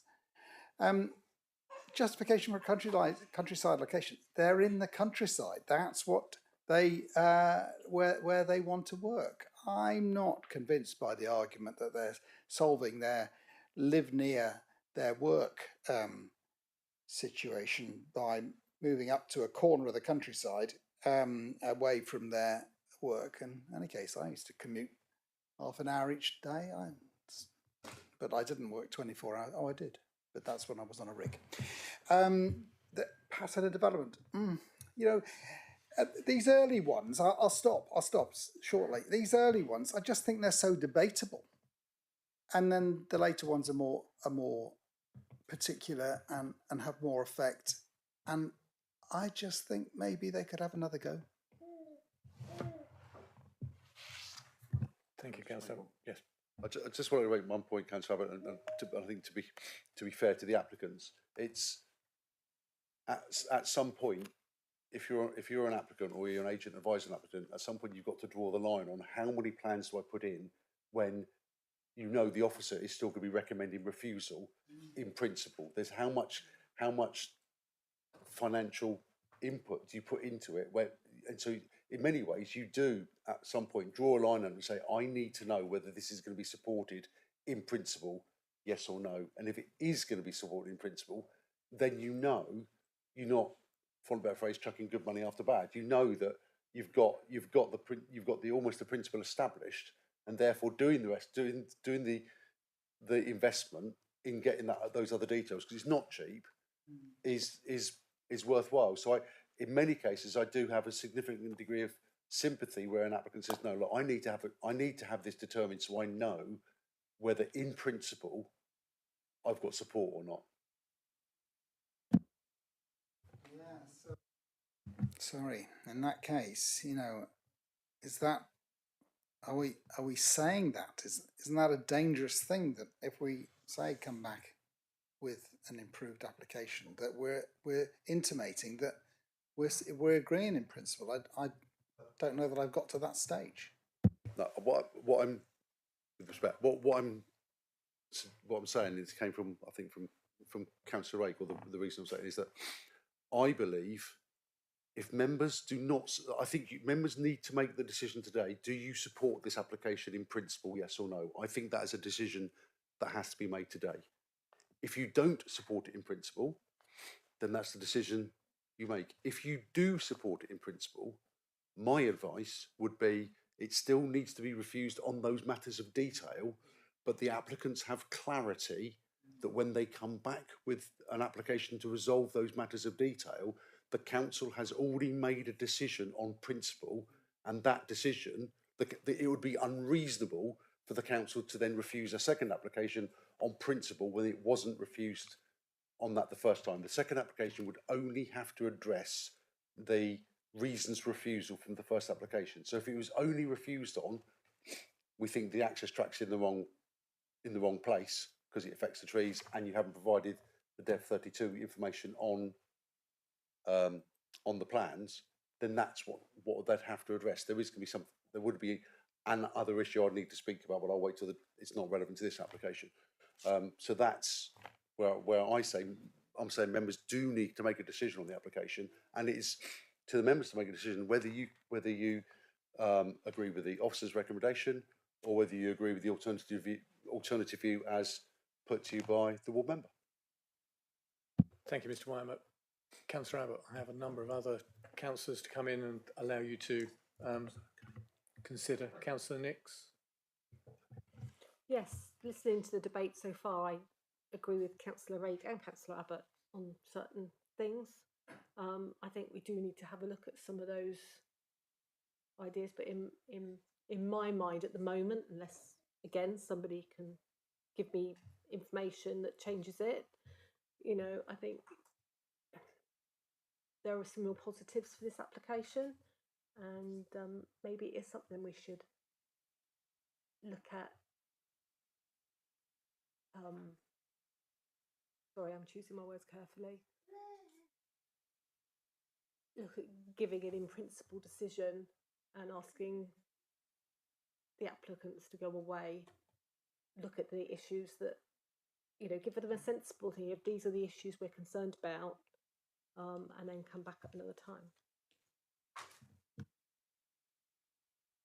Thank you. Councillor Rake.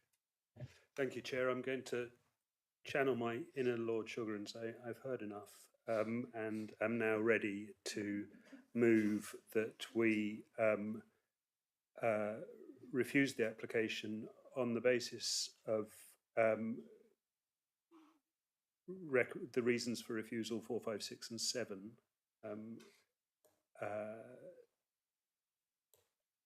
If that is to say that we feel what needs to be addressed for any future application or any return of this application would be the scale, the access, and the Dev 32 renewables and carbon mitigation reduction measures, so that would be my motion for information. I think if it returned to the committee, I would certainly be minded to ensure that there was a tie to the business. You would be seeking an occupational tie? An occupational tie, yes. Thank you, Councillor Rake.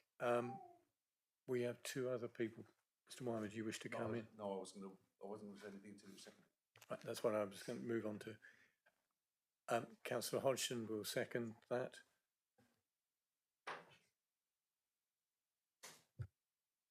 So, Councillor Hodgson, did you wish to say anything on that? Councillor Rake has said all that I was going to say. I was going to actually move towards that proposal in line with what Mr. Weimer advised, and adding in the item 7 as well. Yeah. Thank you. Councillor Allen, is there anything you wish to add? Just a sort of point of clarification. So if we're agreeing for refusal and we're giving reasons for it, therefore we are then giving permission in principle. Does that mean that they can come back with a larger building, or that we've given principle which could continue into the future? How does that work? It's just clarification point. Mr. Weimer. Okay, so and this leads on to a question I was going to have for the proposer and seconder. At the moment, the proposal is to refuse on four reasons for refusal. Three are matters, very much matters of detail in terms of where the track is, how the track is, and the Dev 32 matters. Reason for refusal number 4 is the proposed scale of the development and the scale of the proposed domestic curtilage within the rural setting will be out of keeping with the adjacent pattern. So clearly members have a concern about that. I would like to tease out, I think it'd be helpful for the applicants to tease out what it is about the scale you're unhappy with. But I would, yes, in theory, they could come back in with a further application twice the size. But all you've given an indication of, in my view, is that the principle is acceptable. You haven't given an indication that a bigger dwelling is acceptable. In fact, by using reason for refusal number 4, you've kind of indicated that this scale is unacceptable. So anything coming in larger would still be for you to make that decision.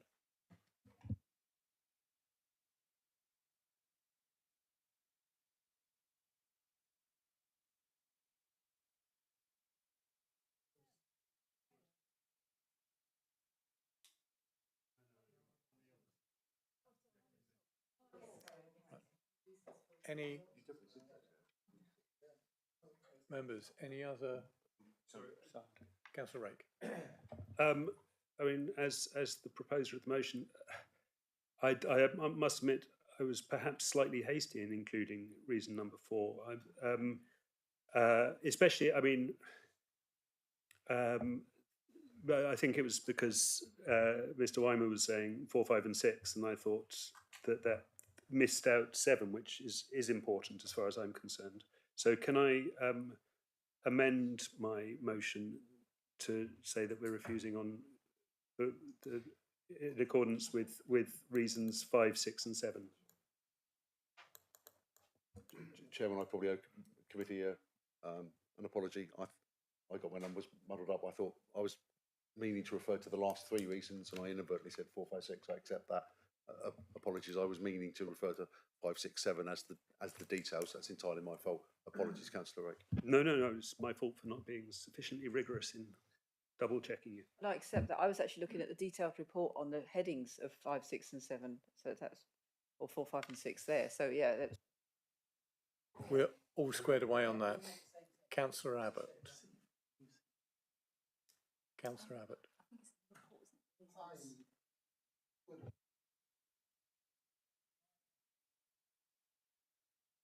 I would have had some sympathy with 4.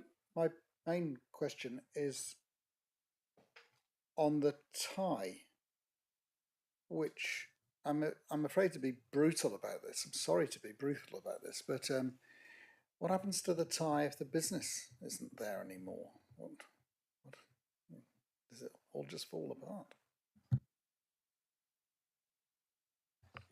Mr. In the same way as either an agricultural tie or a number of other rural occupation ties you've done. I think as Councillor Brazil mentioned the agricultural engineering permission at Totnes Cross. If that then goes, then it would be impossible for the occupants to comply with that restriction, and I suspect they would have to make an application to lift it. However, you would be entitled to look behind the reason why the business is no longer there. So for argument's sake, if someone gets a house with a title business and then simply for no good reason just closes the business, then I think you'd be looking at, well, we wouldn't necessarily lift that restriction. What I've seen and this would have to be by a legal agreement. It can't be by. It's not an occupancy condition. This has to be a legal agreement that ties the property to, I don't know, 1, 2, or 3 of the businesses. I suspect from what's been said, the need is around the campsite, glamping site tree. Apologies if I don't get it right, but that camping site permission and the brewery. I didn't hear that it was to do with the necessity of living on site with the farm shop. I think it was predominantly for those two. So I'd expect a tie for those two, and I think we'd need to look at a sort of triggering fallback as to what happens if they fail. And I would suggest that what members might want to think about is that it then has to be occupied by someone with a local connection. The applicant didn't know that in speaking extemporaneously that she was setting the conditions on herself for what the tie might be. So I think they'd ought to have some independent assessment of that before that was settled. But interestingly, you mentioned at the end about the local connection. I mean, maybe that would be something that could be set as well.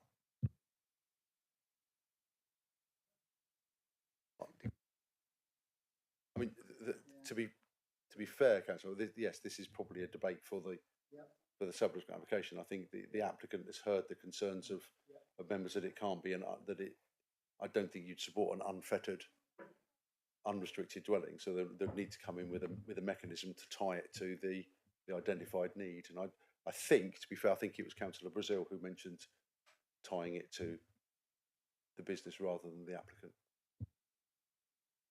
That, as Mr. Weimer said, is a consideration of the applicant should it go this way.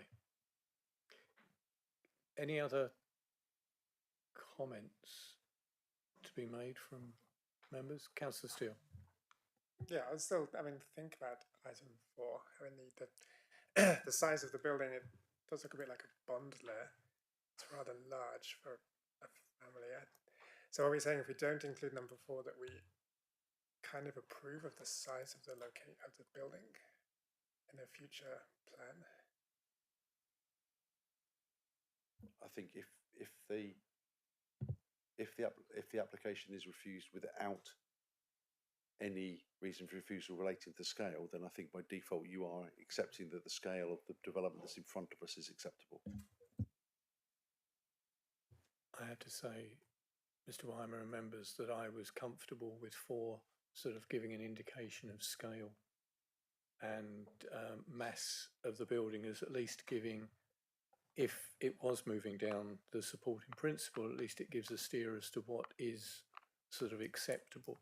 And I think there was a comment as well, Councillor Rake, that you talked about design as well at one stage in your earlier comments, and I think that all falls into the sort of the aspect of the access, the design, and the scale and massing of the building and positioning.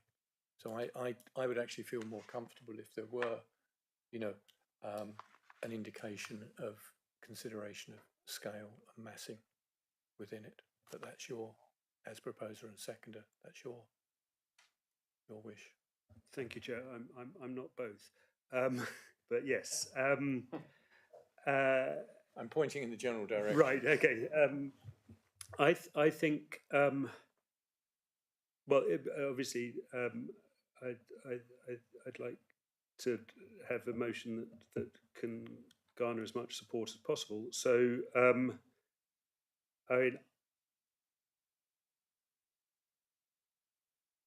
I don't.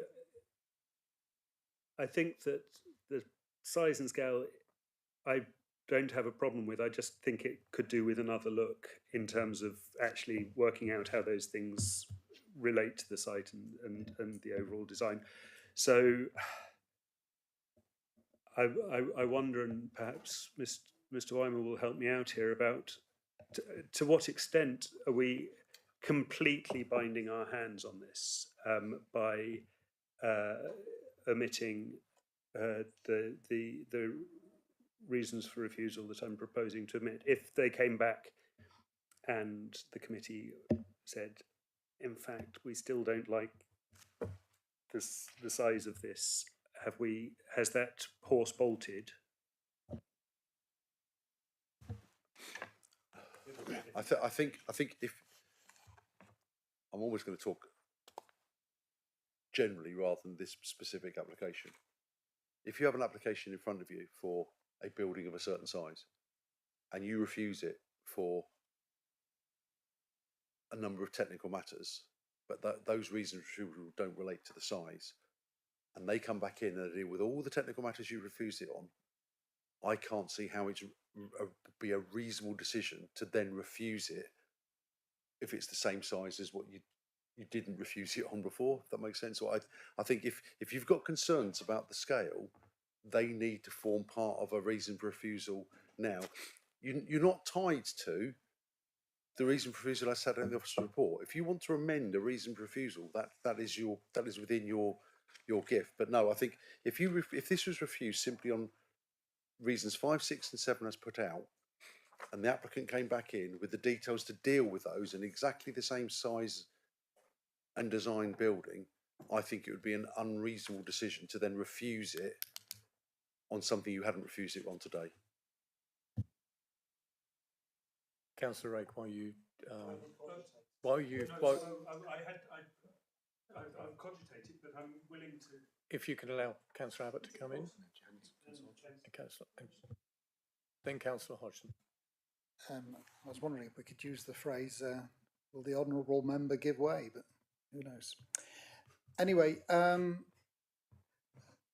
of the many valid points the parish councillor, I'm sorry, I've forgotten her name, was making was how the design fitted into the economies over heat and sustainability. So this new look does offer that opportunity to address the overall design, not just size and massing, but the interaction of the buildings as a whole. Councillor Abbott. Councillor Hodgson. I have raised it many times before at this committee when applications come in for rural standalone houses. Often they are hitting a slightly higher or considerably higher, sometimes size than the minimum.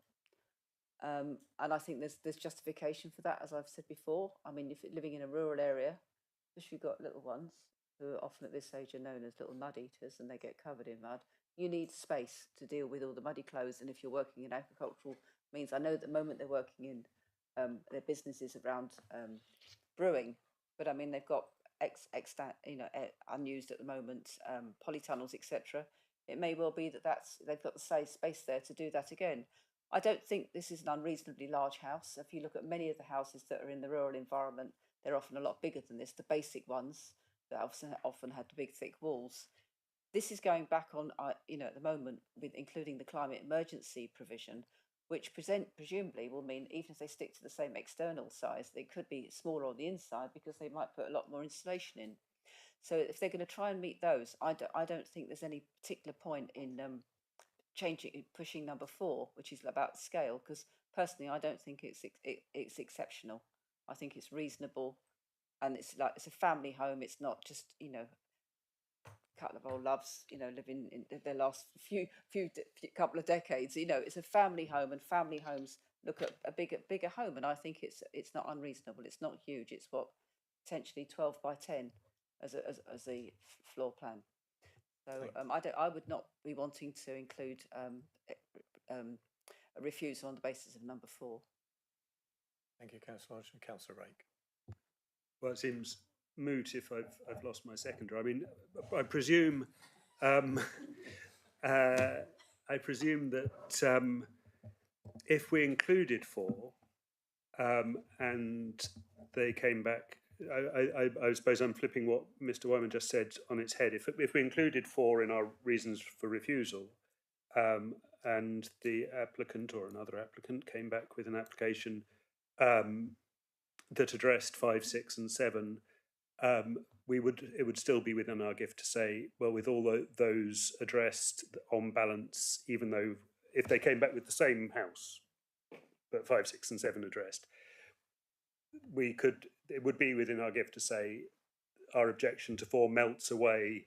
Now we've seen how 5, 6 and 7 have been addressed. I would suggest that if number 4 melts away, if 5, 6 and 7 are addressed, then number 4 shouldn't be there in the first place. Because why would you put on a reason for refusal if an identical application comes in that deals with 5, 6 and 7? You're then not going to carry on with 4. It seems to me to be an unreasonable reason for refusal if it's just melts away for other reasons. In which case, for the sake of expediency as well, my motion stands. So with just 5, 6 and 7 as reasons for refusal. Thank you, Councillor Rake. Right. Do we have any other comments? If not, we have a proposer and seconder for refusal, but on the basis of the conditions that are outlined. Reasons for refusal. Reasons for refusals need to come forward, yeah. But we have 5, 6 and 7. Yeah. So it's reasons for refusal 5, 6 and 7 as set out in the officer's report. Members, we have that before us. Can I have a show of hands in favour of refusal on that basis, please?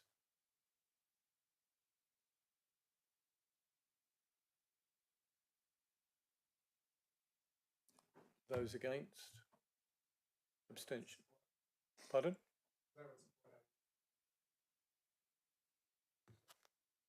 So you're abstaining? Thank you. So that is 8-4 and 1 abstention. So therefore that application is refused. Thank you for your attendance. And we now move on to the final application of the day, 278620. We need to change officers. We change it. I suspect this may not be quick. The members want to. If members would like to take a 5-minute comfort break before we move on to the next application, please.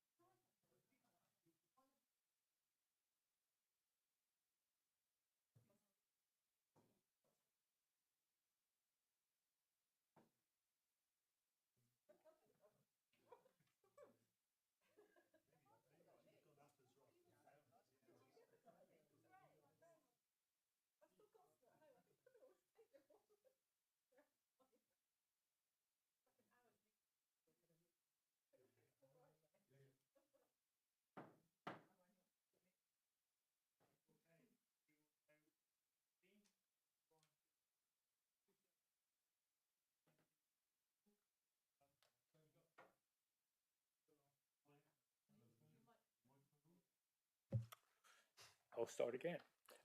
Right, we now move on to application 2786-24, West Buckland Barn, Bantham.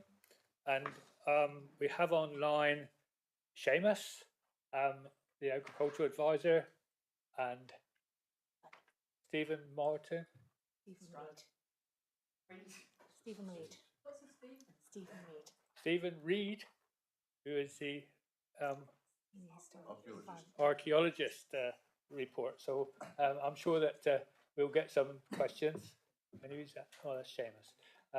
That's fine. That's all. And Councillor Long's had to vacate this seat because he's brought this to committee and he felt he didn't want to be here. Can't understand that. He hasn't been here for a few hours. Right. I think that's all. We can move on to the speakers, I believe. And we have no objectors. No, go on to. Oh, sorry. So I keep sorry. I forget. Always forget the officers. I would go straight to. I would probably went straight to the vote. Sorry about that. Right. We'll move on to Lucy Hall, the officer, if we may, for a report. Thank you. I know I'm making cock up. Good afternoon, everybody. Okay, so this application 278620 FUL it's a full application for the erection of an agricultural store and some associated works, which I will come on to in a bit. It's recommended for approval, subject to conditions. As Councillor Taylor has just said, Seamus Machin, our agricultural advisor, and Stephen Reid, got his name correct this time, who works within the historic environment team at Devon County and is an archaeologist, is joining us, as well as Amanda Emson, our landscape officer. I'll cover some bits in the report, but if you've got any specific technical questions, they'll probably be more able to answer them than myself. So I've had two late letters of representation, both raising an objection to the proposal. There's no new issues raised, but what they cover is they're not persuaded that there is an agricultural need for the building, questioning where the existing equipment required in connection with the vineyard is stored, and just reiterating that it is not considered this is an appropriate location, and the site at Lower Alnmouth is preferred. Oh, I don't know this. Oh, there we go. Right. So the application site is outlined in red on your plan here. We are just to the east of Bantham, and this is the aerial image here. So our site's here, just excludes this building here. So as I've said within the report, the site is within quite a constrained location where there's a number of designations which are affecting it. So in no particular order, it's within the South Devon National Landscape, Heritage Coast, Undeveloped Coast. There's also a fairly extensive public footpath network around the village of Bantham, indicated by the red lines here. There's listed buildings which are referred to within the report. To the west of the site, indicated in purple here. We've also got ancient scheduled monument and conservation area within West Buckland.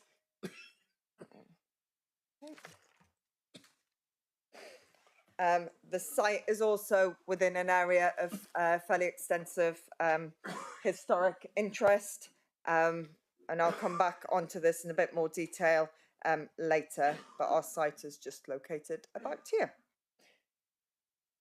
Okay, so as I said on Monday at the site visit, to those of you that were there, the application has been with the council for around about 3 years, and within that period, there's been a number of variations and iterations, mainly provided in response to concerns raised by consultees. There's also been a number of officers that have been involved, many of which are no longer with the authority. So I've taken this on fairly late in the process. So I will try and talk through briefly what I understand to be the kind of key changes that have occurred. But Apologies if I've missed anything obvious out. Okay, so when the application was first submitted, the red line was much bigger, and it included a number of things. So the bond that we were all sheltering in on Monday, it included the change of use of that for residential use, as well as an associated garden and parking area. It also included a footpath, avoiding the lanes, and a footpath link into Bantham.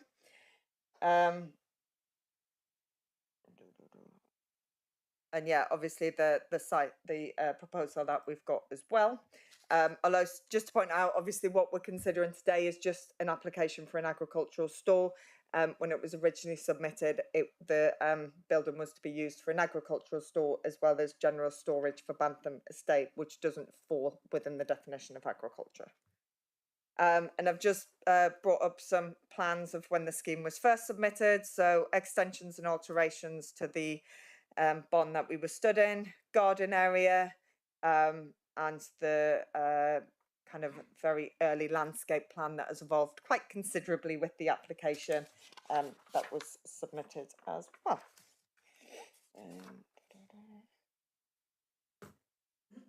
And yeah, again, there's been a number of changes to the landscaping scheme, which I'll talk in a little bit more detail throughout the presentation. I mentioned on Monday that I thought when the application had first been submitted, it was more for a conventional building. I'm afraid I've now done some background and got my facts wrong. So the design of the building and what has been proposed hasn't really changed. Looking through all of the literature and the background documents, it's quite clear from the outset that the applicants wanted to do something that was partially underground in order to try and deal with visual impacts.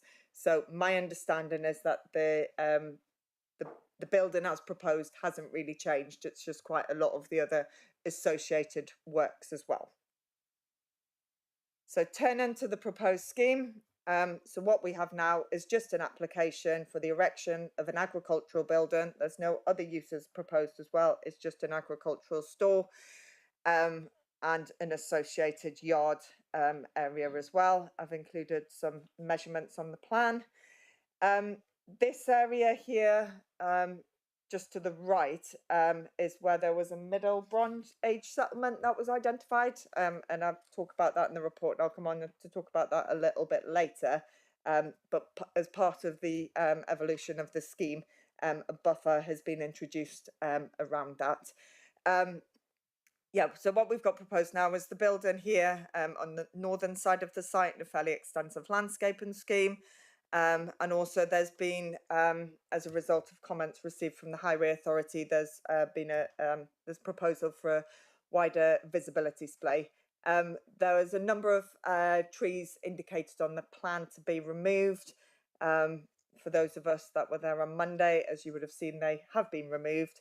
And I understand from discussions with the agent, I think they were removed about a year ago, 18 months ago.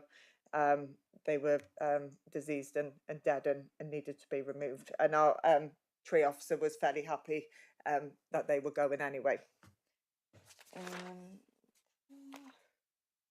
So just turning to the section that's been provided. So yeah, the bit of excavation proposed about 2.7 metres. I know there was questions on Monday that seemed quite a lot and correlating with the ground levels that we saw. The agent has confirmed that that is based on a topographical survey that has been undertaken. So the intention is for the building to be partially dug into the existing hillside. It would be covered with an earth mound from the excavated material. And quite a lot of planting over it. Where the agricultural yard is, the excavation would carry on for about ½ a metre, and then it would kind of gradually fall into the existing slope of the land.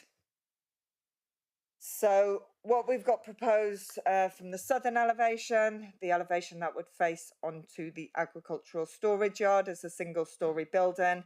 And again, I know there was discussions about this on Monday. The agent has confirmed that effectively we'd have a steel block building, which would be largely screened by the earth mound, but on the southern elevation, which would be the elements that are visible, we'd have a natural stone face.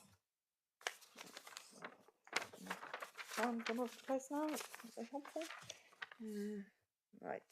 Okay, so I'm just going to run through some photographs. So this is just taken along the lane looking towards Bantham. You can see the stone barn that we were stood in on Monday, and also just the outline of the entrance.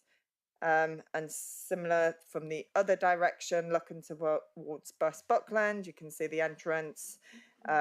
And this visibility display will be widened by about 2.4 metres either side, so there will be some landscaping removed. And you can just see the stone barn again. So from this element, I think you would just be able to see the top of the earth mound, because it would be largely sunk down into the ground. And again, just some photos within the site. So this is just from the entrance, looking eastwards towards West Buckland. And again, we'd see that earth mound from this point here. And again, just further down within the site. And I think this photo just illustrates the kind of change in levels. And similarly, just from the other direction, looking towards Bantham. So there's a public footpath that kind of runs along this hill. So after we met on Monday, I had to walk up it and took some photographs, and it's quite clear. And I'll show you some images in a minute from the LVIA that was submitted, that there are quite a few distant views of this site. So I think it's probably important just to run through a few, just so you've got an idea. Pardon? Could you put the cursor where you think? Oh, sorry. Where you think the? Sorry, it's not very visible, this cursor. So we've got that mound that we saw on Monday. So it's roughly in this location here. I was going to come on to say, but the speaker who was speaking in support of the application has got some visuals, which may or may not be helpful, but they're going to be in the end of the presentation. So just photo montages roughly from this location here. But yeah, the proposal would be roughly in about this location here. And then again, just similarly further up the hillside. And again, you can see that stone barn and the earth mound and our new building would be within this location here. And again, I've just taken some photographs just from the landscape visual impact assessment, which were I thought were quite helpful just to kind of show the site within the wider context. And the red lines rather helpfully show where the building would be. And just a couple more here. Yeah, again, you can just see where the site would be. So like I said, there's quite a wide footpath network within the area, so a number of vantage points where you would see the proposal. Working.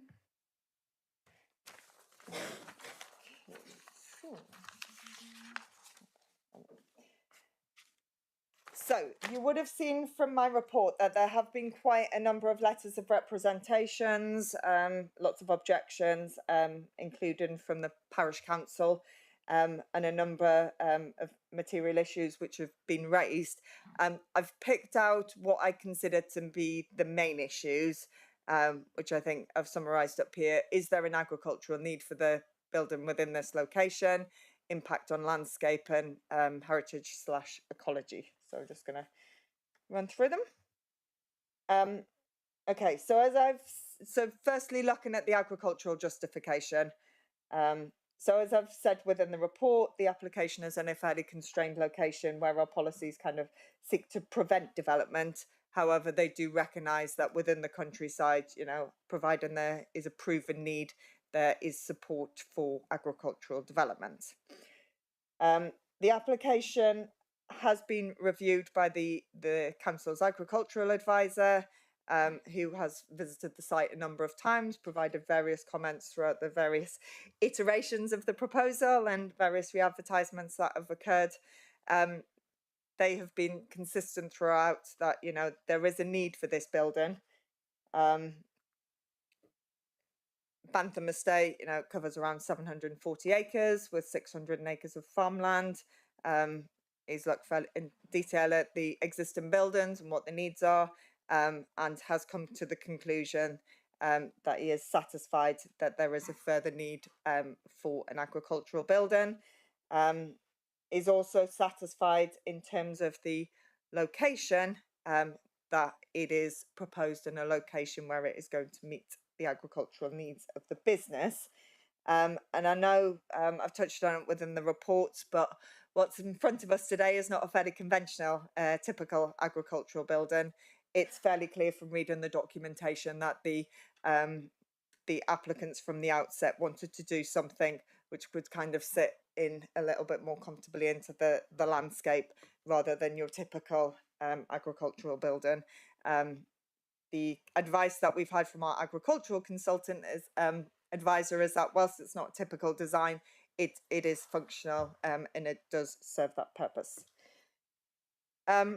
Okay, so just turning to the location. Now, I just want to stress to members that obviously what we are considering today is the proposal in front of us, but I think it's quite useful just to look at the background and consider some of the alternative sites that have been looked at throughout the application. So our site is here at D. I mean, I've touched on this within the report and explained why various sites have been discounted, and I've just summarised them on the right of the slide here. I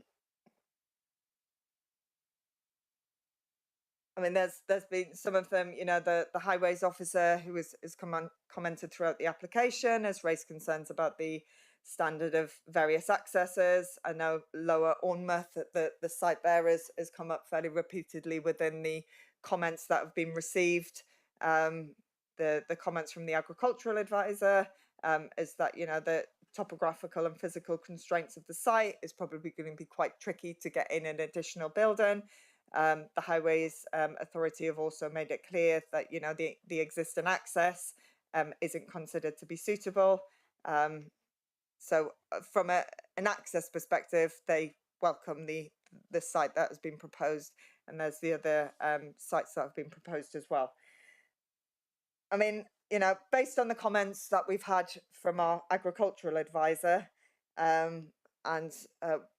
we are satisfied that there is no in principle objections with a proposed building in the location where it is currently proposed.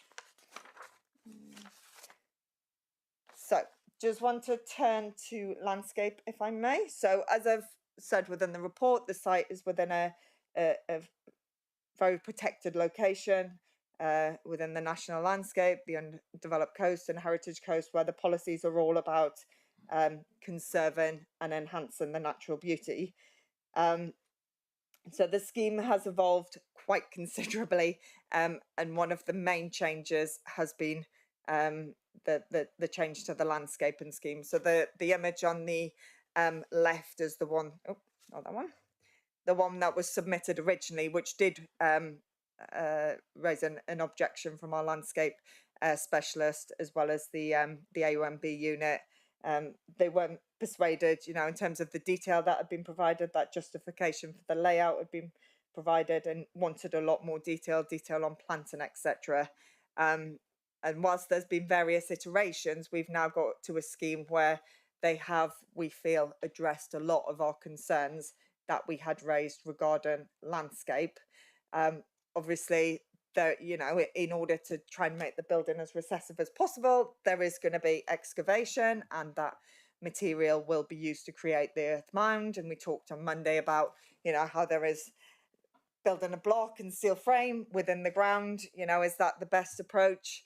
You know, and it is something we have considered, but, you know, there will be significant biodiversity and ecological enhancements, which we feel weigh in its favour. In addition to all of the planting that is proposed within the red line, The applicants are also proposing quite a lot of planting within the blue line, restoring historic field boundaries, etc. And whilst, as I said on Monday, I haven't had any further comments from the AONB unit, there has been lots of discussions between them and our landscape officer. And with all of this additional enhancement planting that they are proposing, which we have proposed to secure through a pre-commencement condition, they are satisfied that they've done sufficient work in order to meet our policies on landscape. So just turn into the last matter which I wanted to cover, which is archaeology. So yeah, the site is within an area where there's fairly significant evidence of historic activity. We're 500 metres to the west of Bantham Ham, which is a scheduled, ancient scheduled monument, and there's a lot of activity, most of it which is unknown at this stage. So the historic environment team at Devon County have been fairly heavily involved throughout the application. They originally objected to due to the insufficient, they felt insufficient information had been provided for the survey work. Survey work was undertaken, and this uncovered the presence of a Middle Bronze Age roundhouse, which is why we've now got the buffer to the next to the building. And as I've said here and just summarised from the comments that we have received, there is potential for further disturbance from groundworks, but they are satisfied that this can be mitigated through appropriate conditions, a number of pre-commencements, and so yeah, based on the advice that we have had, we are satisfied that the impact on the archaeological features can be satisfactorily mitigated. I know I termed this heritage, and I just want to confirm, so obviously there are a number of listed buildings within close proximity, grade 2, as I've said within the report, we are satisfied due to the proximity from these buildings that they're not going to have an impact on the setting of these. It was more about the archaeology that I just wanted to raise. Okay, so I'm pretty much done. So, I mean, there's a number of other material considerations, as I've said, which I've covered within the report. You know, as I've said, the scheme has been with the council for 3 years. You know, we appreciate that there's quite a lot of information online in terms of how the scheme is involved. Comments about it's not clear, you know, in terms of what are the proposed plans, what are we considering.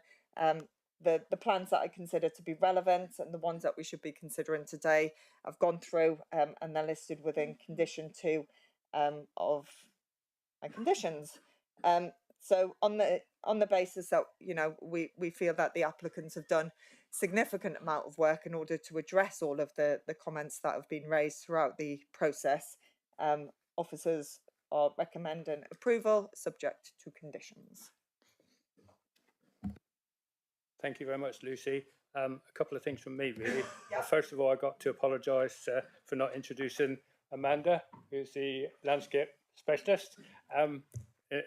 People that don't know, and just a little bit of clarification on the roof area. Now, this is a mono pitch, I take it, yeah?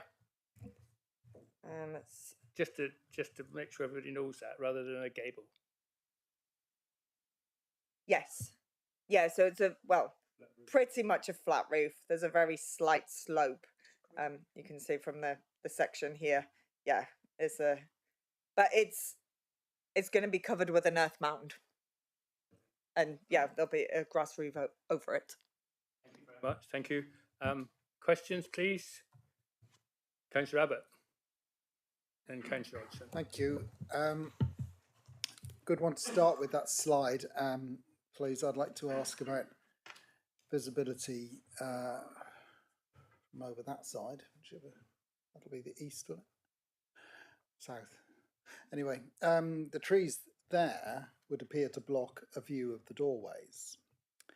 But if you were up on the hillside opposite this, then the place is well hidden by its roof. But I just wonder, are the doors roller doors? Are they aluminium, and are they going to be very starkly in view from the footpath across the valley?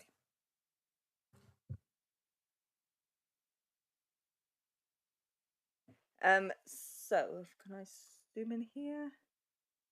Yeah, I don't know if you can see that, but the intention is that they will be steel roller shutter doors, finished in a green.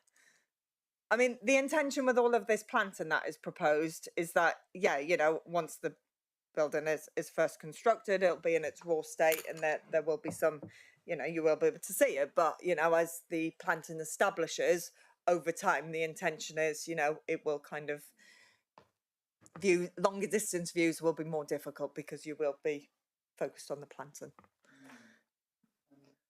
Does the landscape officer agree that the view from across the valley will be all right?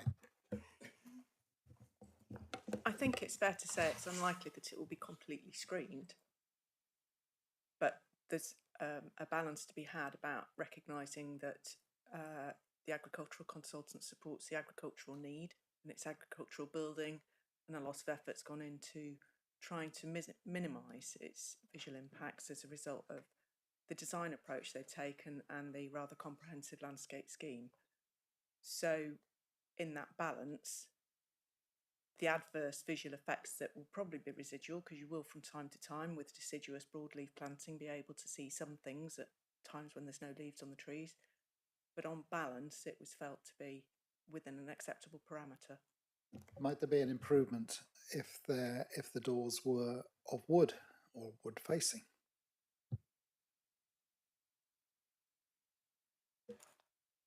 The colour that they've specified on the drawings is a dark colour, which we would support the recessive colours rather than any of the sort of the normal galvanised metal, obvious metal finishes. I don't think it would necessarily be any worse to have them in wood or better to have them in wood necessarily if you've got an appropriate colour finish. Given the distance that you'd be talking about looking at it from, I'm not sure you'd be able to tell whether it was wood or metal from over a kilometre away. Thank you very much. Councillor Hodgson. Thank you. I've got a question. I'm not sure if it's for Amanda or whether it's for Stephen Reid, really. It's about the proposed fencing around the archaeological site, which is very close by. Does that not compromise the, for want of a better expression, the appreciation of the archaeological site in its setting? Putting a fence around it starts to change the viewing of that location. I mean, I know it's like all underground, the doings, but nevertheless, the location and the of ancient sites is quite a sort of a critical thing. And I'm just wondering about putting fencing around it. That's my first question.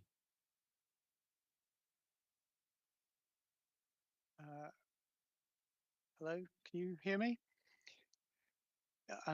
Yes, really the fencing's there just to prevent accidental damage during construction, really. That's all we envisage, is to put something up, Harris fencing or something, just to stop the heavy plant disturbing the ground and the archaeology during construction. It's been excluded from planting with trees because the trees will actually, the roots will go down into the archaeology and disturb it. So yeah, no, I was envisaging really it being a temporary structure, temporary fencing, just until everything is settled on site. Okay, thank you. I didn't understand it was temporary. And my second, Sorry. Thank you for the answer. My second question is the location is, you know, I understand what Seamus has said about the fact it's acceptable in terms of the scale of the farming operations that go on to have an additional building this size.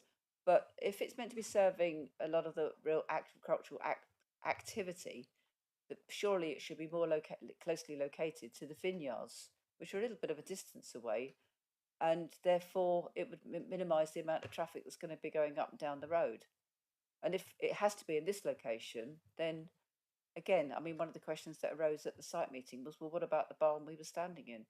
So that's my two questions. Shall we bring Seamus back on this one? Yes, thank you.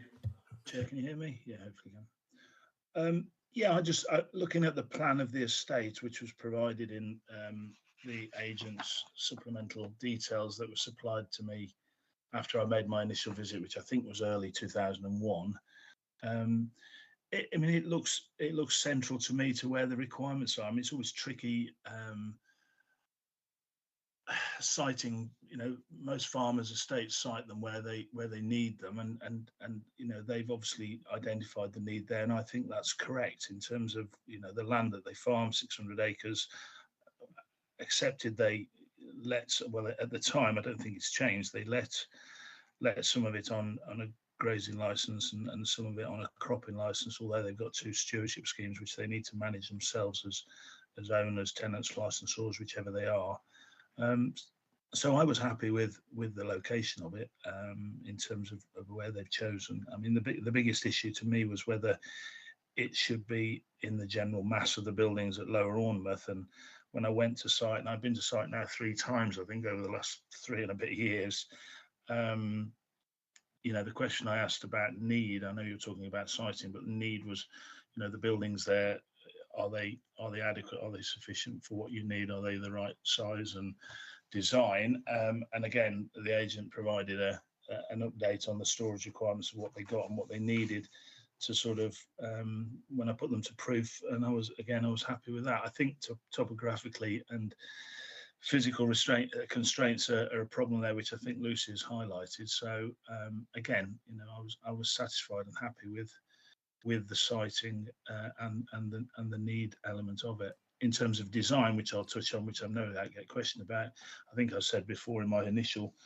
response to Jeff Penfold, who was then the officer back in 2001, you know, it's unusual. It's not your bog standard steel portal frame, open fronted with 2 bays sealed off for security, but it sort of does what it says on the tin. You know, it's an agricultural building. So whether applicants want to spend more money designing it and creating it, then I suppose that's up to them, not us to question.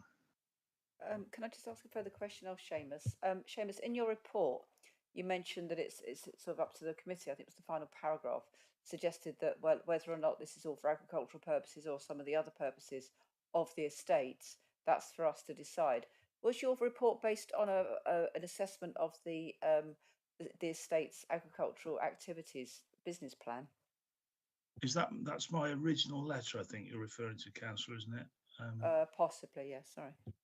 Yeah, no, it's fine. At the time, I think we changed the description because there was a sort of section for estate storage, whether that was with the beach or the harbour or things like that. I think I remember, and then that was changed during the many changes that probably occurred. And I think I then commented back saying, yes, you know, I'm happy that it is for agriculture if the estate bit is taken off, because I think I was asked the question, well, if the estate storage requirement bit is taken off, does that mean the building should be smaller?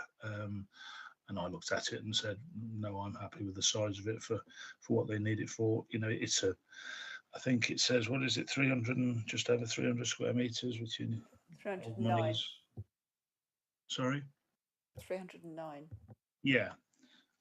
Which in terms of agricultural buildings, you know, isn't huge, you know, what you see about and what you see needed.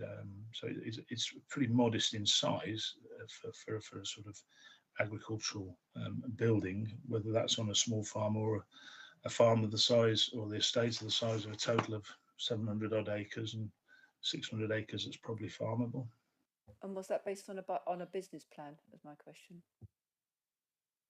They provided so much information, but I think originally there was a plan provided by the agent in terms of what they were going to do, what they needed. I think I'm probably right in saying, I'd have to look back, but I don't think there was a financial business plan to say this building and all the associated works is going to cost, let's say, £100,000 or whatever, and this is how we're going to fund it. So I think I'm right in saying there wasn't anything like that provided at the time. And I know sometimes when smaller buildings are required on small acreages, it's always a concern that, you know, what's the ulterior motive? Do they really need a shed this big on 10, 15 acres? And is there a business plan? And nowadays we do ask for a business plan just to tease out the actual genuineness of the need and the farming intentions of the applicant. Okay, I just thought that applied to everybody. Thank you. Thank you, Seamus. Don't go away.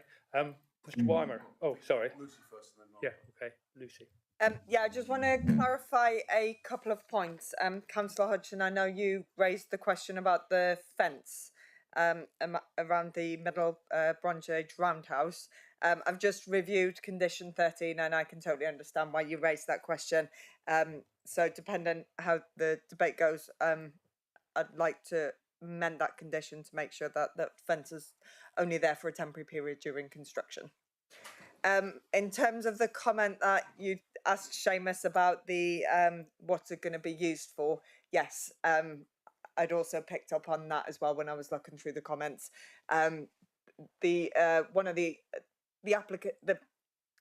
application as originally proposed was for a mix of uses within that building, but there was no kind of plan setting out how the agricultural uses and the estate use, which are two separate uses in planning, would be divided. So that is why Seamus had made a comment on that.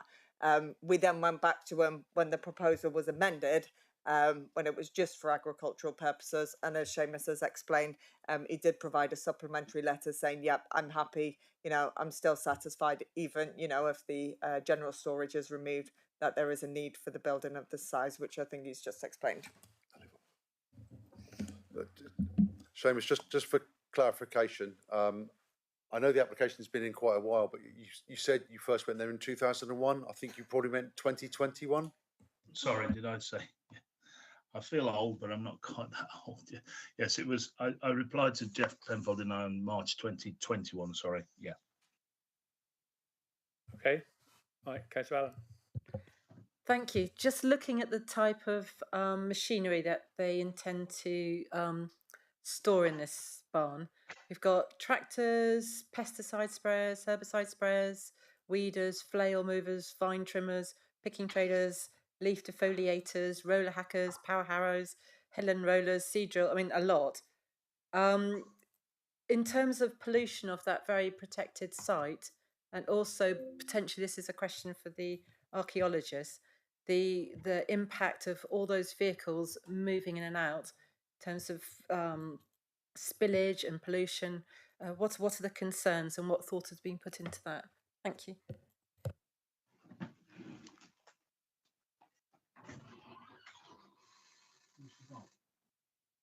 Shall I talk about the archaeology then?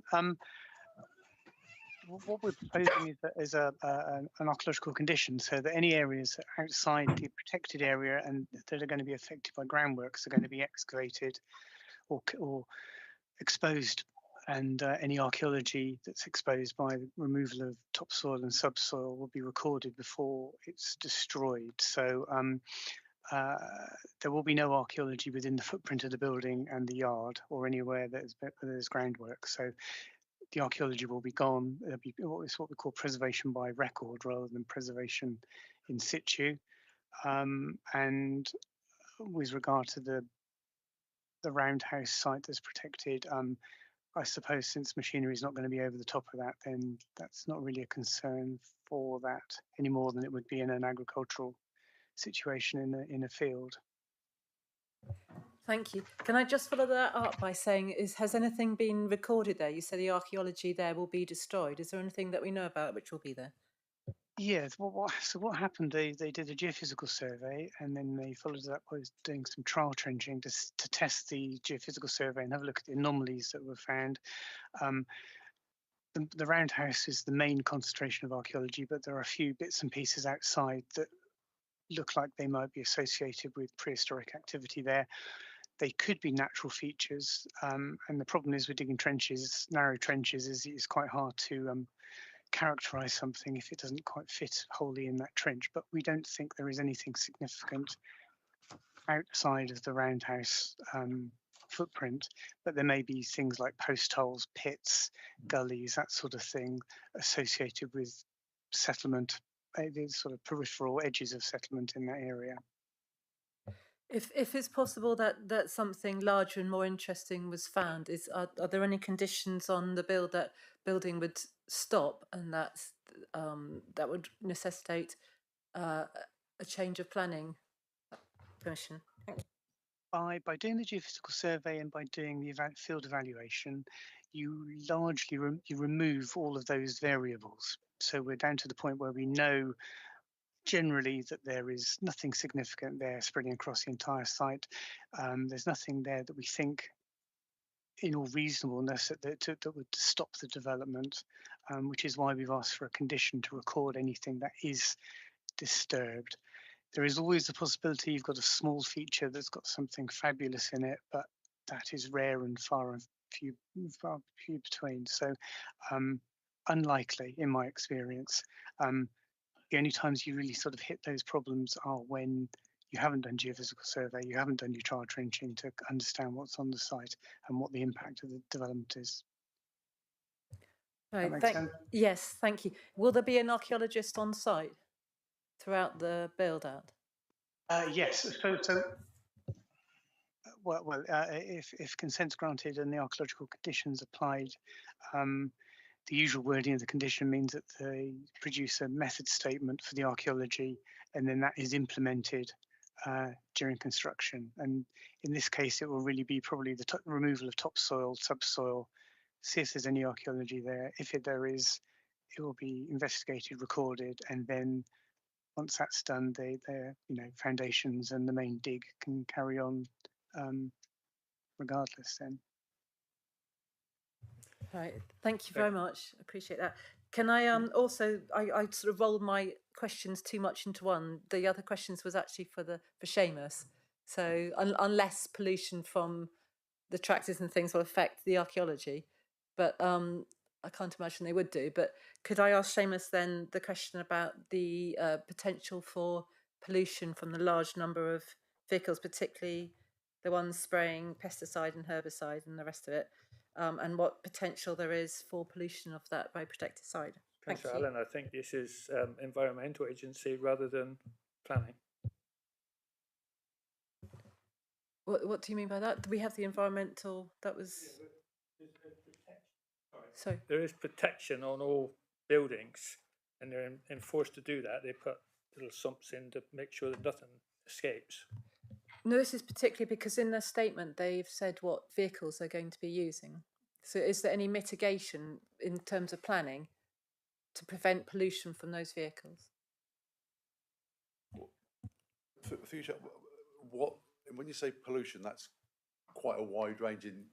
Which is why I linked it to the vehicles. So, for example, they have pesticide sprayers, herbicide sprayers. So, in the farm that I grew up with the vehicles that were most polluting, there were what do you call them, skins put down in order to protect the land underneath it from potential leakages. It was just a question from leakage from. Yes, we're not potential pollution. Sorry, we're not talking about pollution in terms of necessarily just from engines. Oh, sorry, I meant no.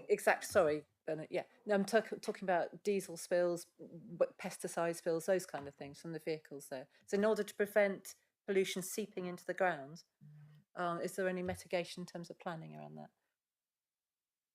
Or can we put a condition into, or can that be looked at? It should be a filter. It should be a catchment and then a filter as in the drainage.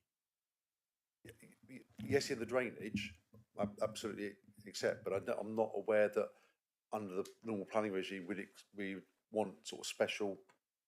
We would insist on special flooring or special skins in a general agricultural building. I haven't come across that before. I haven't come across us asking for it before. I suppose I'm thinking because it's in this very protected site and it's also next door to a kind of important archaeological site. Is there anything that we can do around that? Obviously, you don't want diesel or pesticides sinking into the ground if they escape. There's a faulty vehicle or anything. If we talk about the building, my understanding from what Mr. Reed, I suppose I'm talking about the rubble because we have an application for the access as well. So, and the area outside it. It's a general question because obviously I'm not an expert, but if you do have vehicles which are leaking or have some sort of problems with stayed there, if they're parked outside, if they're coming in and out, is there any way to mitigate against leakage? Or you can say no.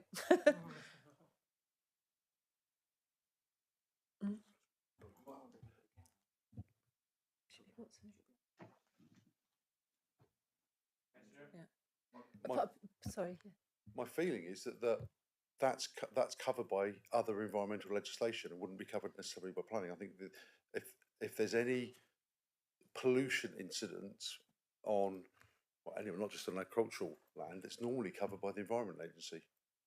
I suppose I'm thinking of something. So if you have a petrol station, for example, you have to have certain conditions within the buildings which will mitigate spills. Which is covered by other legislation and is not covered by planning. I mean, I literally don't know. I'm not saying should it be. I'm saying I don't know. Is there any way that we can get that as a condition or look into that particularly in that area? I don't believe it's something you can deal with by planning condition simply because it's covered by other legislation. So petrol stations in particular are covered by a whole host of licensing and environmental protection measures they have to undertake, but that's through a separate licensing regime and not through the planning system. Can I fit my third question in, which was to Amanda? So it says here that you've been in discussion with the people from the National Landscape. Could you give us some flavour of what that discussion's been about, because they haven't commented on this latest application? Thank you.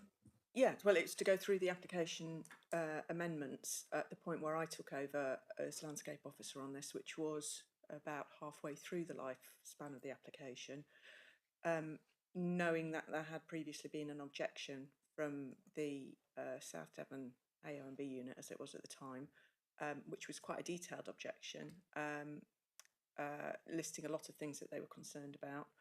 So when the revised plans came through and I took over the thing, I had more than one actually telephone discussions with the unit's manager to go through whether or not we felt that they had adequately addressed the concerns that had been raised through the revisions that they come up with and the other additional enhancements. And he verbally informed me that he was content with it. Unfortunately, their resources at the time meant that a written response didn't happen. I would caveat that by saying that by the time I had those discussions, there was no landscape objection from officers. We had already resolved the concerns that we'd had at that point. So it was really just a conversation to see whether or not the protected landscape officers were content that enough had been done. Thank you. Do you know what was the main objection from the National Landscape at the time, and what are the changes that have happened that have mitigated that? So it's a number of things to do with the sort of the details of the landscape scheme around within the red line of the site, but I think more importantly it was addressing a lot of the wider enhancements that are in the blue line area. So it's about recreating historic landscape boundaries from the old tide maps, recognising that there were wider areas of opportunity for habitat creation, and introducing sort of more thought that was more responsive to the local landscape character in terms of the way that they had presented the landscape proposals. And we were collectively satisfied that that had been addressed. Thank you very much. Thank you. Councillor Long, sorry. That's fine. That's fine. A couple of things. A couple of questions to Mr. Machin on the farming operation. Obviously, you've said you've had a number of discussions there. Can you confirm to us? It's sort of detailed, semi-detailed in your correspondence back in 21 about the agricultural use, because my understanding is the estate itself does not farm, but it has leased tenant farmers, if you can confirm that, and they're operating currently. And looking at the details that are there from the vehicle machinery, does that apply? Because it seems to be almost all related to the vineyards, but that is still agriculture as such, and there seems to be some sort of, in my mind, some disparity in the various correspondence, excepting there's been a long amount of correspondence over the last 3 years. Yeah, I mean, at the time I went, they stipulated for me, and I don't know whether it's any different now, but they had, I think, 60 acres was arable land, the rest of it was grazing.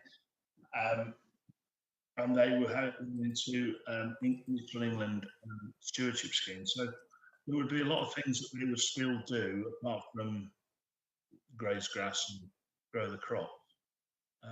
You know, in terms of maintaining boundaries or topping or different things. So I was satisfied with the equipment that they told me they had was adequate and commensurate with the needs of the 600 acres of land that they were under their sort of custodianship, if you like, because obviously the farmers who they were doing deals with in terms of contract farming or licenses, which I never actually saw, but I had to take their word for it that that's what happened. I was satisfied that what they got met those needs, if that answers the first point of your question.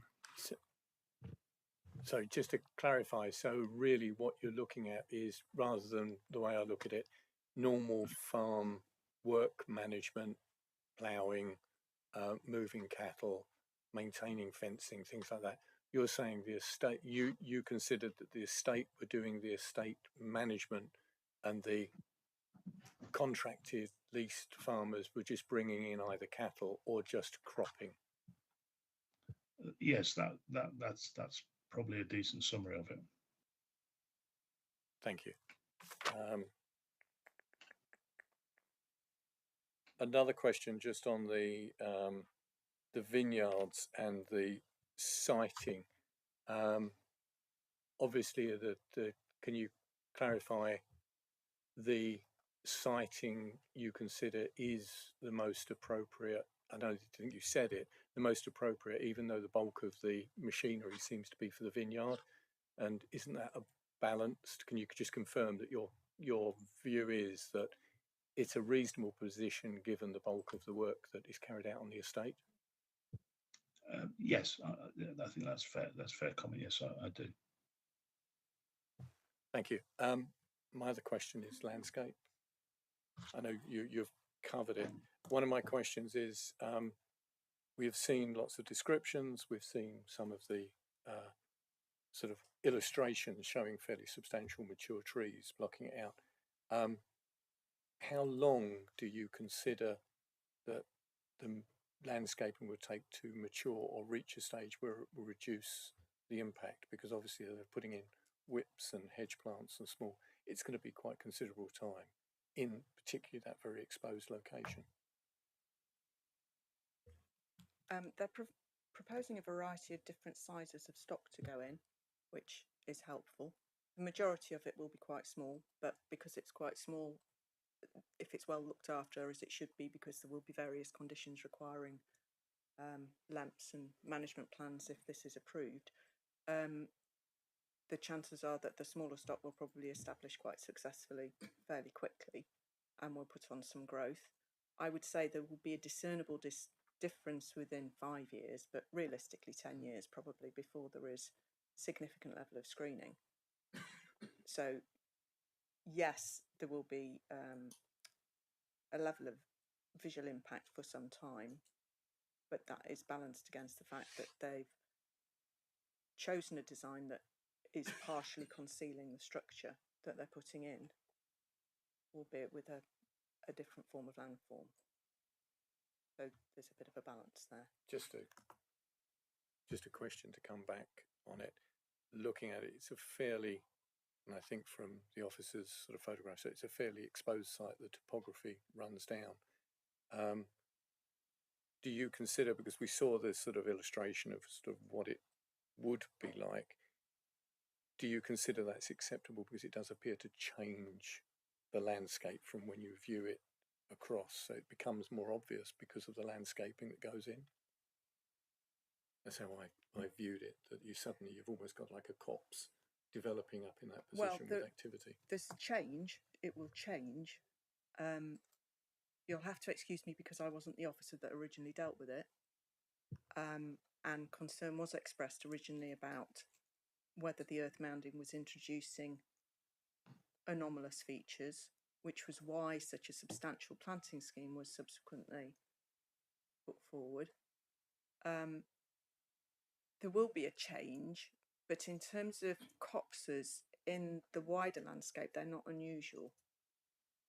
So on the balance of looking at the wider pattern of vegetation and where things are and how they sit in the landform, it was felt that the long term, once it's established, it wouldn't look anomalous.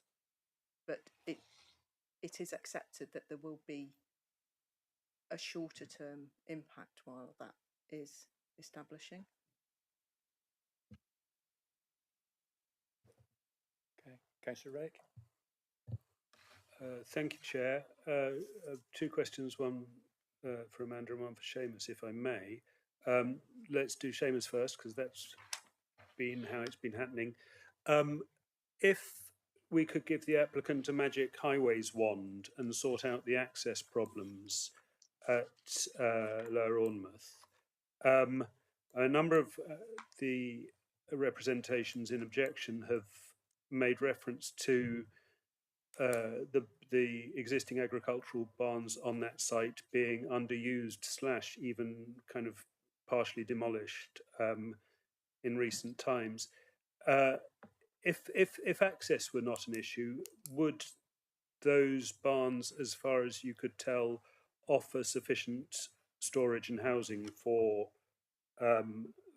this to match or in the stead of the proposal? That was my concern and question, which I mentioned earlier with the agent when I first went out there in 2021. There's several barns there, and hence the reason why I was provided with a breakdown of what estate farm vehicles and machinery by enterprise and in the location. So I took my own measurements, did a few calculations of space requirements and different things, and I was happy that they were fully utilised at the time. I mean, I haven't seen anything more recently apart from I went last autumn, didn't I? And it all looks similar. I don't know what had been knocked down. I can't remember, to be honest, but I was happy with that question, because that's the question that sprung to my mind. You know, again, need, why do you need it? Can't you use what you've already got? And the answer was, no, we need it because we're fully utilised. And then, having looked at it on inspection and the evidence provided in front of me, I was satisfied that that was met. Thank you. Just are vineyard tractors generally taller than other tractors? I mean, because they have, are they the ones that sort of straddle a row of vines? Are you asking me that, Councillor? I was. I can ask someone else if you'd prefer. Not. You see sometimes in France, don't you? They're straddling, and they've got some super duper machinery that straddles it and shakes the grapes off and all the rest of it. I think in this area, probably they're just small, narrow gauge tractors that run between the lines of vines. So they might be a bit taller, but I think it depends what you want to expend on what you want to harvest the vines. Thank you. Sorry, Thank you. I would suggest that might be a question more appropriate to the supporter. Thank you. I take your point. In which case, Amanda,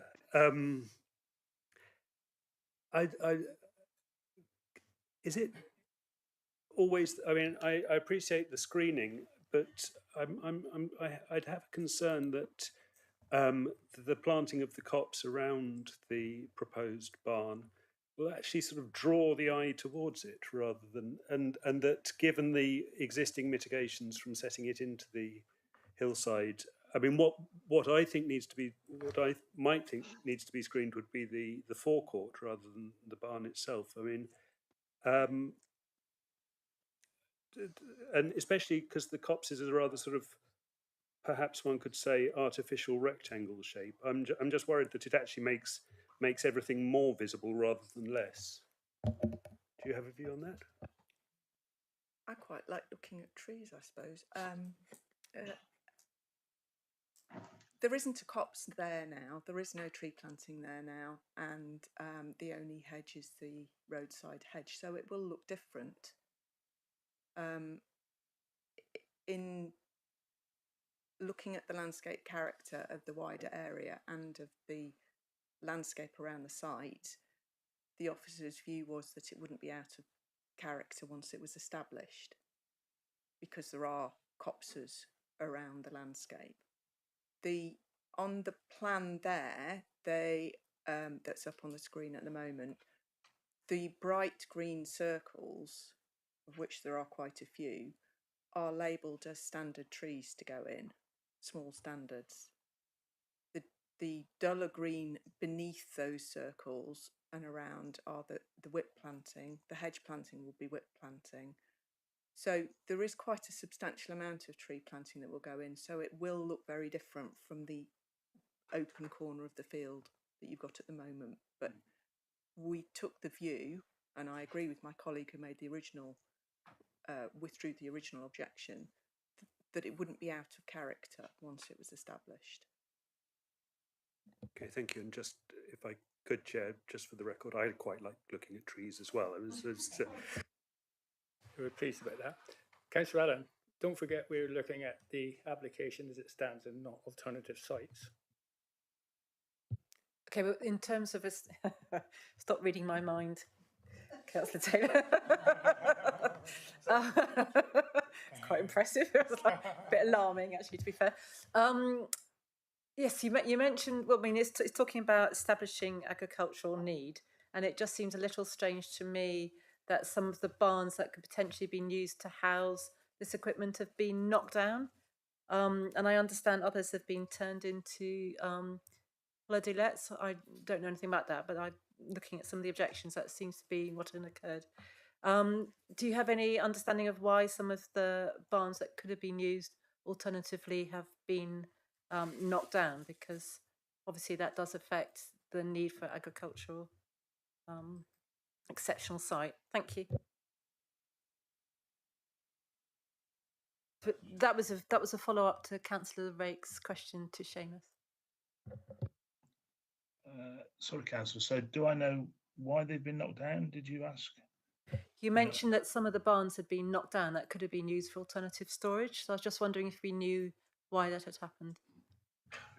I was only commenting that I think somebody else had previously said that they'd been knocked down. I don't recall on my site inspection whether they had, but I might be wrong, but I don't know why they were, whether they were unsafe or what, but so I can't really comment on that. Right, okay, maybe it was Councillor Rake who said that. I shall blame him. Thank you. For clarity, I said that I believe that some of the representations in objection had said that. So I've got no evidence one way or t'other. Do we know if that's true? I don't know who to ask that of. Neither myself nor Lucy have knowledge of which buildings were knocked down. Again, perhaps that's a question for the applicant, right. the supporter. Thank you. Yes, Councillor Long. Just to follow up on some comments that Seamus made, and I will ask the applicant, but when you were talking about the Lower Alnmouth and you'd visited there, you said they were fully utilised. Can I just ask by what area of operation, when you consider that if you like, that location was fully operated? And did you consider, if they were fully utilised, that the access was okay for this? And then the other question is, if they are moving equipment into this barn, should it get approval, where do they operate from now? And that's, you know, I can obviously ask the applicant this, but as you'd raised that point when you were talking about the Lower Alnmouth, when you were looking at the site location and need, I wonder if you can give some clarification on that, please. Yes, it's going back to what I said earlier, and that when I went in terms of fully utilised, that phrase, obviously there were items of machinery and equipment that you would relate to an estate of this type. And having asked the question, that's when they provided that breakdown of all the vehicles, whether they might have been shoot vehicles or estate maintenance and farm maintenance vehicles, which satisfied me at the time. In terms of access, that's sort of not my my boat really. That would be a highways thing. And what was the third question, Councillor? Apologies, it's where do they operate from now? And I think you answered that by saying that they're down at Lower Alnmouth. What is being proposed to be moved up into this barn? Ups and downs, yeah, sorry, when you're up at, yeah. Yes, I mean, I think they're saying they're going to do move some of the vineyard equipment and other general estate management equipment is what I interpreted it as. As I say, I'm going back what I said before. You know, I was satisfied that what they got. They needed this extra accommodation to store the machinery and equipment they needed to manage the estate that they got in front of them. Thank you, I appreciate those comments. Is there any other questions for the officer, please? No? Right, if not, we'll move.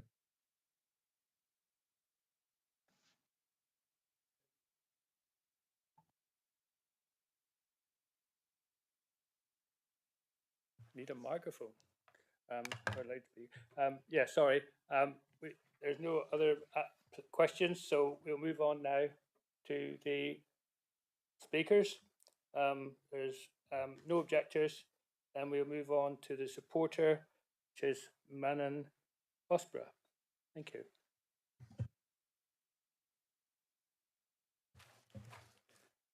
Okay, you've got 3 minutes. Good afternoon, and thank you for allowing me to address your committee today.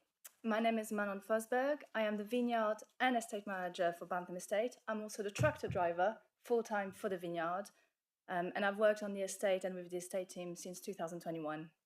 I feel like I've got a good understanding of the matter that this application seeks to address, although I wasn't employed by the estate when the application was first submitted.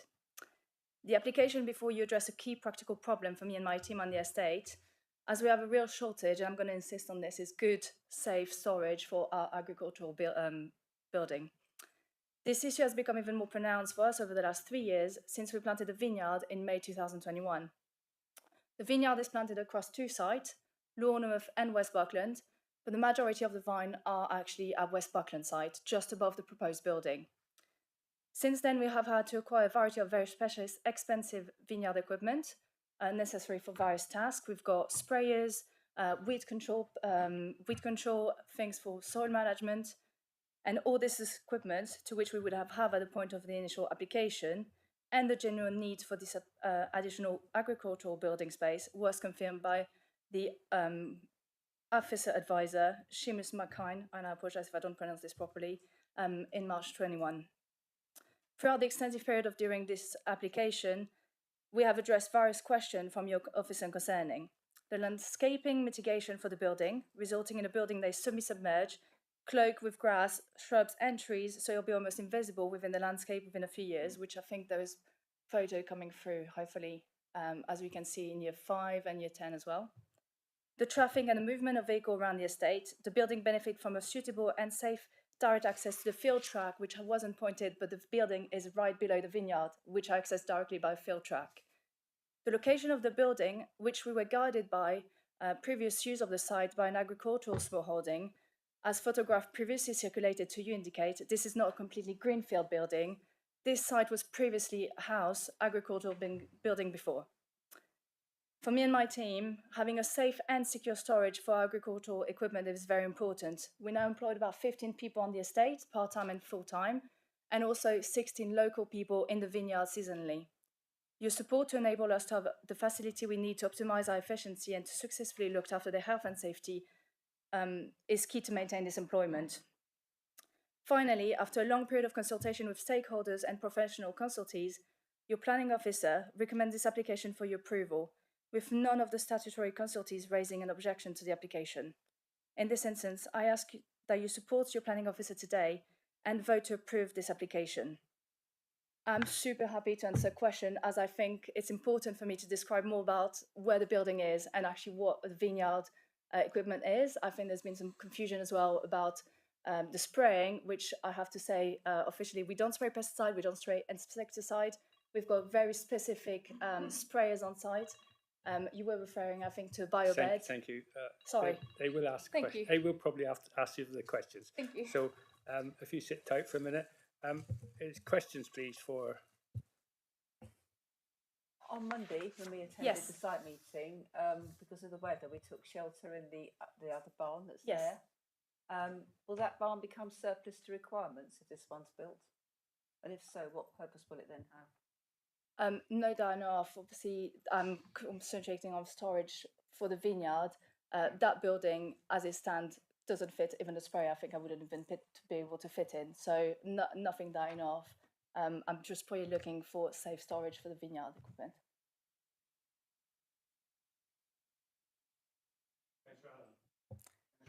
Thank you.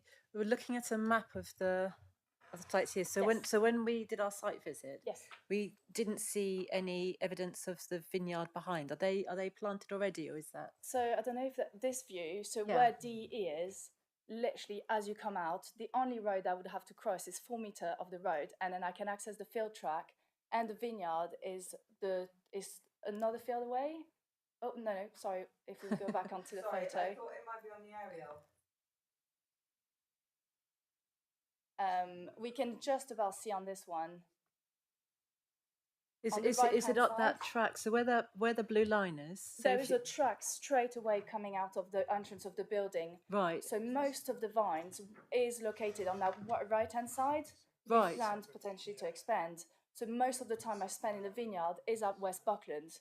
And back Right, to got you. relating to Lornemouth, it's So just this- Lornemouth is just Sorry. that's okay. So West Buckland is the main time, like it's got 75% of the vine. Right. For me, working from Lornemouth, there's so many key issues. The barn that we're storing the vineyard equipment is a cattle barn with an open roof. We purchased really expensive vineyard kit that is currently stored under a cattle roof and taking the weather, if that makes sense. So it's not safe, it's not stored properly. There is equipment coming in and out, so I'm using the equipment and I have to shuffle things around to get to my equipment, which bring a health and safety point of view. I have to move maybe 2 different equipment to get to the subsoil if I have to get it. So in terms of health and safety, bringing to Lornemouth, which hasn't been raised, there's no phone signal, there's no radio signal, which we have on the estate. I'm a lone worker. I'll be moving my equipment to reach the subsoil that's been put at the back because there's no space. If something was to happen, it's the summer, August, I'm putting my lone worker out it could take up to 20 minutes for someone to reach me because the Bantham Lane will be full. Otherwise, it's a track around, which is a footpath where we drive if we need to, and we end up having to drive through people, and it can take 20 minutes to get to me. This building at West Buckland is about a minute from the estate office. There's signal. If something was to happen, I've got more space. I can easily do things with the vineyard equipment. I also rely at the moment, I'm the only one driving because I can't train anyone because I don't feel comfortable to train a new person and say, you're going to be in Lornemouth, you're going to be doing stuff on your own and you're going to be fine there. It's just impossible for someone unless you've got really good experience. I've got 10 years of farming behind me driving machinery. I'm looking today for someone to help me and I just can't find it because I just don't feel I'm going to spend too much time making sure they're okay because they're so far out at Lornemouth. The road access, if it's autumn, with the tractor and my weight on the front and my subsoiler, I don't know if I can go up the hill. We can't change that road. That road is really narrow. It's really tricky to get to, and we can't change that. So it's the site at Lornemouth has got space. We're storing some machinery there, but it's not a space that I can use safely for the vineyard to always be shuffling things around. It's just not a suitable equipment site, if that makes sense. So I think if I've got you correctly, so where the vineyards are on the right, was there any reason why a shed wasn't proposed for that area? Because that would solve issues of the archaeology and so up literally on the vineyard. Was there any reason why there wasn't anything? This is West Buckland Village. I don't know, that would be a planning probably question, but the idea of having that site there is because it was an agricultural building site before. Right. So it just makes sense because it's close to the village at Bantham. So if we put it, I just say this as a worker, but if we were to put it further around, I would have to drive that road in and out, or we would have to make an access, but then it's just further away from the village. So if something was to happen, we're just putting the problem of putting me further away. this building was used before, and that's why we went to this one. Okay, thank you. Can I add something? Which is related to your question about the biobed earlier. There About is what, sorry? the biobed, which you say about the spraying. We Yeah. don't spray pesticides, so I don't have concern because I want to look at the vineyard in a really sustainable way. So we don't spray pesticide. That literally comes from the statement on our Yeah. papers. No, I know, but I wasn't involved in the application. So I just want to precise that the Lipco, which is the sprayer we use, is a recycled 70% alchemical. And we purchased this machine because it's a very, very specific machine. So it's a lot of money, which is sitting outside at the moment. And if there was any concern about spraying or the fungicide or anything that we use, which is nutrients mainly, fungicide nutrient, there is a system which is a biobed, and you know we would be willing, and that we would be willing to just having a biobed, and that's been something we discussed before, and I think it's just important to raise that. We would do everything, and I'm conscious about this with my spraying, and a biobed is not a big, like if there was a condition. Thank you very much. Any other questions? Councillor Rake. Thank you, Chair.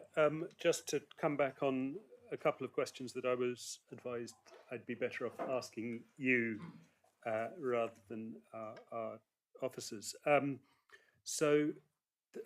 In some of the letters in objection, representations in objection, there's this question of the roofs on.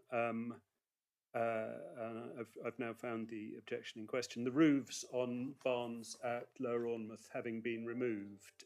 Is that the case? And can you clarify why that was done? I take your point entirely that there are other drawbacks to the Lower Ormouth site, but just to clear that up. I've been on the estate since 2021. As far as I know, nothing's been taken down. The bottom side, if anything, something might have fallen down because it's in pretty poor condition, and it could have been one of the tin that would have come off, but nothing has been destroyed. Every building that is at Ormouth now is used for various estate matter, shoot, vineyard, anything related to the estate maintenance. We do use all the space we have for storing fence or anything like this. Okay, thank you. So that's a bit of a puzzle, but one of the other issues raised in representations is the height of the proposed building. Are your and it's been compared to that of a double-decker bus. Are your vehicles particularly tall? They can be. So the Lipco, when it's behind the tractor, is higher. I can't say, I wouldn't know exactly in number, but what I would say is by experience, I had the Lipco, which is the sprayer, the big sprayer, it's a tunnel sprayer stuck, and we have to have the Manitou behind to lift it and unhook it. So we would need the space to sort of work. The point of having a barn that we can like store thing is I can move it if there's any problem easily, and having the space that we need, if certainly we need to lift with the Manitou or something like this, we would still need the boom space. Having it too low, we would arrive to a building where I guess, when I lift the sprayer, it does go quite high. I wouldn't say I know exactly how high, but I think it's important to have the space, otherwise we can get into trouble. Thank you. Councillor Long. Thank you. It's been valuable to have you here to pass the comments that you have. Got a couple of questions. You said obviously the issue at Lower Ormouth with the traffic on that road coming into Bantham presents problems for you in moving vehicles. Correct me if I'm wrong. I think I was meaning if something was to happen to me, by the time I said saying someone need to get to me, either I'm stuck or I need the spare parts, can you bring it to me? The team on the estate would need to drive along the Bantham Road. In the summer, I've taken sometime an hour plus to come out of Bantham. It's a really narrow road, so it's the access in general to Lower Ormouth is an issue where that barn at West Buckland is really close, and we're about a minute away from the actual office where most of the people, like for general estate matters, would be. So if I'm alone at Lower Ormouth and I say, well, I need, I don't know, a part for my flail mower, can you bring it? Well, the person at the estate base will probably take sometime 20 minutes to come. So it's more the access to Lawnmouth in general, and also the downhill, that's more driving side. Driving down to Lawnmouth and driving up is very difficult with the tractor trailer when it's wet or anything like this. If I cross a car and I'm going down Lawnmouth or up actually, and I've got my sprayer or my trim on the back, if I do brake a little bit, even myself driving there for a long time, I would feel like I'm in a steep hill and I really can't do it. Like I need to be careful. So it's just the access is not. It's just not great there. Thank you. Can I just Can I come in a minute? Sorry. Just a minute, Mark. Can you pay attention rather than going across? Yeah, we'll just because it's a bit off-putting for the people that's speaking. We're not listening to. I am. I'm just looking at the girls as she speaks because we need to be able to see the road access. Can I just sort of not challenge you because I can Yeah, accept yeah. what you're saying, but obviously the roads around coming on that section where the proposed building is are very busy anyway because it all tends to sort of head down towards Bantham and the beach, and I think we've all been stuck in those roads during the busiest period. So there is still traffic issues, so it's not as though it's clear of traffic. And can I just ask the question when you said if you're missing a piece and somebody will, so do the sort of maintenance things, are they carried around all the time? Because obviously it's an estate office, it's not a maintenance yard, and I assume that's all down at Lower Ormouth. No, because Lawnmouth doesn't have any place I can have anywhere to store anything like parts and everything. The roof generally has a hole through. So I have a small like shed where I can have spare parts, but at the moment everything is more towards like the estate in general. We don't have any workshop or anything at Lawnmouth base. So if I've got to fix something or if I have to do something specific, we have to go down to the estate, which is based more Bantham Village. So we've got the sloop, we've got spare parts that would be over there. There is nothing at Lawnmouth that I can have because of safety. I can't do it. That's not my. I suppose I'm only questioning. And then the access as well. So from that barn, for me to access the vineyard is just I have to cross the road and go to the vineyard. If I have to go to the office, to the village, I understand that road will be busy, but nothing compared to Bantham Lane. This is the road that go to West Buckland, and we wouldn't go in and out all day. It's literally just if there was something to come to. If that makes sense. Okay. Just the other thing to sort of question, it's not, you're here and it's unfortunate, the cost to install the proposed barn at the proposed site, obviously looks to be a considerably increased cost because of all the mitigation and everything than putting up a standard barn on Lower Ormouth, which could provide you with that. And I understand, you're the operative, so it's very difficult for you to answer that question. It's just Lawnmouth. It doesn't suit. It's just not suitable. The vines, the majority of the vine are West Buckland, and if we expand West Buckland, is the side we would be. And again, I would raise the thing that I would not feel comfortable at this stage having even if it was a new barn or whatever barn. There is no signal. There is no phone signal. Health and safety is a massive thing now, especially in agriculture. And if I was to hire someone to go on a tractor driver, I wouldn't. I just don't think Lawnmouth is suitable there. If something was to happen, it's just not great there. Thank you. And the access. Thank you, Councillor. Is there any other questions for the lady until? No? Lovely job. Thank you very much indeed for that. If you turn your microphone off, please. Turn your microphone off. Thank you very much, everyone. Right, we now move on to Councillor Stone, and I think she's got a slide as well. I think you've been before, so you know the process. Once you get going, you've got 3 minutes, okay? Thank you. There is no proven exceptional need to build on this greenfield location in this heritage coast. And what you saw on Monday was a trashed green field. There are many underutilised storage opportunities that already exist in better positions within Bantham Estate. Why are these underutilised barns, including the existing barn on this site, not being developed for this purpose? Siting this barn at Lower Ormouth Farm would generate minimal visual harm in the AONB and protected landscapes compared to the open valley along West Buckland Lane. The AONB objection has not been removed, confirming they confirmed the proposed development would result in significant harm to the landscape, and that the proposed mitigation is more harmful by introducing landscape features alien to this part of the AONB. So what has changed in 3 years? The title. The main concerns, site, size and design remain unchanged, but mitigation has intensified. If it needs hiding so badly, it's clearly not enhancing the landscape and should not be there.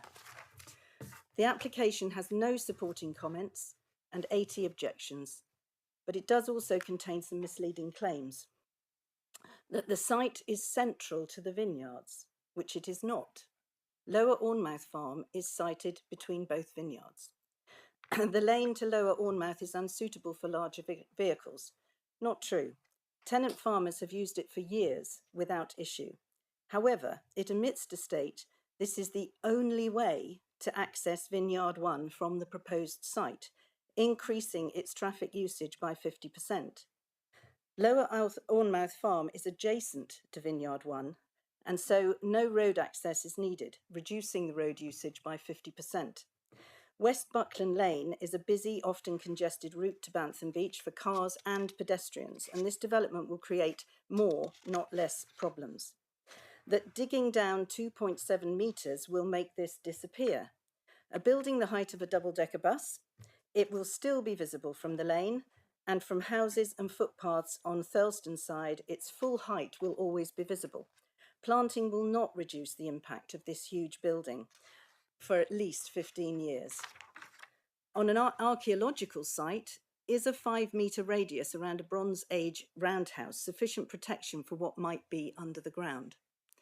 Vineyard equipment does not require huge storage barns. It is smaller than normal vehicles. It has to fit between the vines.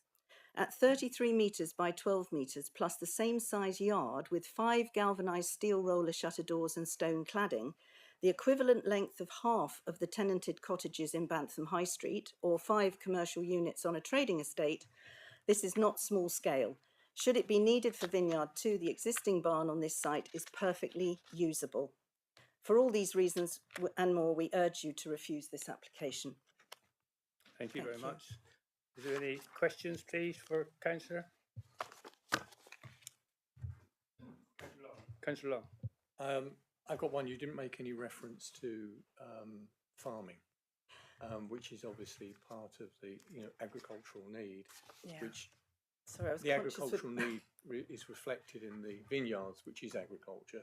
I think we accept that. Yeah. But there's obviously the other element of farming, which doesn't appear to be going to be catered for in this proposed development. Yeah. You I'm sorry, but it was a case of 3 minutes and trying to find what could fit in and make the points. But yeah, the barn that's being proposed, as you can see on the map there, and I have to apologise, the Vineyard 1 circle has moved sideways. The Vineyard 1 is immediately next door to Ormouth. It's the sort of rectangle of fields immediately above the Ormouth farm. So basically, as far as the estate is concerned, I think it's been raised before that there is no general farming that is organised by the farm, by the estate. They lease their land to local farmers whose vehicles they come to work in and they drive home to their own farms. So the storage of those vehicles is not required here. This is a huge building, and if it is originally it started life as being an agricultural and general equipment store. It has not changed size since then. Nothing has changed. It's exactly the same building. And as was said earlier, the barn that is on the site was going to be to be converted to a holiday let. And by allowing this building, it will make all of the other it could store a huge amount of stuff in this building for what the estate needs, not just for the vineyards. And it will potentially make the other storage areas redundant, which is a risk because you have no space. But in Lower Ormouth, there is space to erect another building the same as this size, and it could be easily modified in order to do that. It does not have to be in this field. And but basically the main thing is that the farming capacity of the estate is very small. Yes, they have some maintenance vehicles, but the majority of this and this application is based on the vineyards, and that this is what is needed. And the vineyard equipment, however many attachments the tractors might have, those tractors have to fit between the vines. So they're not huge tractors, they're smaller vehicles. And the attachments will be lost in a building of this size, I think. Councillor Rake. Thank you, Chair. So obviously you're aware that there are sort of contradictions between what you're telling us and what the supporter was telling us. She was describing large vehicles and you're describing small ones. I mean, have you... Well, no, I'm just working, it's only common sense actually, because when you look at a vineyard, the vines are only so far apart and the tractors have to go down between them, whether they be spraying, whether they be flailing or whatever. And the attachments to those small tractors are obviously in proportion to the tractors. So you wouldn't be driving a 5-ton John Deere through the middle of your vineyard because it just simply wouldn't fit.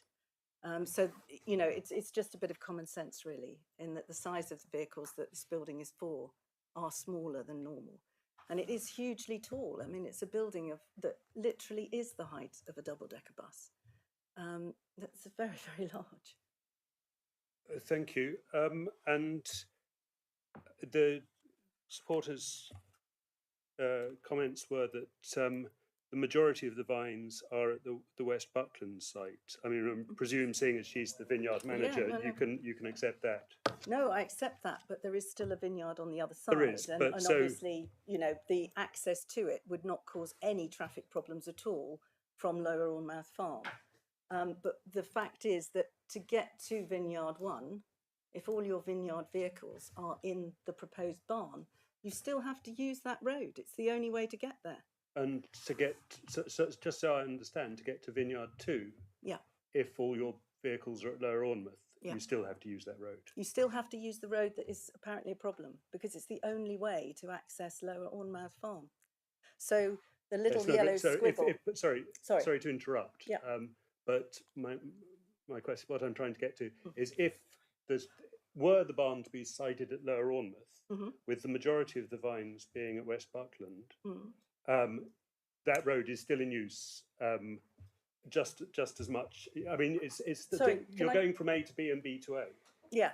Well, and what I'm saying is that actually, if you were sited in Lower Ormouth, you've got one vineyard right next to you, literally the other side of a fence, if you want to say that. It's literally at the barns. The other, you can enter the field at the top, coming in the other way. So the actual transit between those two, between Lower Ormouth and the two vineyards, is less. Whereas at the moment, from the proposed site, to get to Vineyard 1, they have to cross the whole field, still come across Bantham Lane to get to the lane which takes them down to Vineyard 1. And so building in this site is not alleviating that issue. That lane still has to be used. Okay. Does that make sense? I'm sorry, have I answered your question or not? Well, I think it's yes, to an extent, and the last, that's fine. That's everything. Thanks. Thank you. Any other questions, please, for the councillor? No. Thank you very much. Thank you.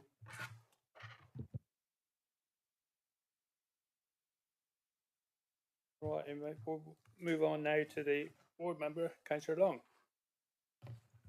Thank you, Chairman. I think you've heard quite good excellent presentations from both supporter and objector, and good explanations from landscape and from archaeological and from the agricultural consultant, I think, which has allowed us to give good consideration. there's obviously been talk about the agricultural need, and I think we've gone through that, and I think there's always challenges on that. There is also, talking about appropriate siting. For me, I think what the committee needs to really consider whether this proposed development would have an acceptable impact on and I think it's important, the character, appearance and special qualities of, remembering it is the undeveloped coast, the heritage coast, and the South Devon National Landscape. And I still go to say AONB, so apologies if I slip into that.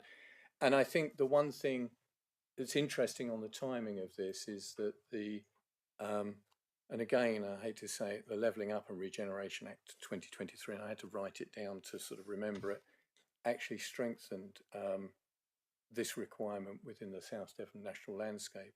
And one of the things that it requires us, where we previously had a duty to have regard, it's now to seek, exactly as it says, as imposed a strengthened duty on decision takers to seek to further the purpose of conserving and enhancing the natural beauty in such protected areas. And the comment is that this overrides and strengthens the have regard to. So I think we've got to take real good due consideration that this is a new site. There is considerable elements going into this, and I think what you've got to look at is all of the elements, the landscaping, the mitigation, and give consideration as to whether this is appropriate for it. But I'd like to hear the other discussions and the comments from sort of members, but I'm just raising the point as to what I believe that you need to look at. It's a very extensive, and can I just say, this has been around for some time and confirms to me the importance of the planning charter, which we have in place to prevent this constant sort of drip of changes that have come through over a period of time, which I think a description has been called the website is clunky. I heard that term used. I think it is because there's been a vast amount of information come in and it is difficult for people to consider.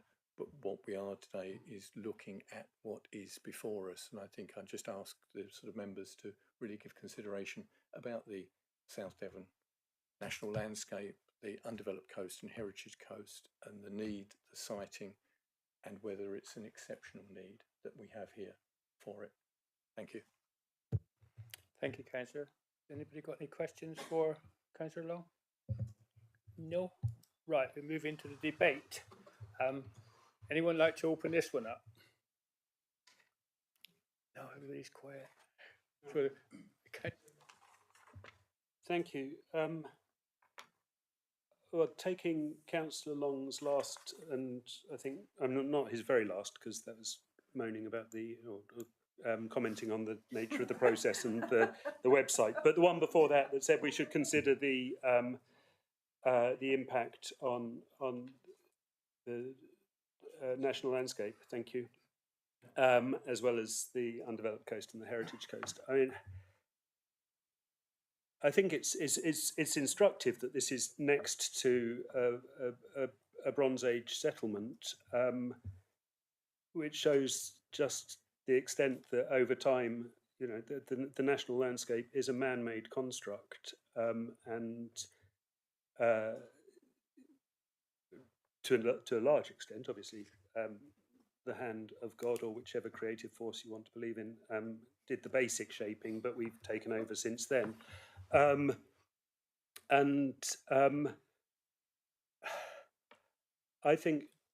quite admire this application for the effort that's been put in to minimising the effect. And I was struck by the arguments both for and against this particular siting. I have to admit that, particularly on the health and safety issues, I can see the point. Its proximity to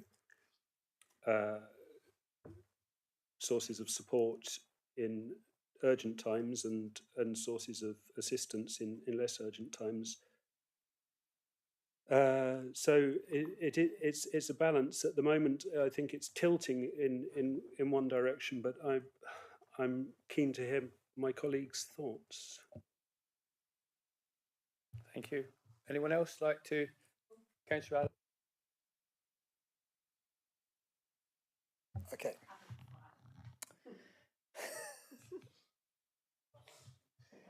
So I've been confused by some of the debate, but of the presentations, I suppose, rather than the debate so far. Debate's been wonderful. I never did understand the answer about that brownfield site just west of the proposed new build. I still don't understand why it can't be repurposed as the storage. As for it being all this work going in to hide it, so that therefore it must be terrible.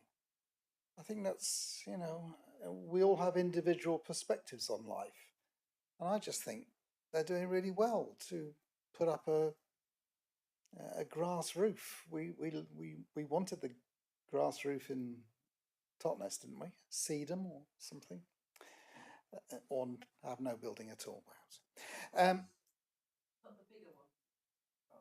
No, isn't it? Right. And you can tell me later. And then that debate about the locations.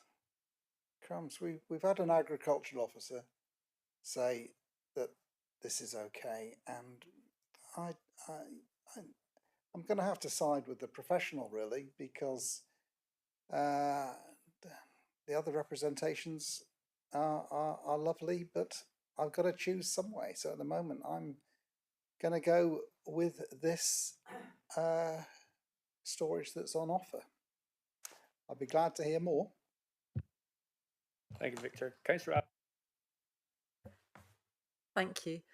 Yes, I agree with Victor. There's some unanswered questions. I don't know why the barn next door to it is not being used. I mean, it would mitigate the impacts on the really important archaeological site. And I mean, if the importance is the area and the location, then that would make sense to me. And I also still don't understand why, and I also can't pronounce it, Alnmouth Farm, which is right next door to the vineyard, would be much more tucked away. There's better space for it. It wouldn't need to go into the ground. It wouldn't affect a Bronze Age site.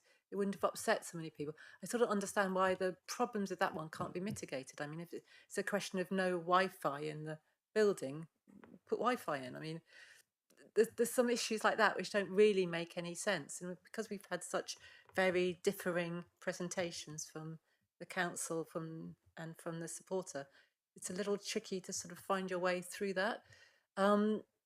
Personally, I think anything that means that archaeological finds would be destroyed, that's a big factor in me, maybe with me more than with others because I have a background in it, but that seems to be something to be avoided if at all possible. And I haven't quite seen yet why it's not possible to put in Alnmouth or in the building next door. So I agree with Victor, it's a funny old one at this point in time for me. Thank you.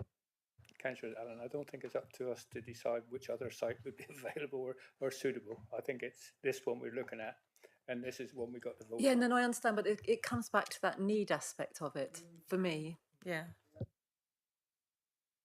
Thank you very much, Councillor. Any other questions? Councillor Hodgson. I thought we were in the debate, we're not in questions. We're in debate.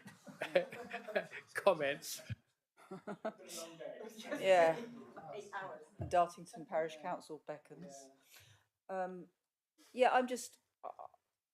It's difficult, isn't it? It is really difficult. But I mean, so when I'm not sure, I really listen to I listen anyway. But I think more in terms of balance. I go towards those who really do know and have an impartiality, as we, should have, or I think most of us do have. And I think that the parish council has made a very strong case, and I'm inclined to follow that because I think we saw a barn that we were standing in the other day. We saw a lot of stuff all just dumped in there. It's very easy to go with the new and leave all these other ones kind of left messy. And the fact that that one was initially proposed to be converted into a holiday let, this is the trend we're seeing. The pretty old barns that dot around and actually makes a part of the landscape that speaks of our heritage and history and most of the time we love.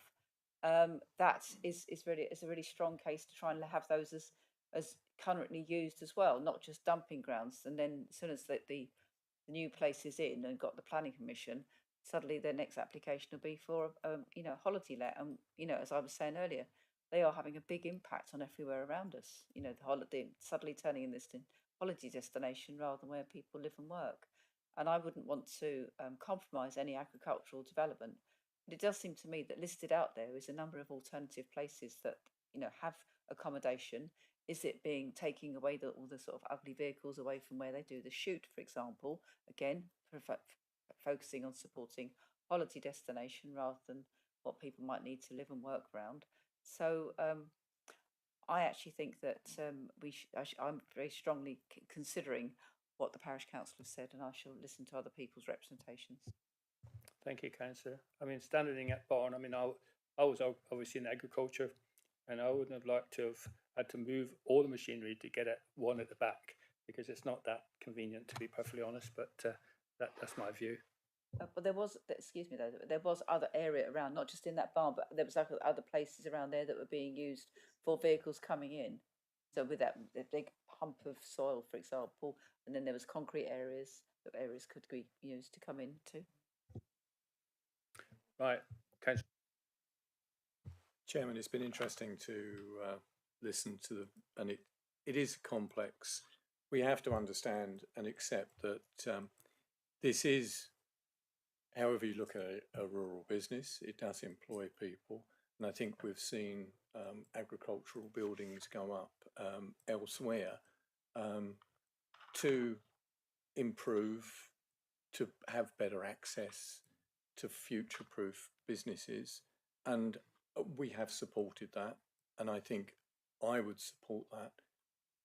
But I can't support this particular proposal in this particular site because of the impact on the AONB Heritage Coast and the requirements that we have to, there's an exceptional need for, required the legislation. I won't run through it because it's complex, but we've all heard it before.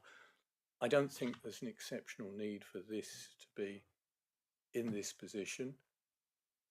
I know there's sort of the layout, but there's fors and against, because obviously primarily this is being used for the vineyards, and we've heard that the agricultural, in our terms, the farming, let's say, aspect will not necessarily be using it, and certainly isn't using it under the present regime. The Buckland Barns, which is an extensive area, could be utilised, and I know we're not talking about that, but that area will still be used, the area of Lower Almath will still be used, because what is not going in here, because it was excluded, is all of the shoot activity, the shoot vehicles, the various aspects of the harbour operations and the boat operations. So that area will still be used, and it can't all be brought up to this site. But I believe my concern, and I touched on it previously, is if there has to be this level of mitigation, then there has to be something wrong with it. And I appreciate the views of landscape, and I think landscape will know, most people will know, I think I might be classed as a tree hugger. So, and I don't make any apologies for that. But I do believe that, good landscaping, yes, is required in most areas for whatever we're doing. But I think the extent of landscaping that has gone in here makes me challenge the reason for it, and the fact that it's not instant. It will, in an exposed situation like that, take a number of years to establish. So we will have potentially 5-10 years where it will be very visible.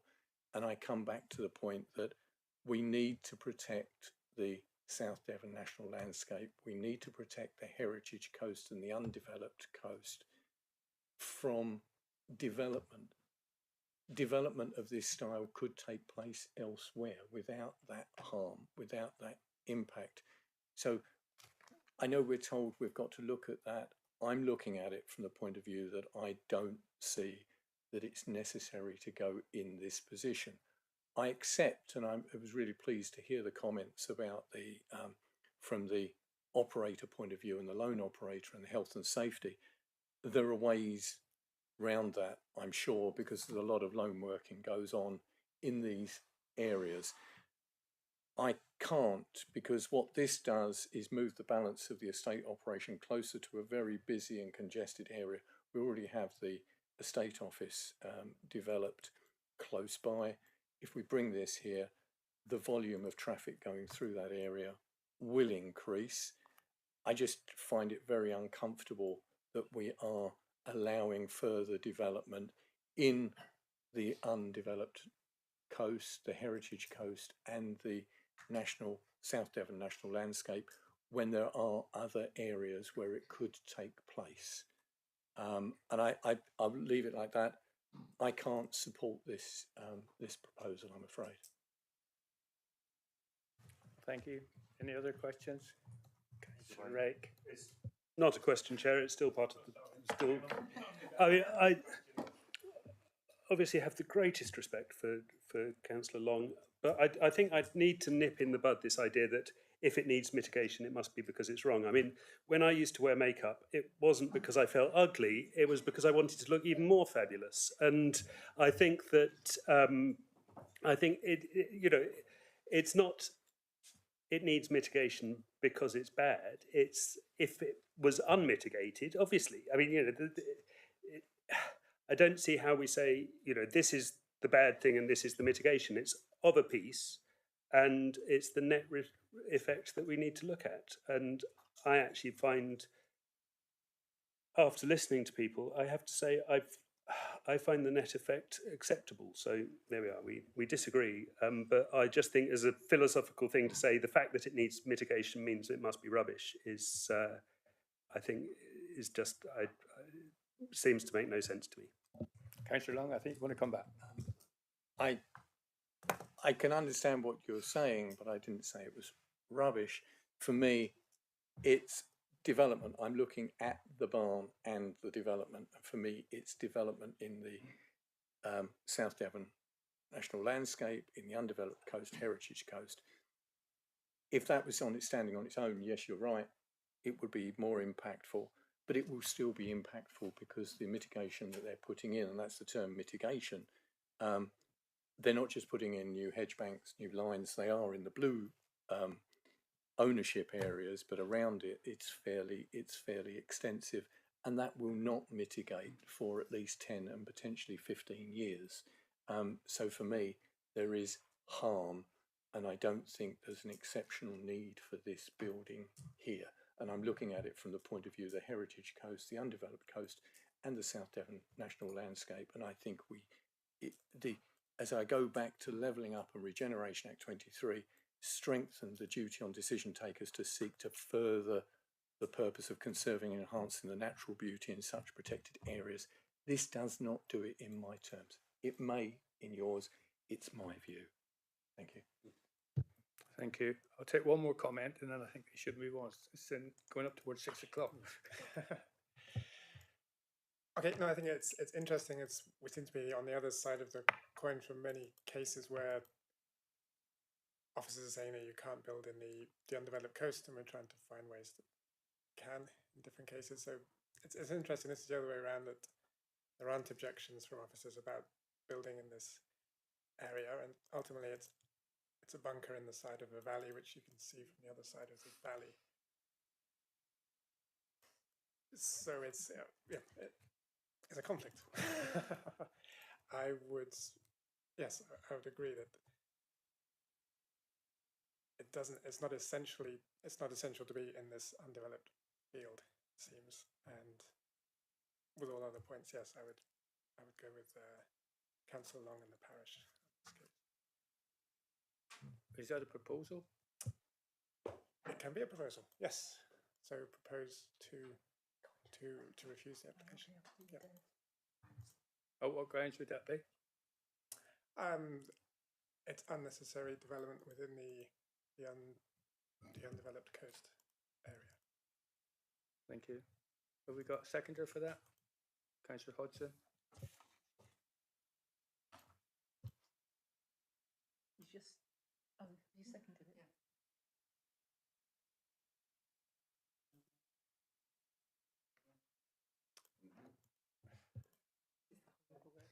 So we need reasons now, because it's against the officer Sure, yes, recommendation, yeah, okay? Yeah, yeah. Well, I think that, I mean, there's so much protection for the undeveloped coast that this would seem to fit squarely within that legislation. Can I suggest that Councillor Long reads what he read before or explained if that fits into the JLP and as a reason for refusal? Would that be okay? It's only proposing. Yeah, that's right. Councillor Hodgson, would you like to come back with your reasons? Yeah, I think there are alternative agricultural buildings available, as has been described, and I've not been convinced of the need for this in terms of because I thought it was a bit vague, some of the the actual need, and just in terms of the scale of this, if it's size of a double-decker bus per bay, all those bays, all those big vehicles, and I think that's, for me, that means that it's oversized for the need for the farming use, and it's overdevelopment and highly visible in a protected landscape. Thank you. I'll come to David. I think you were Legal Beagle wants a word. Yeah, sorry, Chairman. I just want to probably flesh something out because I'm not convinced about alternative sites and how relevant they are to this particular, because alternative sites are not a material consideration in general. There are exceptions, but essentially decision making in relation to planning applications is not about casting around for alternatives or better alternatives to the proposal that you are considering, but it's about assessing the adequacy of the proposal against the development plan and other material considerations. So what is it about this proposal that makes it or brings it into the exception that allows you to think about alternative sites, I suppose, is what I'm trying to get you to think about. Because you cast around and referred to various sites, people have got different views on those sites, and there's no clear view. Both sides of the argument have presented different views. Have each got different experiences, different viewpoints, different bias, and so perhaps I'm saying to you, you think carefully about relying on alternative sites as an excuse or a reason for refusal, but try and work it into or work out your reason for refusal based on your policies in the JLP. What do the policies say? Because nobody said anything about what policies we're talking about here. It is. So what does the policy on undeveloped coasts say, and what does the policy about protected landscapes say? Councillor Long, I think you want to come in on. Chairman, if I may, because I think I might start this rabbit running, and there is a lot of discussion, obviously, around alternative sites, and I agree with you. But my approach on this has been around this, South Devon national landscapes, the undeveloped coast, and the heritage coast, and I think and I came back to this sort of movement of everything and the expansion, and the notes I might, lots of notes, but I'll try to sort of get it down to the expansion into erosion of a greenfield site, obviously to provide the barn, adverse impacts on the landscape character, scenic nature and visual qualities of the area, which I think are important. And the fact that coming back to the development fails to protect, maintain, and I think they say enhance the landscape character, and I think it is classed as unique, and you may correct me on that, and special qualities when it comes to the undeveloped and heritage coast. So that's sort of my focus. It doesn't. And it comes back to the comments that I've sort of got in here when we talk about it, is the exceptional circumstances to permit the development. And I haven't heard any exceptional ones, so I come back to that exceptional. It's a barn in an area, but also the fact that it fails to conserve and enhance the South Devon national and natural beauty of the national landscape area, and obviously because that's afforded the highest protection. So I'm coming at it from that. I'd made some notes about Dev 23, Dev 24, Dev 25. I think there are also policies TP1 and TP22 of the neighbourhood plan, which sort of cover that. And obviously there's the South Devon National Landscape was AONB, their management plan, which obviously, you know, it's that the management plan covers what they look at and they require. And then obviously you've got the NPPF comes in as well, I think, and I don't ask me, I forget what it used to be, not excluding 176, and that's all changed and whatever it is under the NPPF now.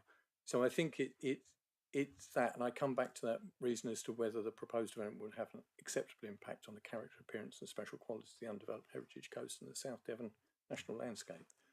And I think that comes back to what we were talking about before, where you have a reason for refusal. And if it is refused, then the applicants need to look at and address, is there a way to scope around this? And it might well come to be another site.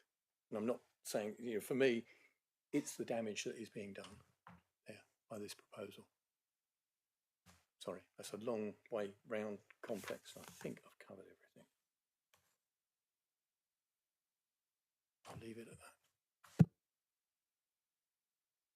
Okay, is you happy with that as a reasons? Because I think you got quite a lot of things there, and Mark, in actual fact, wasn't the proposer or the seconder, but he was the ward member, so he's put forward this, and I think it's quite comprehensive what he's done. So if you want to take that on board, then I think Patrick would be happy with that. Yeah. You okay with that, Mr. Weimer? No, no, no, but it's,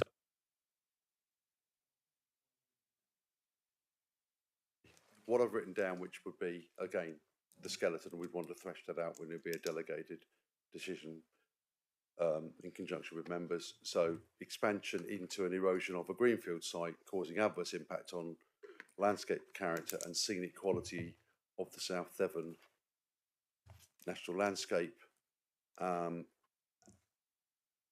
undermining the special quality of the undeveloped coast, and it doesn't meet the exceptional circumstances to justify development that fails to preserve and enhance the national landscape and see the special quality of the area. I know I've doubled up on, I've repeated myself, but that, and I've got the policies written, the policies you mentioned written down, and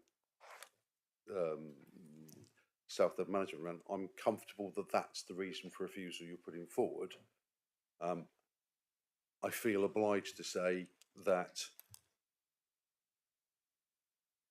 that doesn't have the backing of the council's professional landscape officers, nor the I don't know if they're still called the A&B team or the National Landscape Team now. I don't know if they've changed the name. I'm assuming it is now the National Landscape Team, but so it would be a struggle to see who would support that if it went forward. but you wouldn't expect me to say anything less. Thank you. You all happy with that? Yep. So Sorry. have we got listed TP1 and TP22 of the Thurleston Neighbourhood Plan, Dev 24 and Dev 25 for the Plymouth and South West Devon Joint Local Plan, and paragraphs 176 and 178 of the NPPF?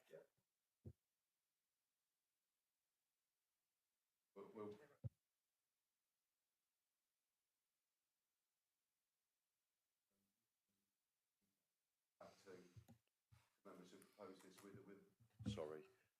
It's, we've got those policies written down. I'm not going to, on the hoof, say categorically, yes, we agree with all of those. We'll need to look at them in detail and we'll come back with the specific reason for refusal for members to sign off before it's issued. Thank you. Right, if that's the end of that, we'll move into the vote. Yep. So all those in favour of refusal, please, show of hands.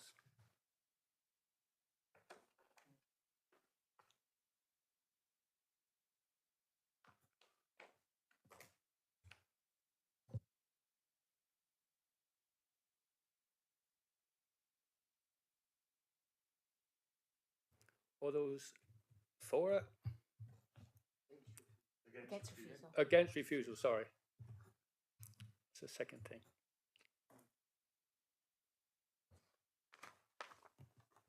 6-3. That was 6-4. 6-4. 4 refusal. Oh, yeah, 6-4 and 4. 3 against. 3 against. I have all sorts of numbers whispered in my ear. So that application has been refused. Thank you very much.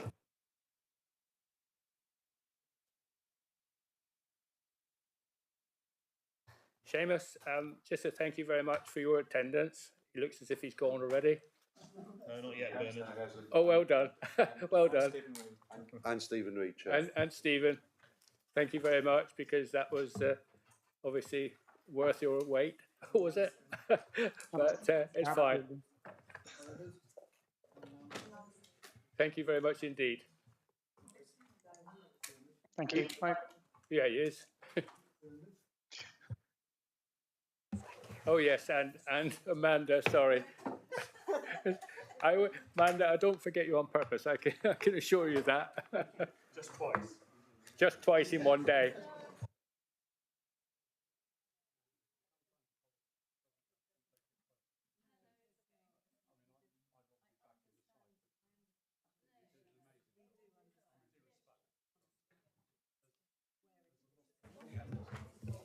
Members, Okay. excuse me, members of the public, we are still in committee, and can you please refrain from, if you wish to discuss things, please go outside. Thank you, members. We are here. We'll move on to the final 2 agenda items. Item 7, which is planning appeals. Pat, if you... I'm getting that. Okay. Councillor Long, can I make a request that this is very quick, because I've got to get back to We my will dogs do who've been this there as for 8 hours quickly now. as possible. We've Thank just you. got the... You only got until 6 o'clock anyway. Yeah.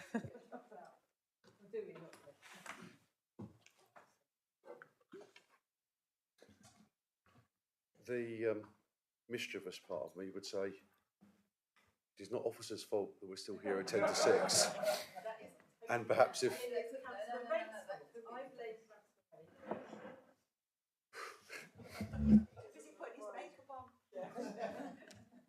Okay. Appeals members. Please, members, please. There are three appeals that I'll try and rattle through relatively quickly. 2 we've lost, and one we won. So the first one is I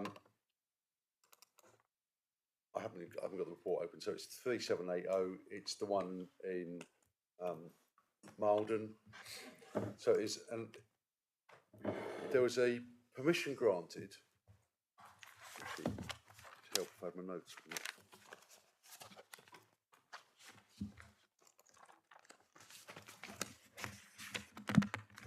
I've lost my notes. Marvellous. So essentially, this permission was granted. You see, there's two green lines, which the one on the far left and one a little bit inside, running the length of the sort of the boundary of the property. The planning permission included a condition that a new hedge was put down this line, where you can see the cursor. This thin sliver is technically agricultural land, is outside the curtilage. This is an existing hedge that had been planted some time ago and relocated. The application was to remove the condition on the basis that they didn't want to do this hedge. We refused the application. The inspector concluded that because this hedge had been done and was becoming established and had a degree of biodiversity because it was becoming established, there was no discernible benefit for having a further hedge planted here, and the appeal was successful. I can find my notes and go through it in more detail if you want, but that's second one. It's prior notification telecoms. It's not because it's my application. Actually, that first one wasn't Maldon. This is the Maldon one. That was Kingston. Sorry, my apologies. That was one of mine. So this application is for a telecoms mast. This telecoms mast. Next to this, to give you context, that's the street light. So the site.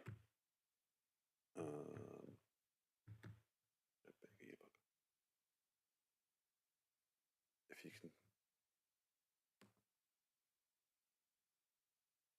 Yeah, that's all on one slide. So you can see that it's in here. We refused it on the basis that they hadn't demonstrated there were better alternative sites, because they really hadn't done an awful lot of work at all, if any. The inspectors looked at it and basically said, I don't really like this site. You haven't demonstrated that there aren't any other sites. Therefore, I agree with the council, and the masters refused. About 4 years ago, there are a significant different number of telecoms applications, and what we can do with various ones is different. So if it's an application compared to a notification, if it's a notification, we can't do an awful lot with them because they would be prefixed with a com. If they're slightly taller and therefore don't fall within the notification, we've got more control. The vast majority of them, we've got very little control at all because it's simply a notification to us. It came to this committee, but anyway, I'm just making the point. But because I was told at the time we can't refuse them.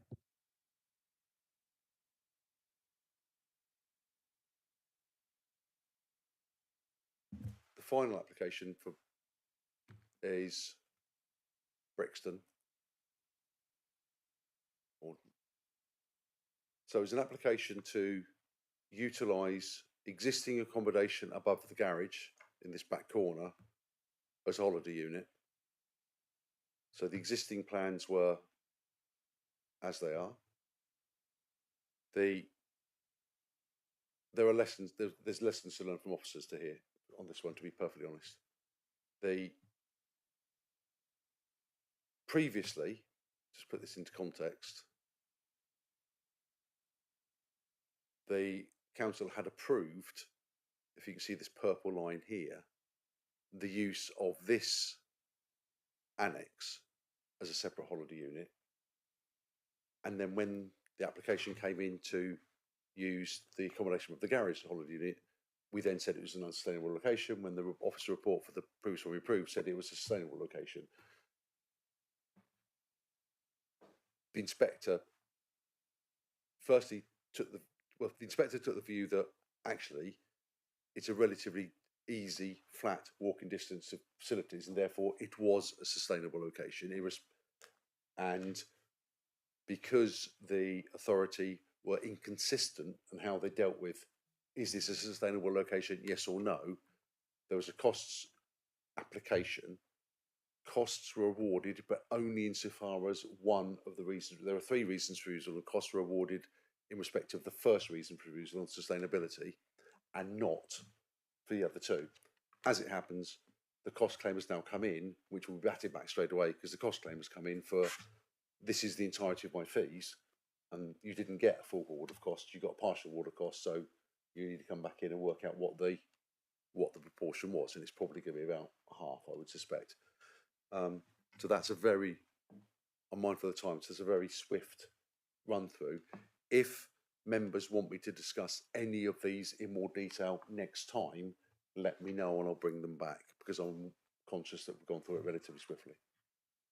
Ms. Weimer, I think that doing this and sort of talking it through and showing the plans is helpful rather than just talking it through. So I appreciate that. I totally agree, and it's something I'd look to continue to do. I think it is helpful. Okay, members, if you haven't got any questions on that, we have agenda item 8, which is the update on undetermined major applications, and that is generally for noting. If you've got any issues that come up on that, then you can take them up with the officers. Councillor Hodgson. Yeah, this is actually quite important. It's the 12379/21 FUL, which is the Riverford Wash Barn. This has been going on as a car park since 2016. It's being proposed for conditional approval because it's retrospective, all sorts of things. I brought this to the Parish Council, Staffordton Parish Council, beginning of this month, and they requested that they were able to have a session at their next full council, which will be the first Wednesday of June, where they can actually invite Riverford to come along and talk, because they feel it's been so contentious that they feel it would be appropriate for it to have a kind of bit of a public airing before they then, it's approved. Because it feels like we're in a tight corner because it's being approved because it's been there so long, not because it's, hasn't had the 10 years, but what it's had so much use that it won't make any difference to the traffic that's already using it. And so therefore there's nothing to argue against. But there is a situation that's been going on for a long time with Riverford, where there's, 1 minute it's the car park, then it's the new building because they don't need any extra traffic, and then it's another, and things have been, and for this to have been left hanging around since 2016 has been a matter of grave disappointment to the Parish Council. If it had been slapped down at the time, we might have had an argument, but we haven't. It's a big car park. It's actually for 100 vehicles, although somehow that's slimmed down to 92 at the moment. I don't know, maybe a bush has grown or something, but so that's what I'm asking, is that the extension date is extended to allow for, because I know that it was brought to you, because I asked the officer and it was going to be brought to you, Pat, to consider, and I'm just saying, can we have it? My understanding is, I thought, perhaps wrongly, that the case officer had already gone back to you saying, yes, he would contact the applicant to arrange to see if they will come to the next meeting of the Parish Council. As far as I know, I haven't seen any reply. He was coming to you to Well, ask I had a conversation with Stephen, and that was my understanding. That was going to be it. So as far as I'm aware, that is in it's in acceptable hand. anyway. Okay. So as far as we can't force them to go to the Well, parish. they're pretty good about coming to the parish council. There's probably no problem, but it just means that it's to try and smooth the water. Yeah, that's as far as I'm concerned, we're quite happy that there's a delay and ask the applicant to go to the next meeting of the Parish Council. Okay, thank you. And there is, just point out, I need to apologise because there's a West Devon ward in the appeals report. No idea how that happens. Hasn't happened before. We're looking into it, and there's one on the majors where the update is this isn't a major. 2 and 2 should really have been put together and come up with 4 and taken off the report, but clearly that didn't happen. And I'll make sure that doesn't happen again. Thank you for that. Right, members. Are we going to cover the fact that Atmos got approved? On the majors report. Yeah. We're talking the appeal. Atmos appeal was approved, and I think people just are you interested to know that, because it was quite a big one. But any appeal the appeal report was draft for publication dates whatever was done at the end, probably 25th, 26th of April. So any appeal that's come in after that date would be reported to the next committee. So I hadn't intended to report any appeals that weren't on the. We'll have a fuller list. discussion at the next. Absolutely, at the yes, next yes.